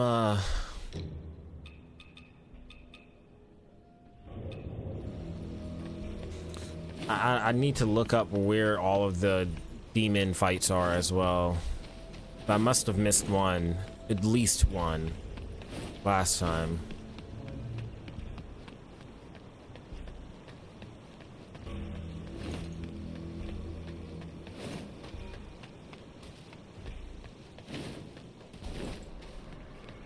I know that's technically supposed to be your first one, right?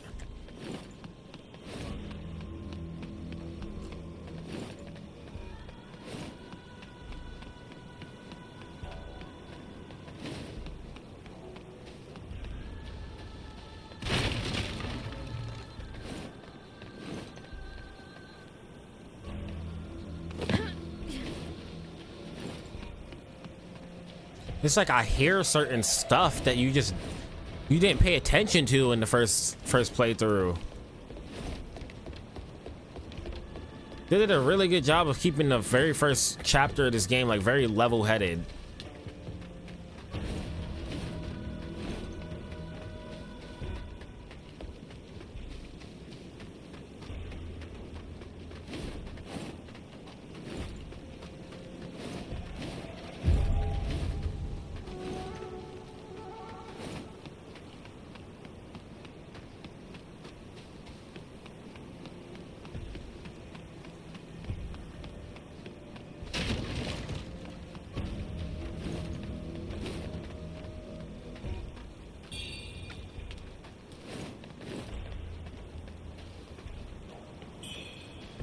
I thought there was a dog over here, unless I already killed it. Brave souls, heed my call. I allow gathering warriors to take down the man-eating demons that plague us. These foul creatures spawn the earth itself, lurk in the shadows during falsehood.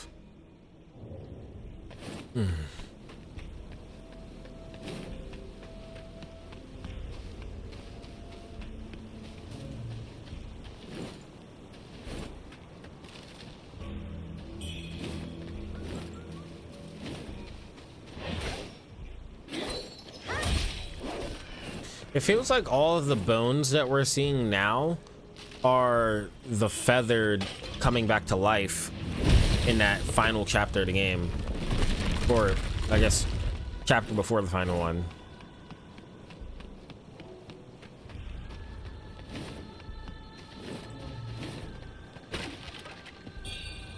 Since they obviously come back to life.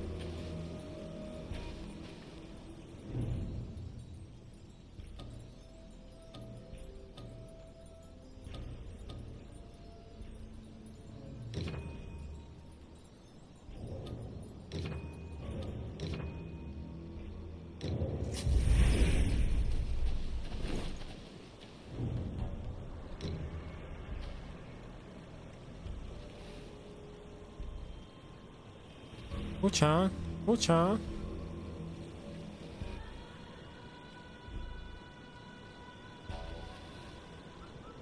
Not that one? Oh, it's look.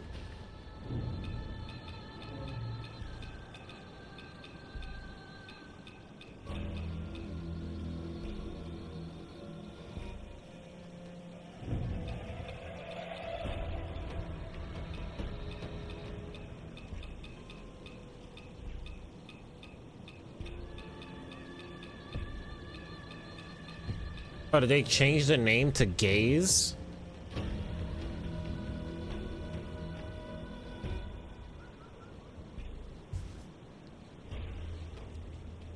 I can see the way now.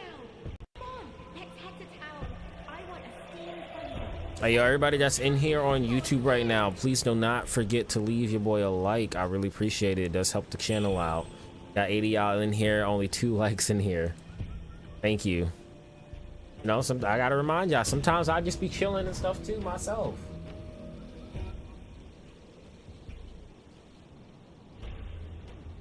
All good.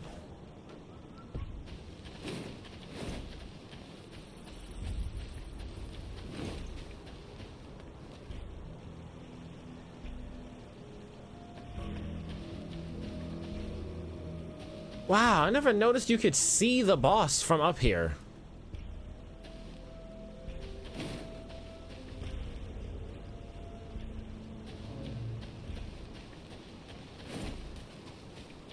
Super cool.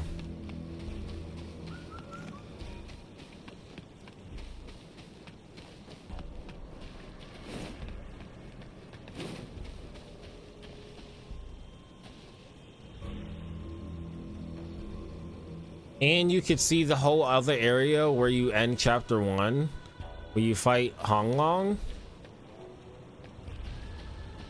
Wow.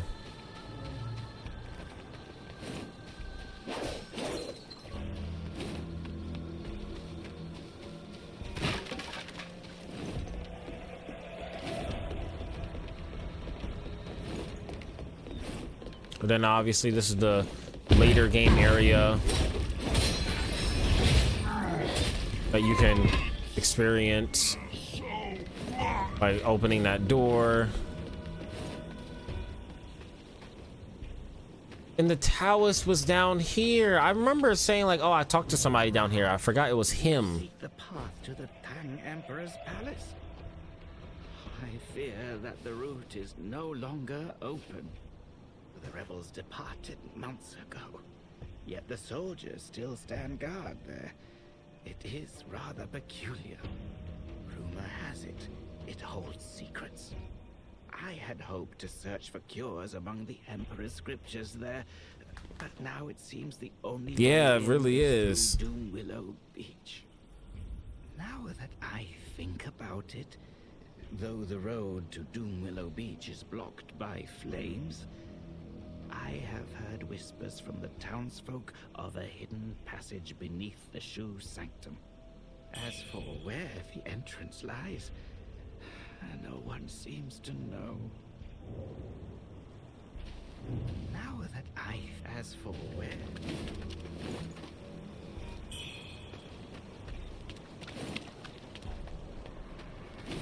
I remember coming down here talking to him before. Yeah, because this door is locked.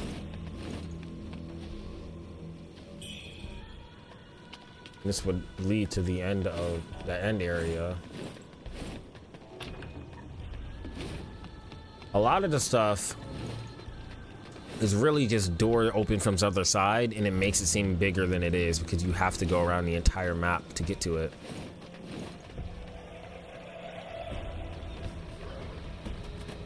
This is the other side of the Shu Sanctum. That's all this is.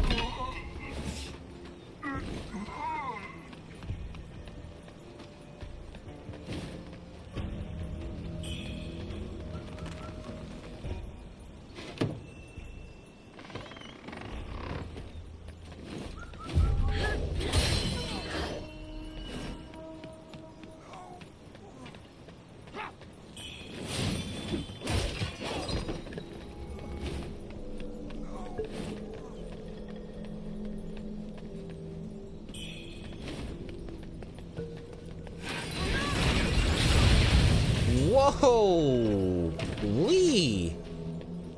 Like that. That move is actually pretty dope. Holy crap. Oh man, I fucks with that.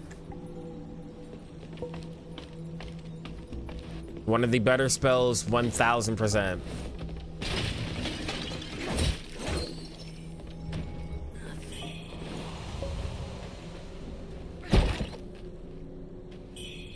Now that I'm thinking about it, this is probably the backside of the door that doesn't open on this end. Yeah, it is.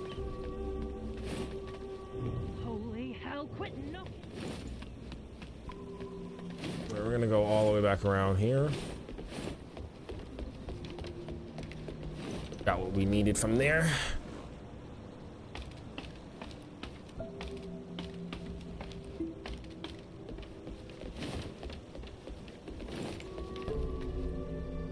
Wow, there's another statue of, what's his name? Doriel. Did we grab the item from over here already?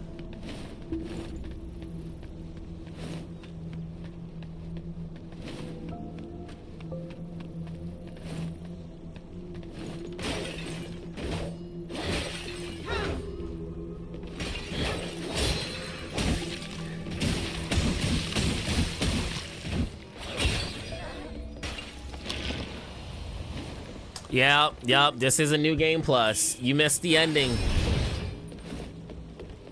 And you missed the story explained. We did a whole deep dive.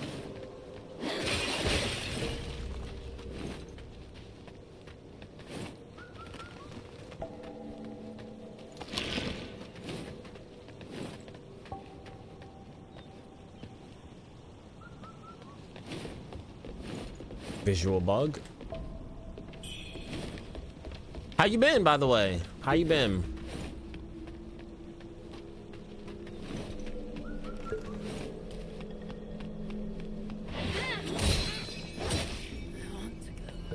And we did all the ending explains and everything too.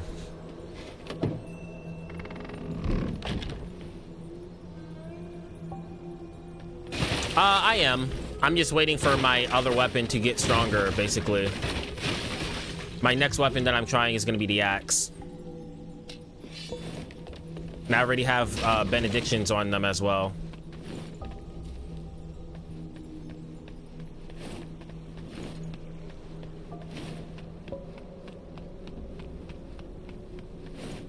And with this weapon, I'm also exploring and trying out this, the new, what's it called? Spell?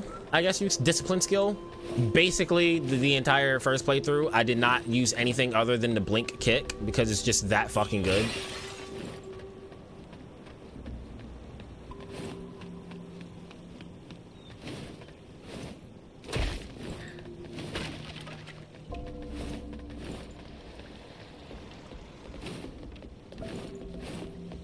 Is there? I might have it. I might not. Probably missed it. Is it the thing that increases blunt damage?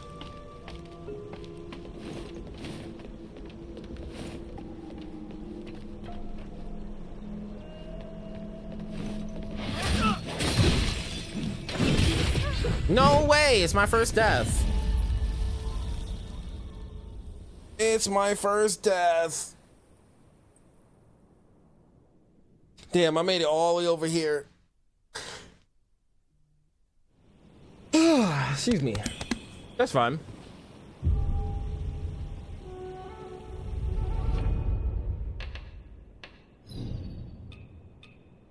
I get a new temperament?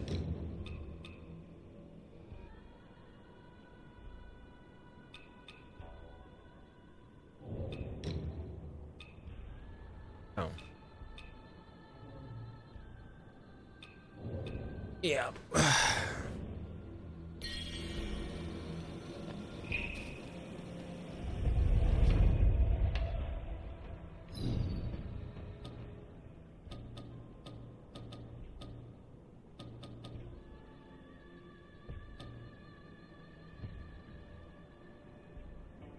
Yeah, I guess technically they're all connected to the Shoe Sanctum.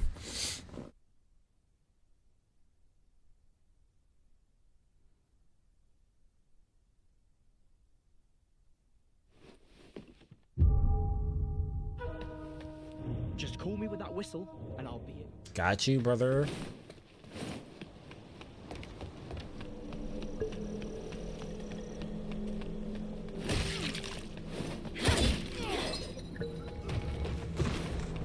Over there fighting the feathered.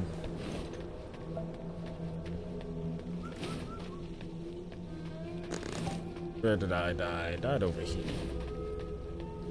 Yeah, I did.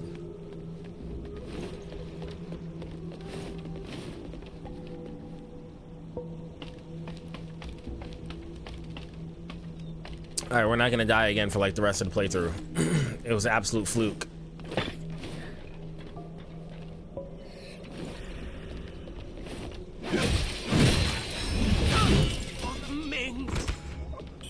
Yeah, fuck the Ming Empire.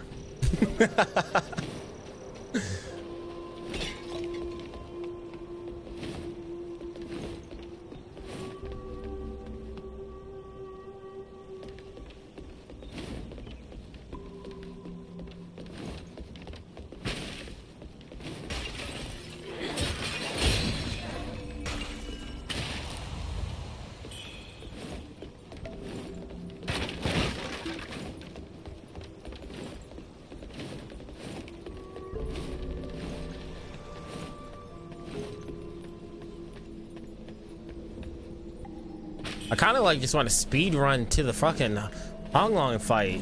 She's literally the best fight in the game.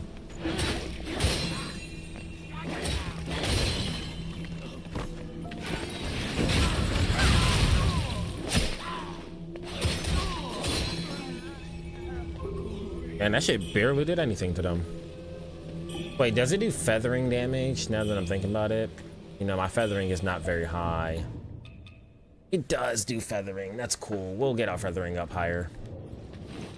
I like that. It's a very cool attack. Spell.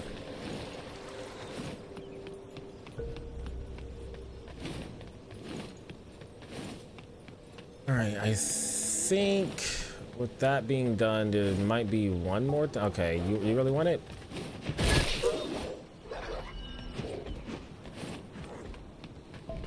One more thing to do?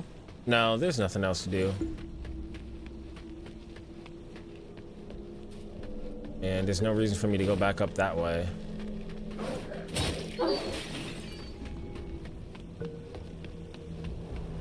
Yeah, I talked to all the NPCs already. Pretty sure I did all the quest lines for now, except going back to the Reverend Temple and talking to the Taoist, which I'm not gonna do. I'm not gonna progress anything Taoist related.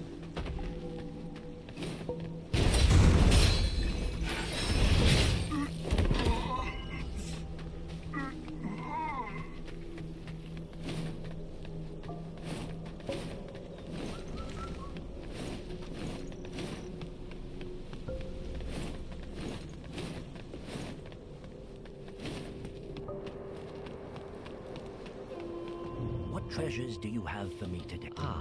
But from now on, I will make it worth your while for anything you bring my way.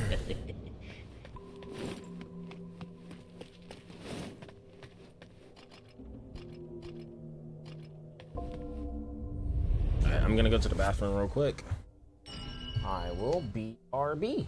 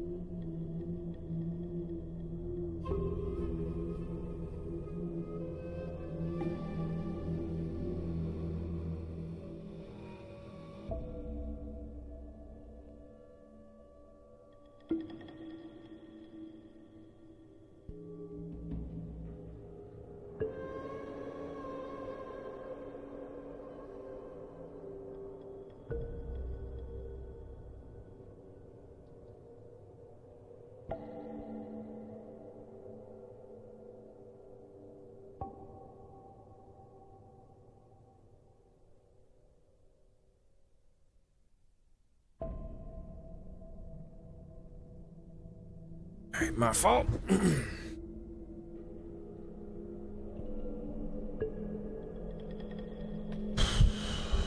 Alright, I think on my next stream I have something set up for us properly for those that are trying to help out specific goals. Oh, before I fight him,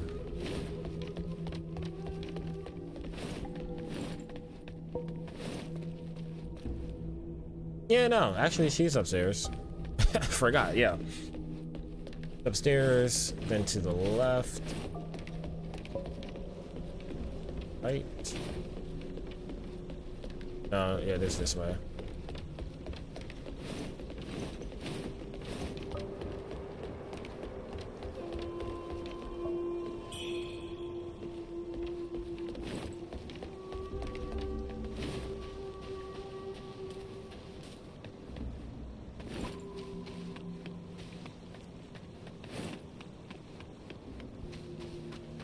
And I did grab that. Okay, just double checking.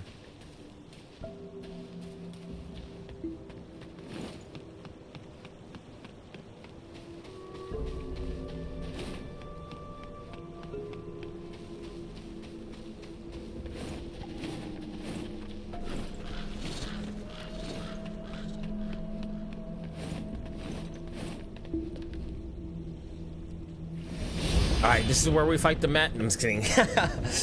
Yeah, right. It skips to the rest of the game.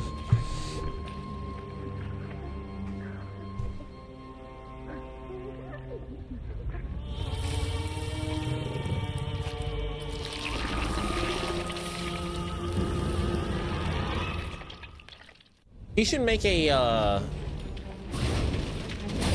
video on all the bosses' history.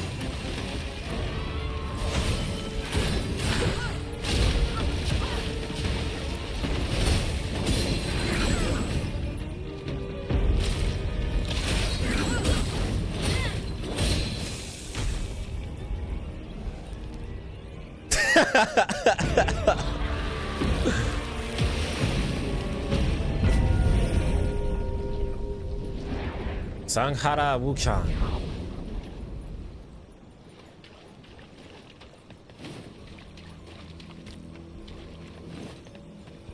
I think she's probably the hardest boss in the game. Woo. Sweating over here. That was pure luck.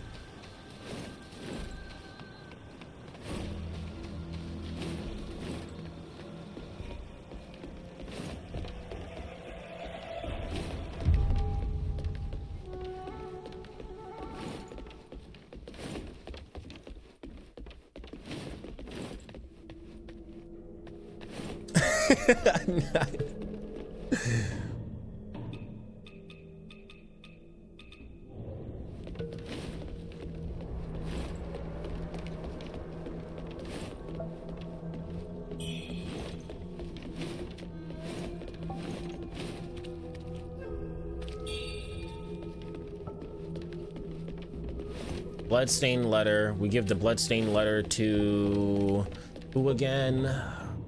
Remember.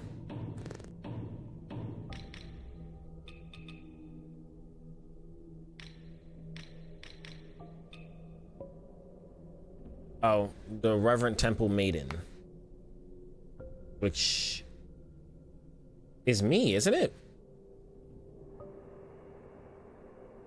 A handwritten letter. It's ink smeared, and yeah, I'm the Reverend Temple Maiden. Am I not? I've sent my subordinates to the palace. Keep a close eye on the burning cave and make sure no one catches wind of it. Once the relic is secured, we'll meet at the Reverend Temple. Hope.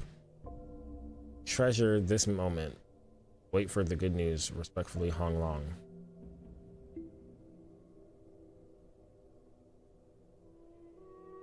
Because she's not talking to the Taoist.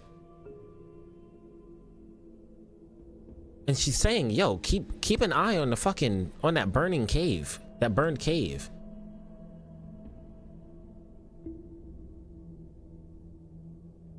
And that's from Hong Long.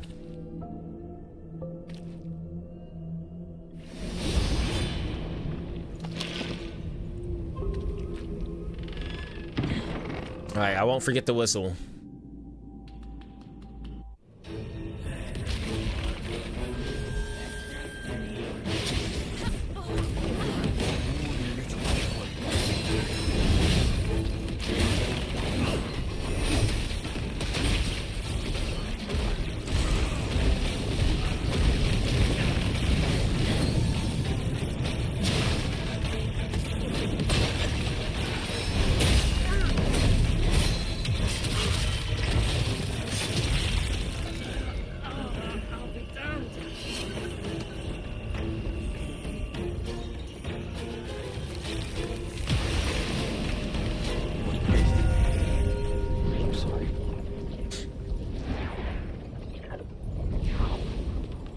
Mercurial blood.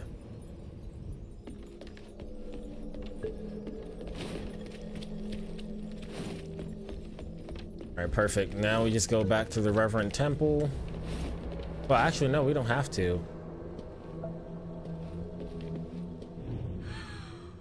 My son. Yeah, I know, bruh. It's the hardest boss fight. Hand it over. Share it with your beloved. No. Don't hand over white jade dumpling to you. No. Instead. Liu. The Trinity Bell. It's returned. Why are you silent? If I hadn't been so obsessed with. I did this last time. Oh no, I guess I can give her the thing. I thought I'd give her the dumpling. We meet again. Hey, buddy. Hey, yeah, I'm gonna have to grab these from you real quick if you don't mind.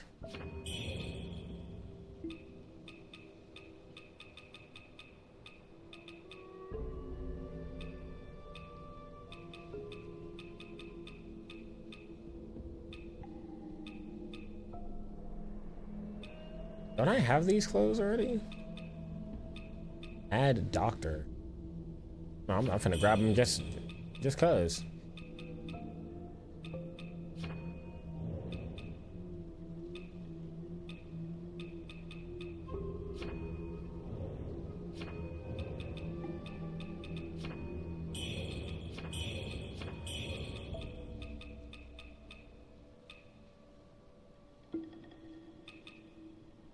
Come back soon. What a shock! I didn't expect the old priest to turn into a monster. No wonder the soldiers were stationed there. Good thing I kept up my training. All right. I'd have been done for. That was the feathered priest. Almost as good as me. Check mark that. Sanctum. General of the North. Can't remember where that's at. Hand over mercurial blood. So it happened to fall. This thing looks peculiar. This soft rush is all that I have that's worth offering. I must return to Reverend Temple to save my brother. If you ever need anything, trust me, brother. It's not gonna save your. It's not gonna save your brother. Ooh. Unfortunately. Yeah, your brother's gone. Dunzo, finito. Did you find good? Come now. Wait, my son. He promised. Once he defeated Wuchang Liu, he'd go to Cloudspire and make a name for himself. Said he'd become a great general. Give me a life. Yeah, you know, your son is my son. Oh, isn't the general the dude with the freaking spear and with the wind? Yeah, he was easy. I beat him first try too.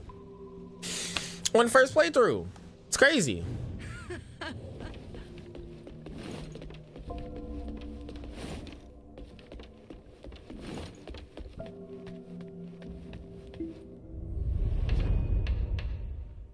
All right, we got to make our way to Cloudspire. Dead ass. We cannot miss Cloudspire. Oh, wait, no. We still have to finish this area up.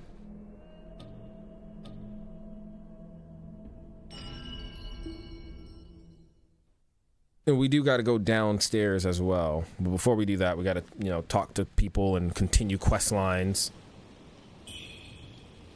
Lightning arrows? Trying to remember who was shooting lightning arrows at us. Oh, yeah, that's right. You don't talk to us. You do though. Been to the Shoe Sanctum yet? Any word? Oh no, this is for you. Basically me though. So that's what became of them. What's your next step? If you're leaving, stay clear of the Tang Emperor's palace. It's dangerous out there. Don't want you caught up in the chaos.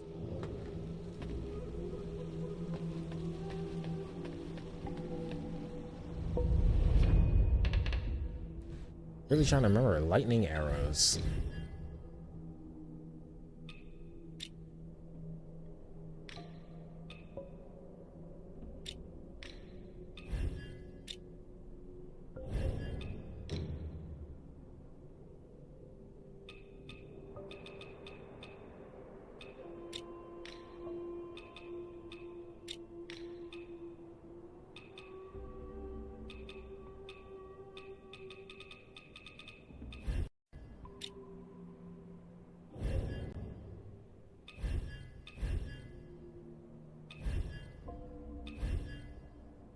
And fire.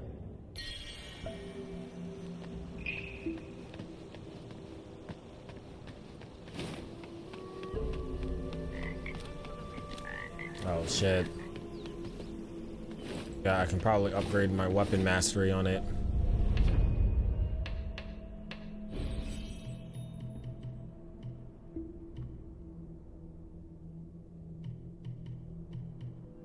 Weapon mastery. Oh, over here.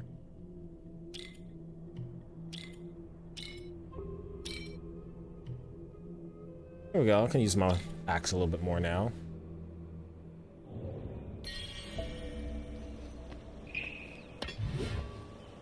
What is it? +9? Fuck yeah.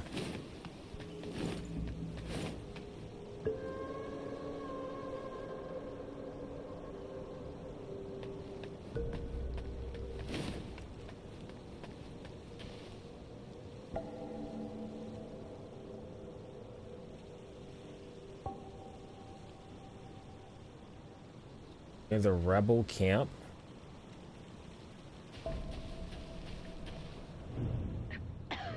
Man, I could have sworn I fought everybody over there before. What?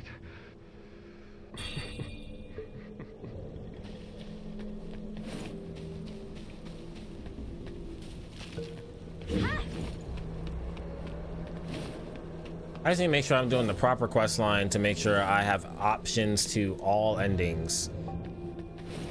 Specifically the ending where I get to actually beat this and get rid of my feathering. Huh? Ma'am! Oh, thanks to that thing you found, my brother is all better, I must say. The Taoists here are truly generous. They took care of my brother, and even gave me herbs to enhance my strength. I'm considering heading to Cloudspire. I've heard the people there suffer under rebel rule, and I want to help. Until we meet again. Perhaps by then, I'll be a top warrior, and we can sit down near the rebel camp in Cloudspire. I mean, I fought everybody near Cloudspire. Until we meet again. Have you been the High Priest? Legend says the Shoe Sanctum was many once. I can't even listen to you talk. I don't give a damn. I don't even care. The blood that the warrior Nian brought is truly remarkable. It has succeeded in alleviating the pain of the feathering. Alas, he forced it all into this young man's mouth before I could examine it properly. This is the moment.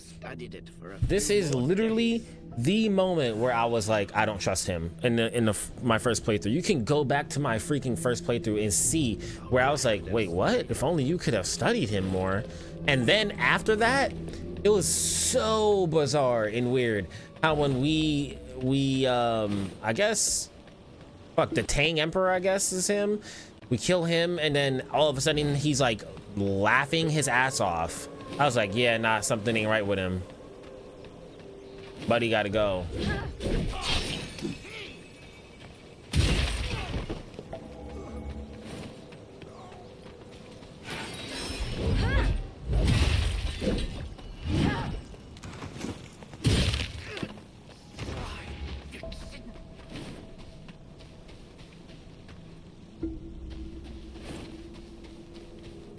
I don't even know why I came down here. I gotta go to the I gotta go to the mine shaft area.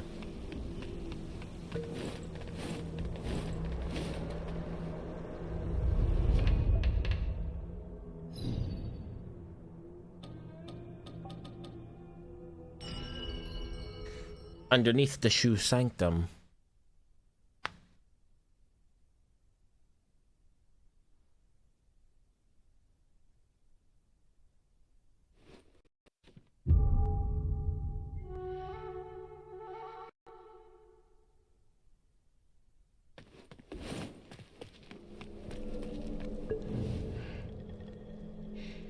You have avenged me by slaying Lu Hongliu. I, Huang Dian'er, offer my thanks on behalf of all my fallen brothers. Thank you. Now I must return to Cloudspire and set everything in order once more. Right, sounds good.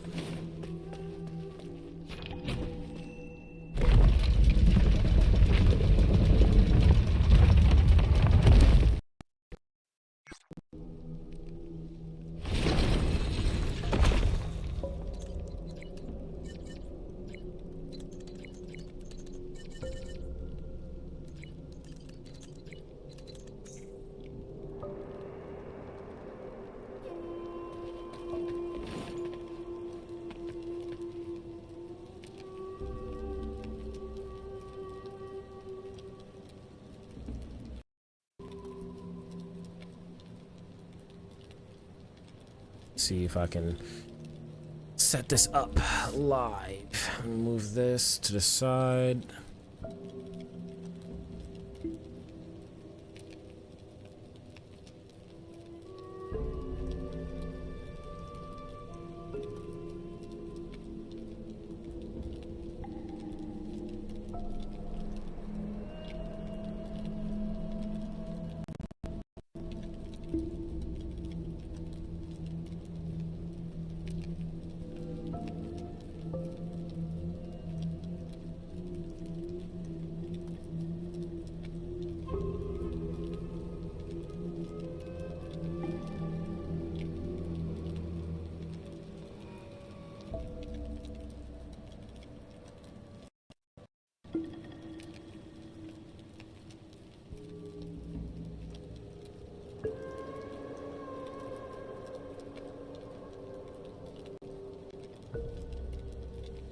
Here we go.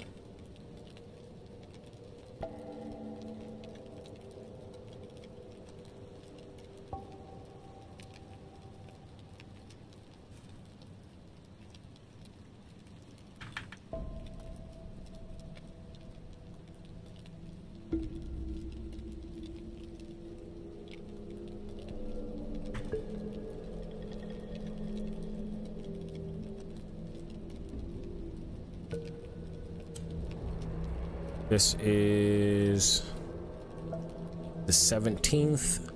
Gonna have this goal going to the end of the month.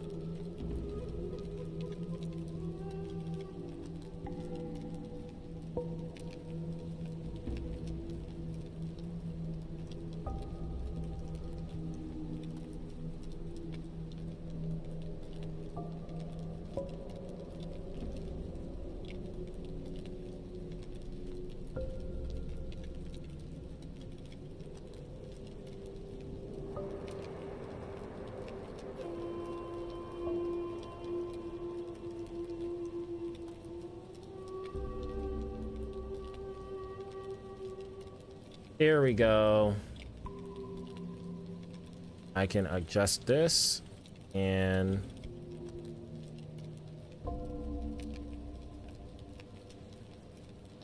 hopefully it doesn't show up too big. At least you don't have to worry about quest lines until after Hong Long accepts speaking to the white-robed elder in Doom Willow Beach. Oh, really?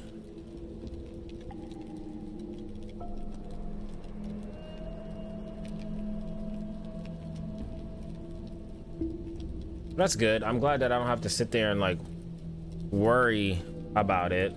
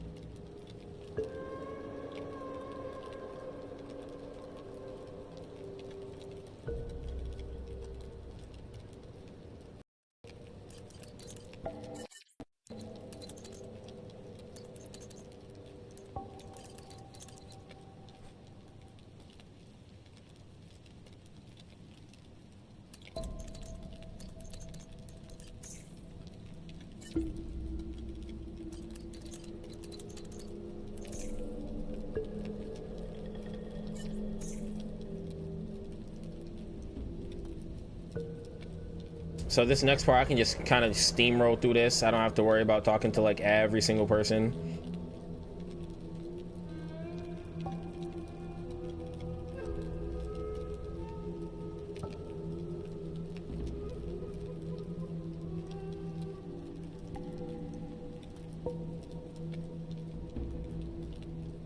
What is that?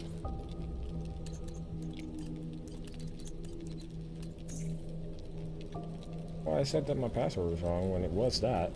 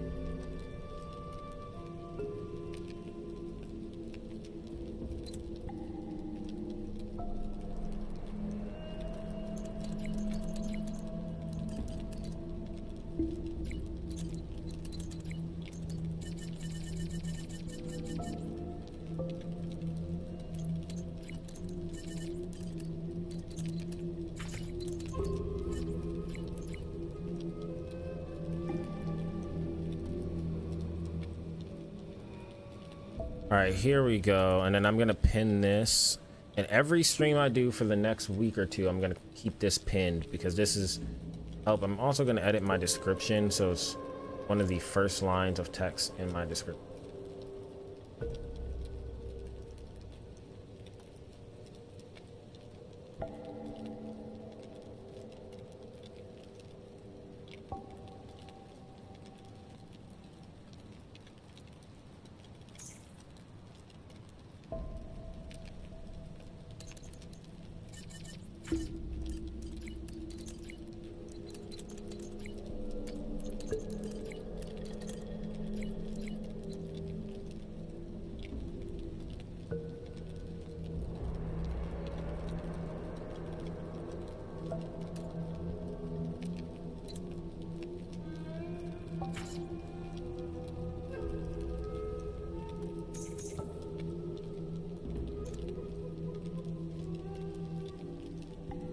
right, now officially, thank y'all for supporting and stuff.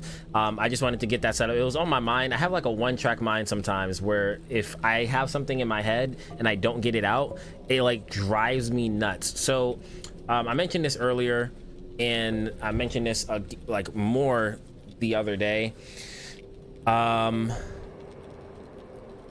am trying to get a new PC, a new desktop. I've been getting new stuff and new setups, and a lot of my money currently is being used to kind of support and help out with, I'm having a baby. So my firstborn son, he's due in October 23rd, and I'm trying to get certain things set up before he gets here, just to get it out the way, because I know once he gets here, a lot of my stuff is going towards him.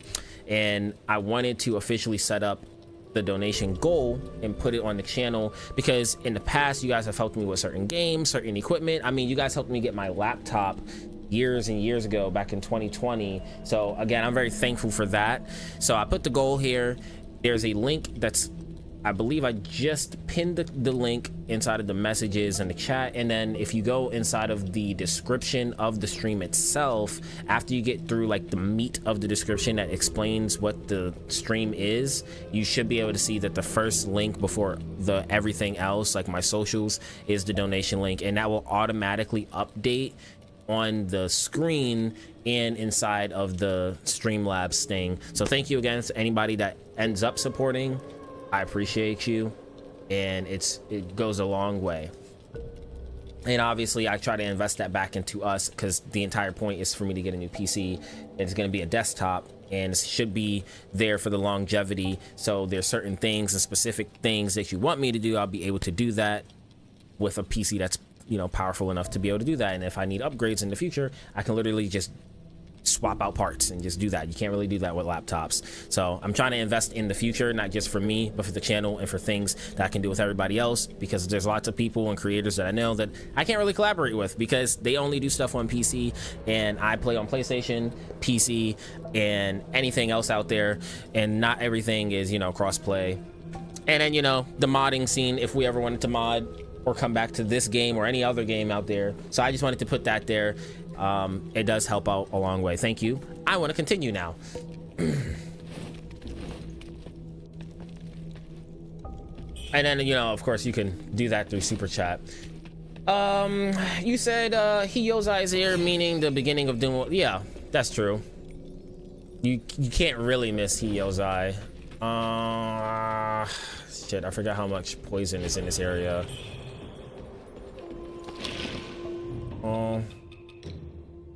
That's right. There's that one boss down here, that little spider. I don't even know what you call a spider creature. Yeah, I know what I'm talking about. I mean, because obviously we've all played the game here at this point in time.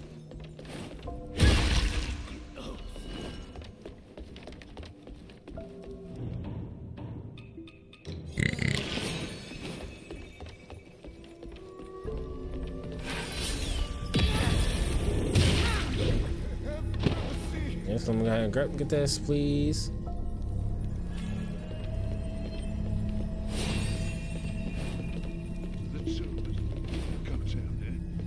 It's crazy. It wasn't until like the very end of that fight that I realized, whoa, guess what? Him running into the stuff around me is actually helpful for me. Like, I just didn't know that.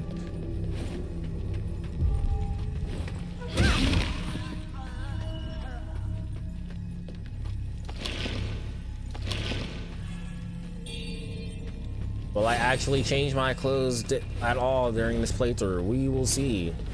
I could put stuff on that has more poison resistance, but I just don't feel like it.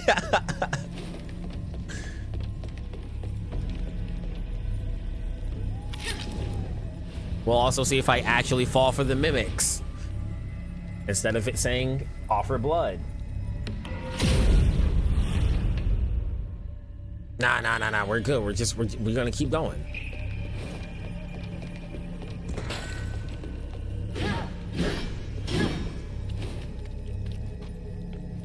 All right, we can't use this mechanism.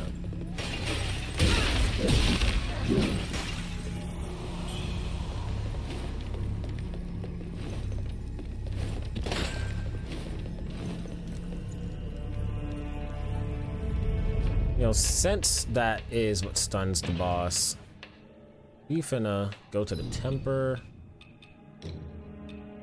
The electricity thing on instead of the poise break. And we might as well, I mean, since we down here, we might as well, you know, just pull this baby out. Not too many times we get to use the Moonlight Dragon for real. Nah, I'm just fucking with you. Hell, now we not pulling this bitch out. This shit is not even close to doing enough damage. Not even close. We'll just use this with the lightning thing on it.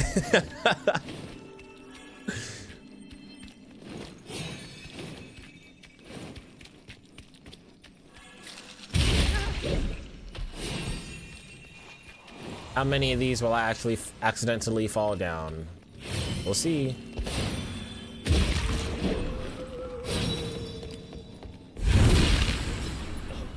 Yeah, damn, that shit was quick.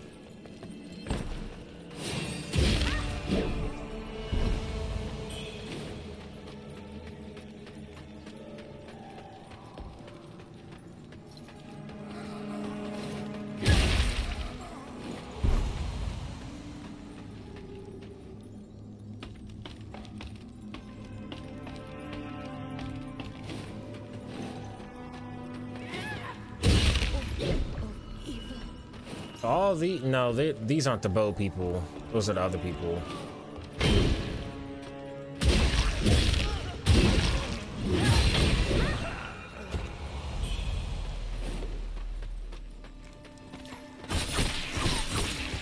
Damn, I actually just tried to dodge inwards.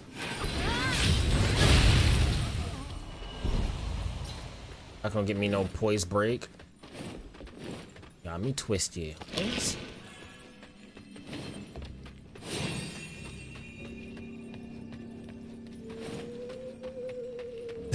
The tweaker.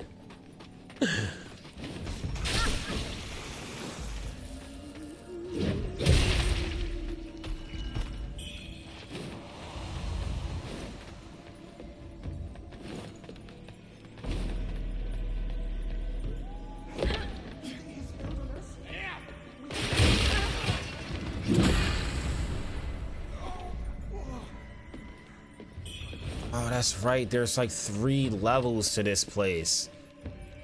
Fuck. We're good, we're good, we're good. That's level 2. We go all the way over here.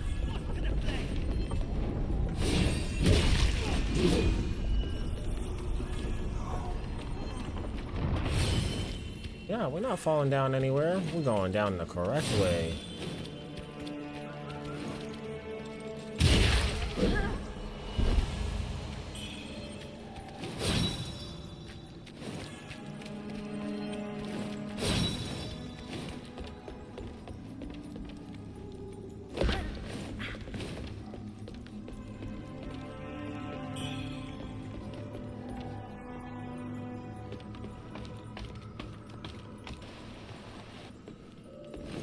I'm kind of like just trying to speedrun this area because I don't really need any of the crazy items or anything in here.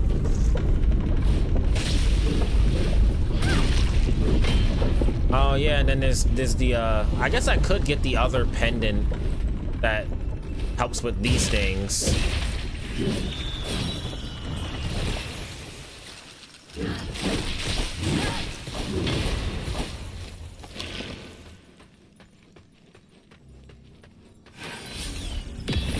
Then again, that shit's not doing anything with this on.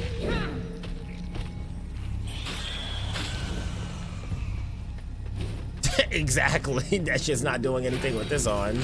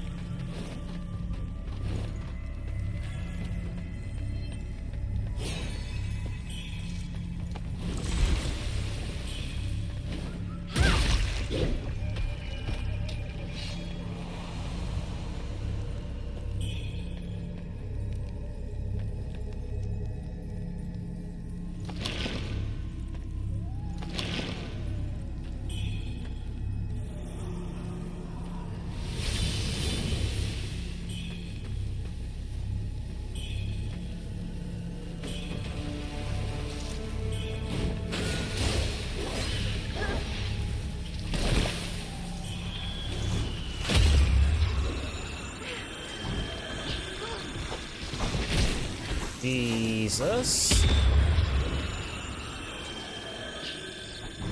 Okay, that can be really annoying. Very persistent.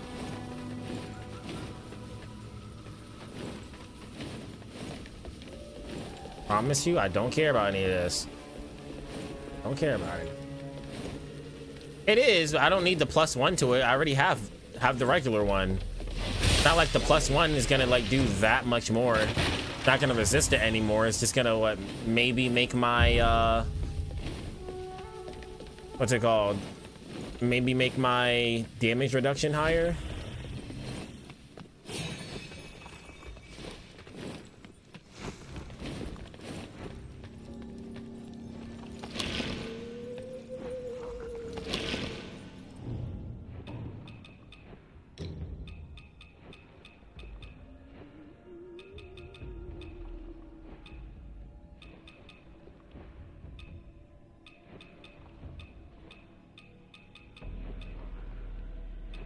Yeah.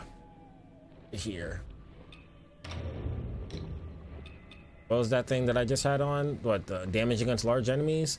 I'd rather just keep the damage against large enemies thing on. If I have enough mana, just use my spell, which I will.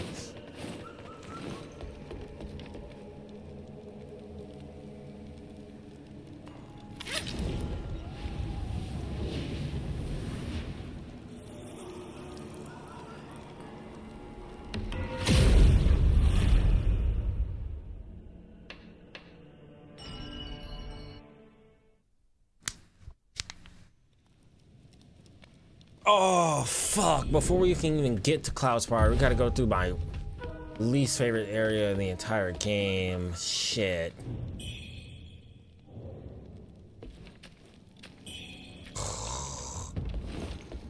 All the fucking ankle biters.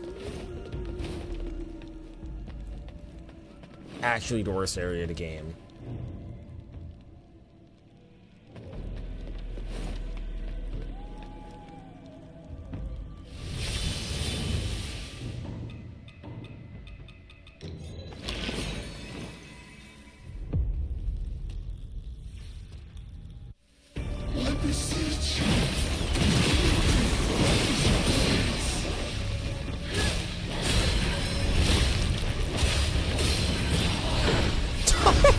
Oh my god. Oh my god.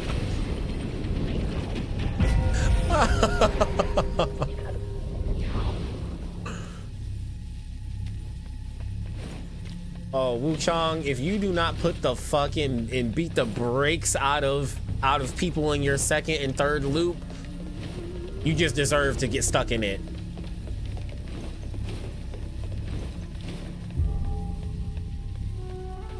All right, we'll go over here. We'll fight the blood-clad princess. I'm just kidding.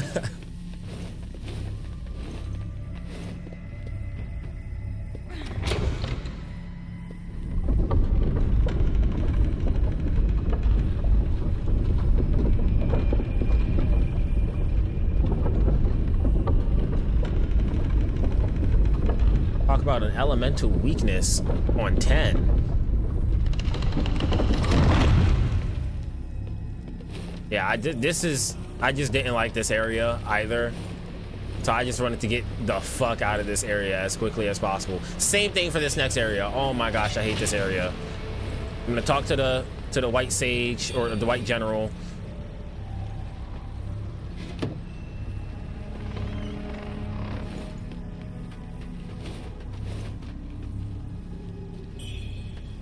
Hiyozai. You made it. How's the arm? No signs of worsening. Good. Wuchang, here. Take this medicine from the boatman. It supposedly suppresses the feathering. I traded it for a small knife I carried. Oh damn, he got it from the boatman. Locals call this Doom Willow Beach. Piles of corpses rotting on these shores. I had planned to cross here to reach the Tang Emperor. If only I hadn't lost my pack. I had planned to... Alright, cool.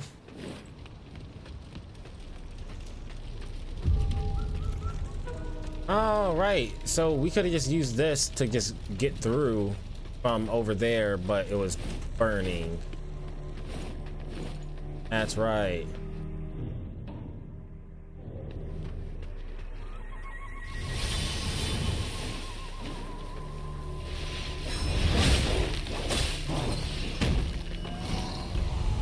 Oh, might as well not waste my lightning.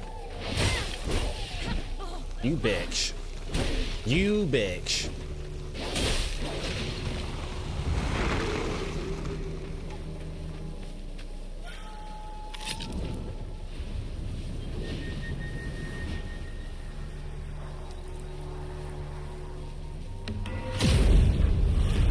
All right.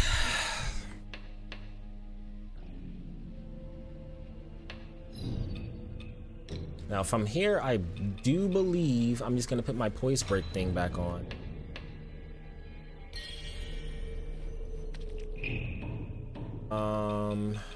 Put these on.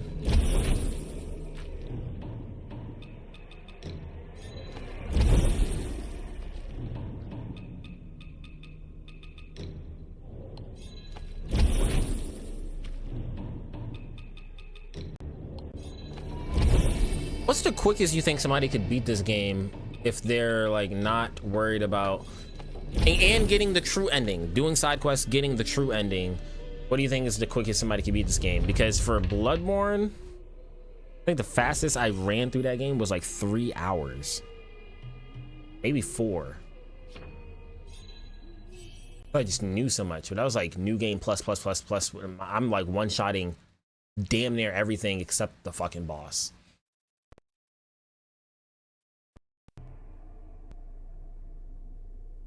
That's pretty cool.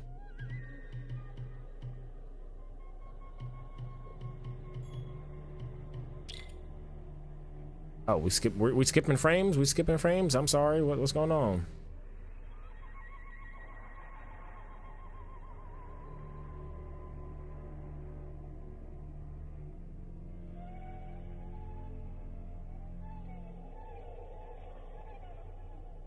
Shit do be happening with this freaking thing that I got on.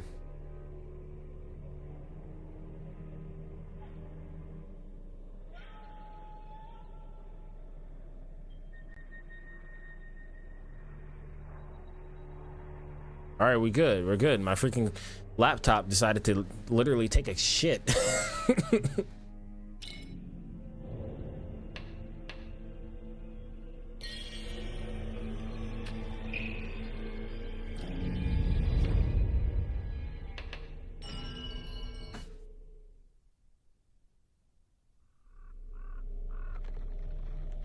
All right, so next thing I'm gonna do, I'm gonna go talk to the oh shit, I guess I should grab this. To purge this. Okay, I'm gonna talk to him real quick, and I'll probably end stream because I got company coming over, make some music together. White robed elder, still yourself, I see. Then I bestow this upon you. The feathered monstrosities grow empowered and rage. How do I continue his storyline? I cannot mess it up. They crave it endlessly. I shall send you to the next life. shall send you. All right, so I just go through the rest of his story, right? I mean, I just go through the rest of this area. I don't have to worry about anybody else in this area outside of the white-clad princess, I'm sure. Which is obviously the bow mage. It's all good though. Thank y'all again for all the support. I'm looking forward to it. You know, I think it's fair because we've already done the first playthrough and I want to get to more games on the channel that if again, because I'm trying to build this to be a platform where I could do this like every day and not be so tired from like work and everything else. So whatever it is that you can throw in to support, I appreciate it. But I think that we should continue the rest of this playthrough with my better judgment through the membership live streams, maybe. Just because I want to get to Mafia, the old country on here, and I just want to get to a lot of other games, and I feel like if we've already played through a game the first time, we don't need to have it again on the channel, even if I really want to, just to keep things going. But I appreciate everybody that comes through and actually supports, and is also obviously constantly showcasing tons of information for me. And on the other end, don't feel pressured if you can't, you know, support by being member. That's totally fine. I get that. I mean, money is tight with everybody right now. It's the culture that we live in, unfortunately, the economy. You have a great evening as well. God bless. And I'm very thankful for you just coming by. Thank you. You always make my day coming in here and just talking to me. You've made my weekend so much better, helped me get through the game. We've had some moments. We close because we've had some moments already. Anyways, I love you guys. Stay safe out there. I'll catch y'all in the next stream, which I'm gonna try to stream again in the next day or two.